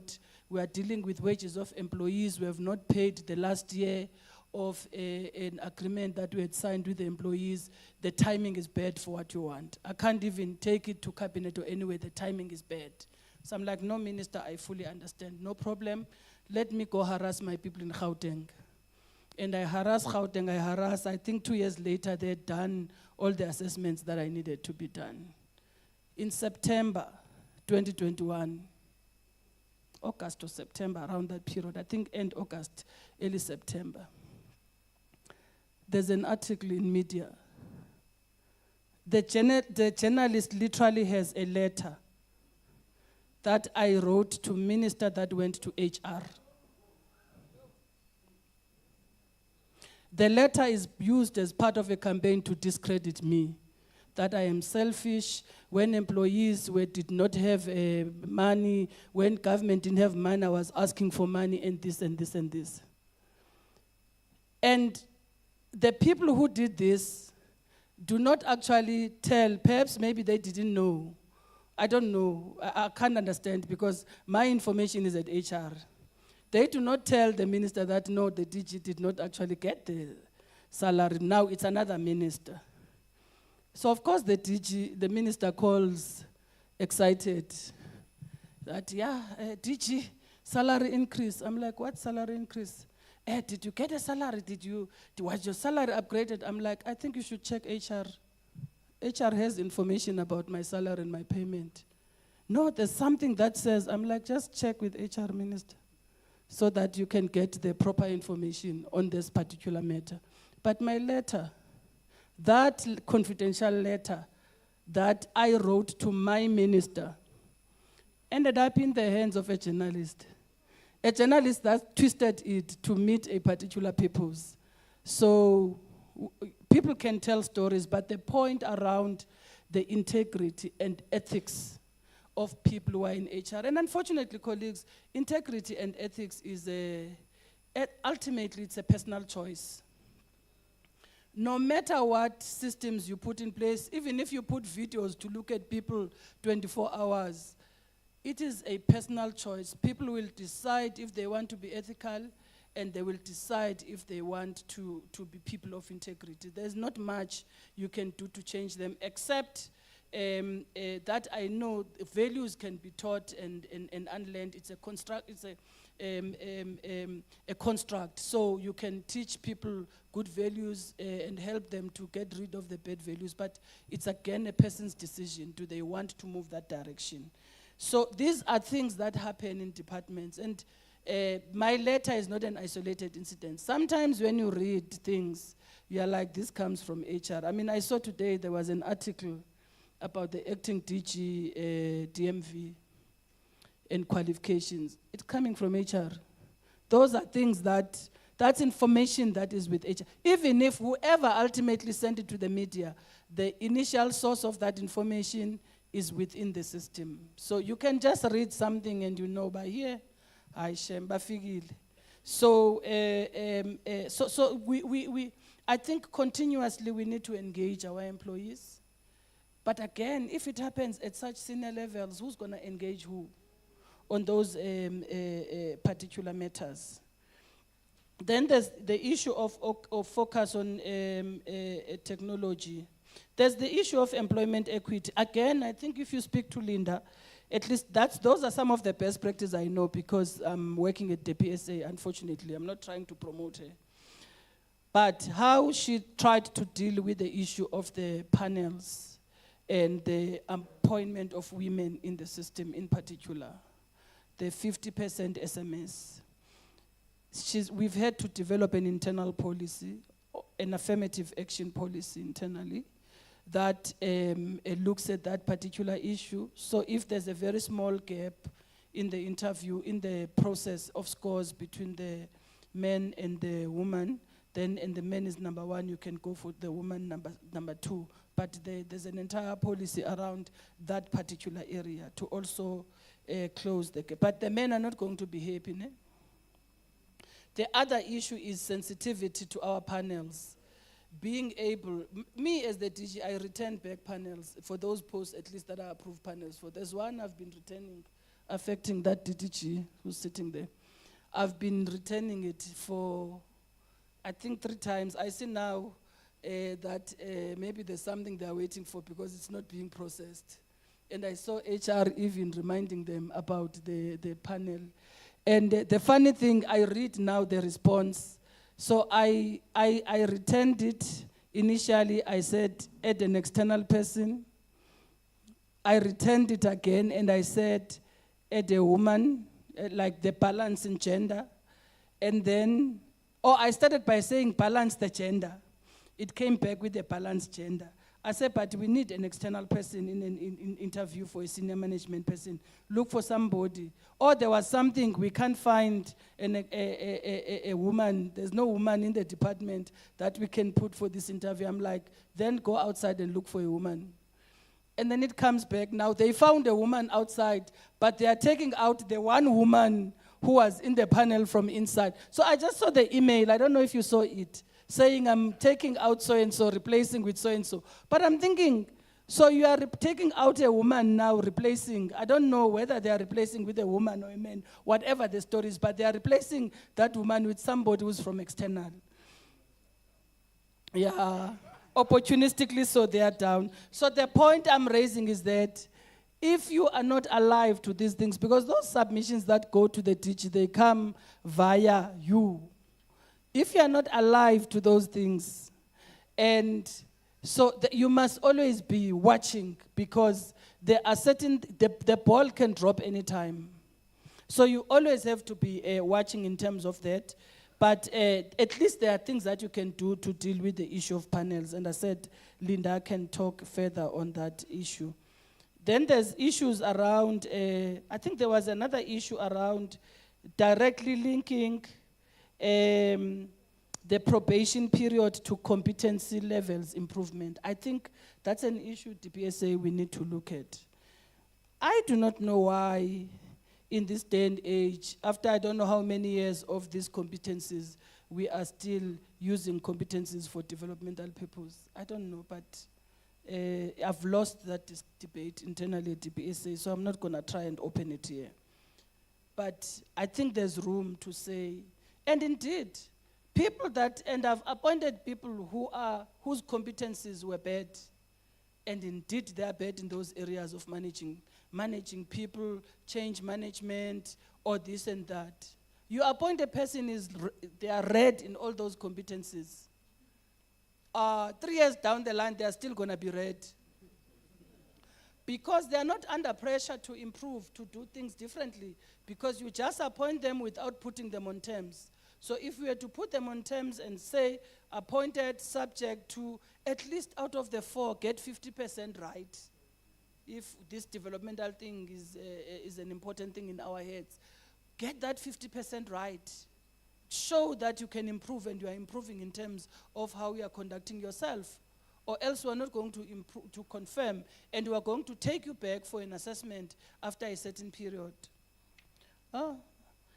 It's just my wish list. But anyway, I'm happy that somebody has picked up that issue as well.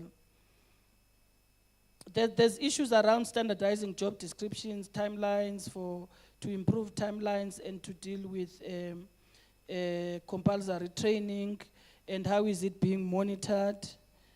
Those are things that HR must attend to. Culture and morale of employees. You know, I always say this at DPSA, that the issue that somebody was saying that, hey, no, this organization is toxic. Me, I've experienced it, indeed, it's toxic, I know. I know my department is toxic because I've experienced it. And I know people get bullied in my department because I've seen it, I've experienced. I've been bullied by people at lower levels. I've been intimidated by people at lower levels. I can even mention them by names.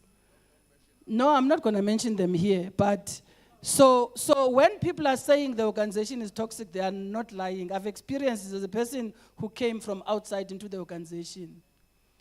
But that question on who is toxic in the organization, so it can't be that all this toxicity came with me. Now I just came 5 years ago. I arrived there, people were having problems, people were fighting, people were not talking to each other. All of a sudden, their intoxication is now my issue. They were living well in their toxicity. I assume they were living well because I found them there. I assume they were living well.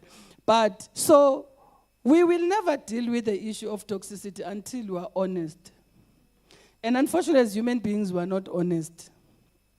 So yes, Shem Linda there has a culture change program that she's implementing, which hopefully will deal with that toxicity. But call me the day that culture program yields something and people are not toxic or the environment is not toxic.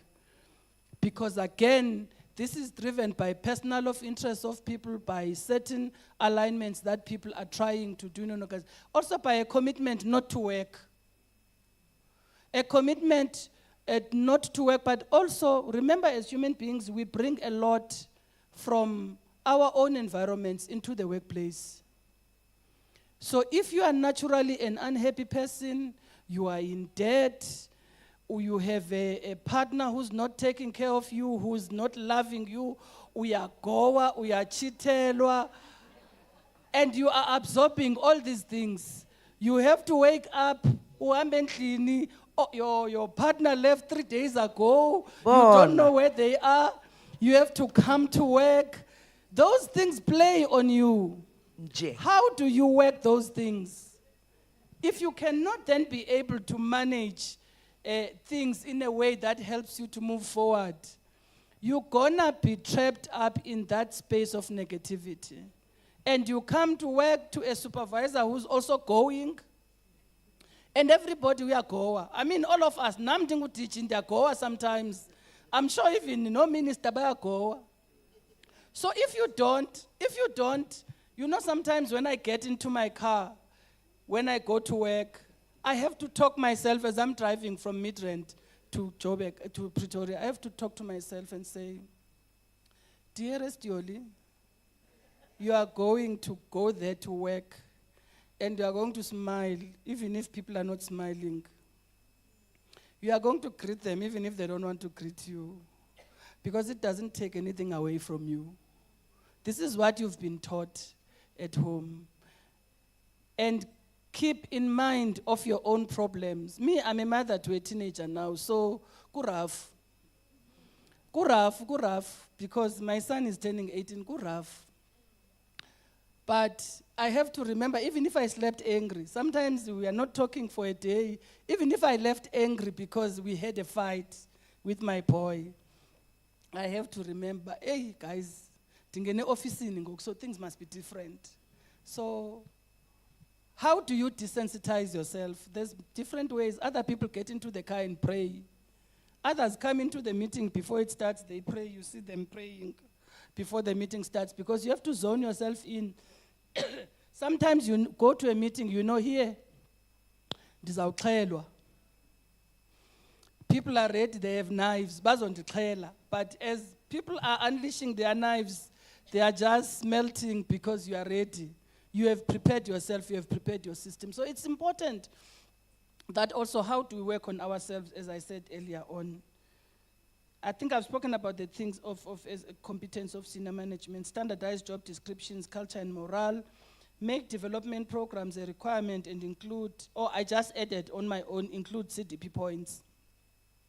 I think that as part of this professionalization agenda, one of the things you colleagues have to do with DPSA is to look at what development programs are suitable for your environment and how do you bring those into a professionalization approach. Because also really, people don't just want to go to a course at NSG for a week and not get any, maybe the course is not accredited, fine, because it's a skills development course. But some CDP point nyana or something, that you can produce in future for something, I don't know. I think it's important that you look at that, you can identify 1 or 2 programs that you think it's important for a person who's in corporate services to go through this program, and at least they must get, it may not be an accredited program, but they must get CDP points or something for it to show that they've done this particular program and it's part of the requirements. I think the comms infrastructure, let me not say anything about comms for now. The future of HR work, I think there was just an issue around reviewing roles in line with automation. And I think you'll speak on this, Nyeko and Anusha, tomorrow as well. The public service database for interns. I think, isn't there a project where we are doing something with PSITA? Yes. PSITA, are they supporting you, the departments that you are researching with? They are here. If, no, I mean like the information. They are here if you want them. Measuring your impact, of course. Service level agreements. Linda, when I asked for service level agreements, what did you say? I don't even want to go there. But how do you do your work without service level agreements with business? How do you measure your impact? How do you measure yourselves in terms of the transformation objectives that you have for the department? If you don't have just a basic service level agreement with departments that says, if you do an inquiry in HR, which is under corporate services, in 24 hours we would have responded to you and would have resolved the problem. If the problem is complex, it will at least take 36 hours or whatever. How many have service level agreements here? You're waiting for TPSA. You're waiting for TPSA to tell you to issue a template. So service level agreements with business. This is how we're going to support you. This is how long it's going to take us to do 1, 2, 3, 4, 5 for you. Sometimes you're not going to meet your service deliverable targets, but you'll have a reason. But you guys have a fear to do it. Because you are comfortable where you are unable, no one is able to hold you accountable and measure your impact in an organization. So this is one of the things you can do immediately without, just identify 1 or 2 areas where you can start putting service level agreements with business and how you are going to support them. A monitoring system for professionalization. I'm saying system because I don't want to come out of this meeting and you guys say we agreed we'll open a monitoring section. But I'm saying what I'm taking out, and the system includes people anyway, is that there must be a monitoring system to monitor implementation of professionalization. But again, my question to you would be, how is the province monitoring other programs that are being implemented by the province? And because for sure, each province, each department, there is a wide monitoring system that can be utilized and be adapted. So why should we develop a new system for this one if there's systems that are already in place in the departments that are working? How do you integrate from what is already there? Automate PMDS, I agree, but automating PMDS is not going to resolve the issue of the managers who are scared not to give a 3. It's not going to resolve it. It's just going to make it easier to track things and etc., but it's not going to make it easy in any way because that's why in terms of performance, managers have to give feedback, have to sit with their people and give feedback. But some of the things I've seen just in my departments when it comes to performance management, and it's not a fault of HR, the managers, some of the grievances that you get that come from a performance management system that is not being implemented properly. So again, that's a challenge, yes, but automating will take us somewhere, and I agree. And I think the first comments were really around the role of corporate services, organizational culture, the critical role that corporate services play, and some experiences about SASA. You know, it's a pity that we killed Batupile campaign. I'm going to say it. It will come back to me in another form, but I'm fine. We killed it. We killed it with bureaucracy. We killed Batupile campaign with bureaucracy. I've said this at DPSA anyway to my colleagues who work on service delivery matters. And I think Batupile, I remember when I was a young public servant, and I'm one of those old public servants now who speak a lot about the past. But one of the programs I think was well-run campaigns is Batupile. People knew about the principles, about what needs to be done. And then we started counting posters in offices. And then we started bureaucratizing things, and we killed the campaign. And I think we should bring back that campaign. Those principles are still the most relevant even today. But there's also other challenges for service delivery. For instance, the issue of digital transformation. Home Affairs, no matter what their standards are saying, if the SITA capabilities provided to them are unable to deliver on time. We went with our minister to a community in Gauteng, which is underserviced. And we were looking for, it was a pre-presidential Imbizo. And the Home Affairs were there with their trucks, SASA was there, everybody was there. It was like a hive of activity. The only problem was connection of Home Affairs. The entire day, there was such a long queue, so they had to write people's names, a pepeni. The system was just not responding for them. So if we do not deal with those things when we talk about delivering quality services, and I know some of those issues are beyond your control, but as we say from an HR perspective, you are an engine in all these things. So colleagues, I've tried to pull together everything that was said. The Secretariat is going to write up these things properly, and even the guys who were dealing with I don't know, now after Nozipo's comments, I don't want to say research on this thing. I don't know what I can call it. At the survey, yes. Let me just say the survey. Dipstick, okay. Is that fine? Dipstick. So after that, so they will also build in these things in the final report that comes out of that process. But I thought it's important that you speak, and I hope that everybody who wanted to speak spoke. I even forced others to speak who didn't want to speak. And I don't know if there's anyone who wants to wrap it up, and then we're going to hand over to someone who wanted to say something. What's the time? I'm going to give her 10 minutes. And then we're going to give feedback after that. Nico? Are you hiding from me? Yes. Okay, stay in hiding. Is there anyone who wants to wrap it up? You want to say something? Come and say something, and say whatever else that you wanted to say. Thank you. Over to you, Halima. You can go on the stage. Don't be like me. I'm just lazy. I'm sitting with two gentlemen here. Why would I leave them to sit alone there on stage? The DG is putting me on the spot. The DG is putting me on the spot, but I'll take the spot. I think for me, okay, let me just introduce myself to everyone. I'm Professor Halima Kunyute. I'm from KZN Kokta.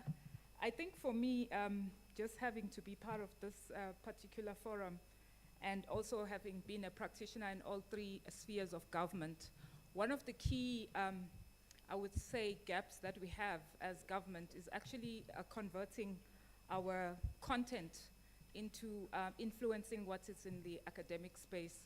And I think this was spoken about earlier just in terms of the work that we do as government officials. I've been in government all my life. So being in academia was really through default. But it actually assisted academia because as we sit in government, we are the content creators. We are practical in what we do. And with all due respect to my colleagues in the academic field, what they have realized, and hence you have professors of practice, is that there is a gap that they are realizing, in which case we are the only ones, all of us sitting in this room. You can be amazed the amount of content that you have that can contribute to the body of knowledge that gets created. So in listening to some of the information that comes out here, clearly already some provinces, I know DDG Ngubane in KZN is leading on that component in terms of collaborating with academia so that we influence the practitioners that get taught in the academic space so that they come to government with content that is relevant. Because in government, what is relevant last month is no longer relevant today. And what happens, as we all know, we've been students at some point, it's something that was actually relevant in 2018, and we are sitting in 2024. And that's how resource gets created, and that's why we are expected to actually step up and actually influence content in the academic space. So for me, I would say that as the DG was speaking, and what some of the research that I champion, it's about also trying to understand the status quo on some of the key challenges around the work that we do, and some of it point to the fact that you find people who have been in government for the longest time, and we are talking about the fact that there is no repository for information, for continuity. People hog the information because they want to be retained by the institution for the longest time. And another element that I feel, and the research shows that needs to be looked at as we look at the professionalization, because I remember I was seconded to the DPSA, and in my first meeting with the minister, her view was that some colleagues who are 50, that bracket should actually be leaving the institution so that there could be employment opportunities for new people. And I know that most of the DDGs and DGs who were in that meeting were quite, I would say, frustrated, because obviously that would be a policy position because it came with the minister. And I think one of the key elements that was brought about by this particular research that we have done is that there is no exit strategy that people look at as we sit in our jobs. Because the RWAPS is a key piece of legislation that allows us to look at our profession and also diversify, because you need to diversify where you are in terms of saying, okay, I'm given this much time to be in government, what then becomes my exit strategy? People want to hold on to the jobs because they have not looked at that as a area that they could also look at. And I think the policy of the revolving door also becomes an important piece of legislation, because I've worked in most institutions, not because I'm the best, but because I think I'm for learning, but also I want to diversify my skills. So I get seconded most of the time. Everyone says, are you no longer at the DPSA? I say, but I was there to fulfill a particular purpose, and I've learned and I've gone back to where I am, and I'm actually infusing the skills and the knowledge that I've gotten there. So for me, I think in some of the areas as we do our work, the business case for research is informed by practicality, which each and every one of you who sits here has that kind of content. The books that I've published, by default, they became learner guides for the universities because they had case studies. I came across corruption, I wrote about it because I think I was also frustrated to an extent of being told how to do my work, and yet I'm a professional, I'm an expert. A new politician comes today, with all due respect to the politicians, but I utilized a strategy of using research to champion my agenda, where I will say, but the research findings, this is what it says. And you can see how quiet the room goes, because can you present your findings based on what you're trying to say? So for me, it's also about what DG and the colleague DDG was saying earlier on. It's about challenging the status quo from a strategic positioning, wherein you present findings which are science. So I think I've gotten a few areas of research having been part of this, and that's how I translate what I do. And I'm happy to be in a province which is very supportive, and I'm not saying this because one of the officers we report to, because they have to support and get a buy-in on what we're doing. There's the DDG there, Ngubane from KZN. So, and it's also about convincing my colleagues to say, but let's formulate this web and present our work so that we can champion the areas that government, transforming the institutions and professionalizing it from a strategic perspective. I think that's what I wanted to say.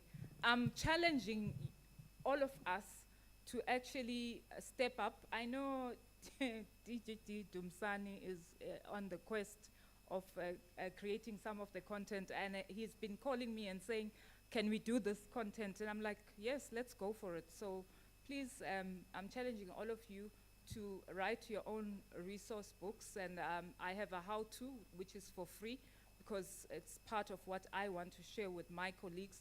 We sit here as specialists, but we get told by, we are an academic institution, to an extent on how to do our work, but we should be collaborating on how to do government's work, because you wake up every day and you do it, and yet you want some resource book written by other people to tell you what to do when you come across the case studies on a daily basis, because that's what's relevant, what we live, siyakoisha, because of what we go through, as DDG has said. I think I've covered Thank what you, I wanted to Madam. say. Okay. Thank you very much. How to resource book for free, Namdi Aifuna. Yes. If it's online, maybe a link, but yeah. So guys, there it is from her side. So in 2019, I decided, in 2017, actually I've gone through a lot. Yo, guys, I was going in 2017. So mna xa ndigowa ndiyafunda. So I registered, I looked for something to do. And I was just worried about my leadership. I'd gone through a lot and I was doubting myself in the workplace. So I was looking on the internet. I found this course, coaching, but I just wanted a course to teach me about leadership, because I just wanted to know what is it that I'm not doing right. But even now, leadership is a difficult thing. Anyway, so I have these reflections and questions I ask myself, so I found this course. But I discovered, so I registered for the course. It was an MPhil in coaching management at Stellenbosch University, a business school, and I registered for it. But it opened a world. Actually, I realized that this is my retirement plan. So when she's talking about a retirement plan, when she's talking about an exit plan, I'm not encouraging people to leave government, but I'm just saying at some stage you are going to exit. If you are lucky enough, you'll be exit because you are ready, but if you are not lucky enough, you'll exit because you are required to exit. Circumstances require that you exit. Prepare for that day. And prepare for it, because it will also give you freedom to be able to leave situations at time when you feel, yeah, no, I'm done with this situation, there's nothing else I can do. It's gonna give you that capability to be able to. So for me, when I did the coaching was a second master's degree I did. The first master's degree was for my parents. I didn't enjoy it. I was in a foreign country. I was starting to pass. Yeah, because, I mean, how can you go overseas to study and come back having failed? You don't come back with a degree after a whole year and some months of going overseas to study. You have been given funding by a donor. how do you account for it? So I had to pass. Even concept that I didn't understand, I had to take a chance because, I was on a mission and I had to, satisfy my parents' shame. And not dingahlazi family. But the second one was for me. The coaching one was for me. And as I was saying, as I was busy with that program, it just became so clear that this is my retirement plan, this is my exit plan, this is my everything that I want in my life.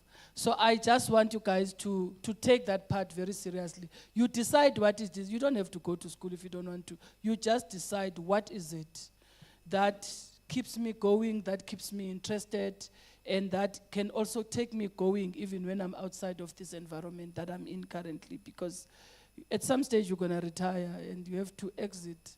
Don't do that submission that says, I know the retirement is next week, but I want another year or 2 years. I'm not ready to retire. There's this project that I'm still doing. Work on it now so that you don't find yourself at that stage where you are not ready. So from that note, I think I'm done from my part. It's Nico's part with the responses, and then we go home. I see the responses are not being done. This is the bullying I was talking about to you guys. From below, Nyuka. But I think, there were issues, there were feedback issues that were raised by colleagues. But I think we can, if colleagues want to exit, I just don't want us to leave things hanging. Perhaps we could take those issues into the conversation tomorrow as well. Thank you, DG. Can we clap for the DG, please? And Professor Halima. Yes, let's clap. I think you shared something very interesting and we have to know that. Colleagues, I think what we're going to do, we have noted the questions, we have noted the comments, we have taken notes, and what we're going to do, we'll incorporate some of the responses, Anusha, to the presentations that we'll be making tomorrow, especially on the integrated human resource information management system. Because it addresses most of the issues that are there. But other than that, we thank you for your attention. We thank you for being here. We hope that you won't get stuck in traffic. We'll see you back here tomorrow. Thank you very much.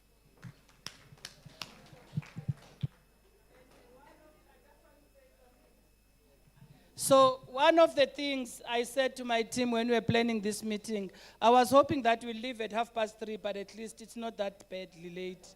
And one of the things I said to them is that part of your well-being is to finish early. So at least we managed. Thank you.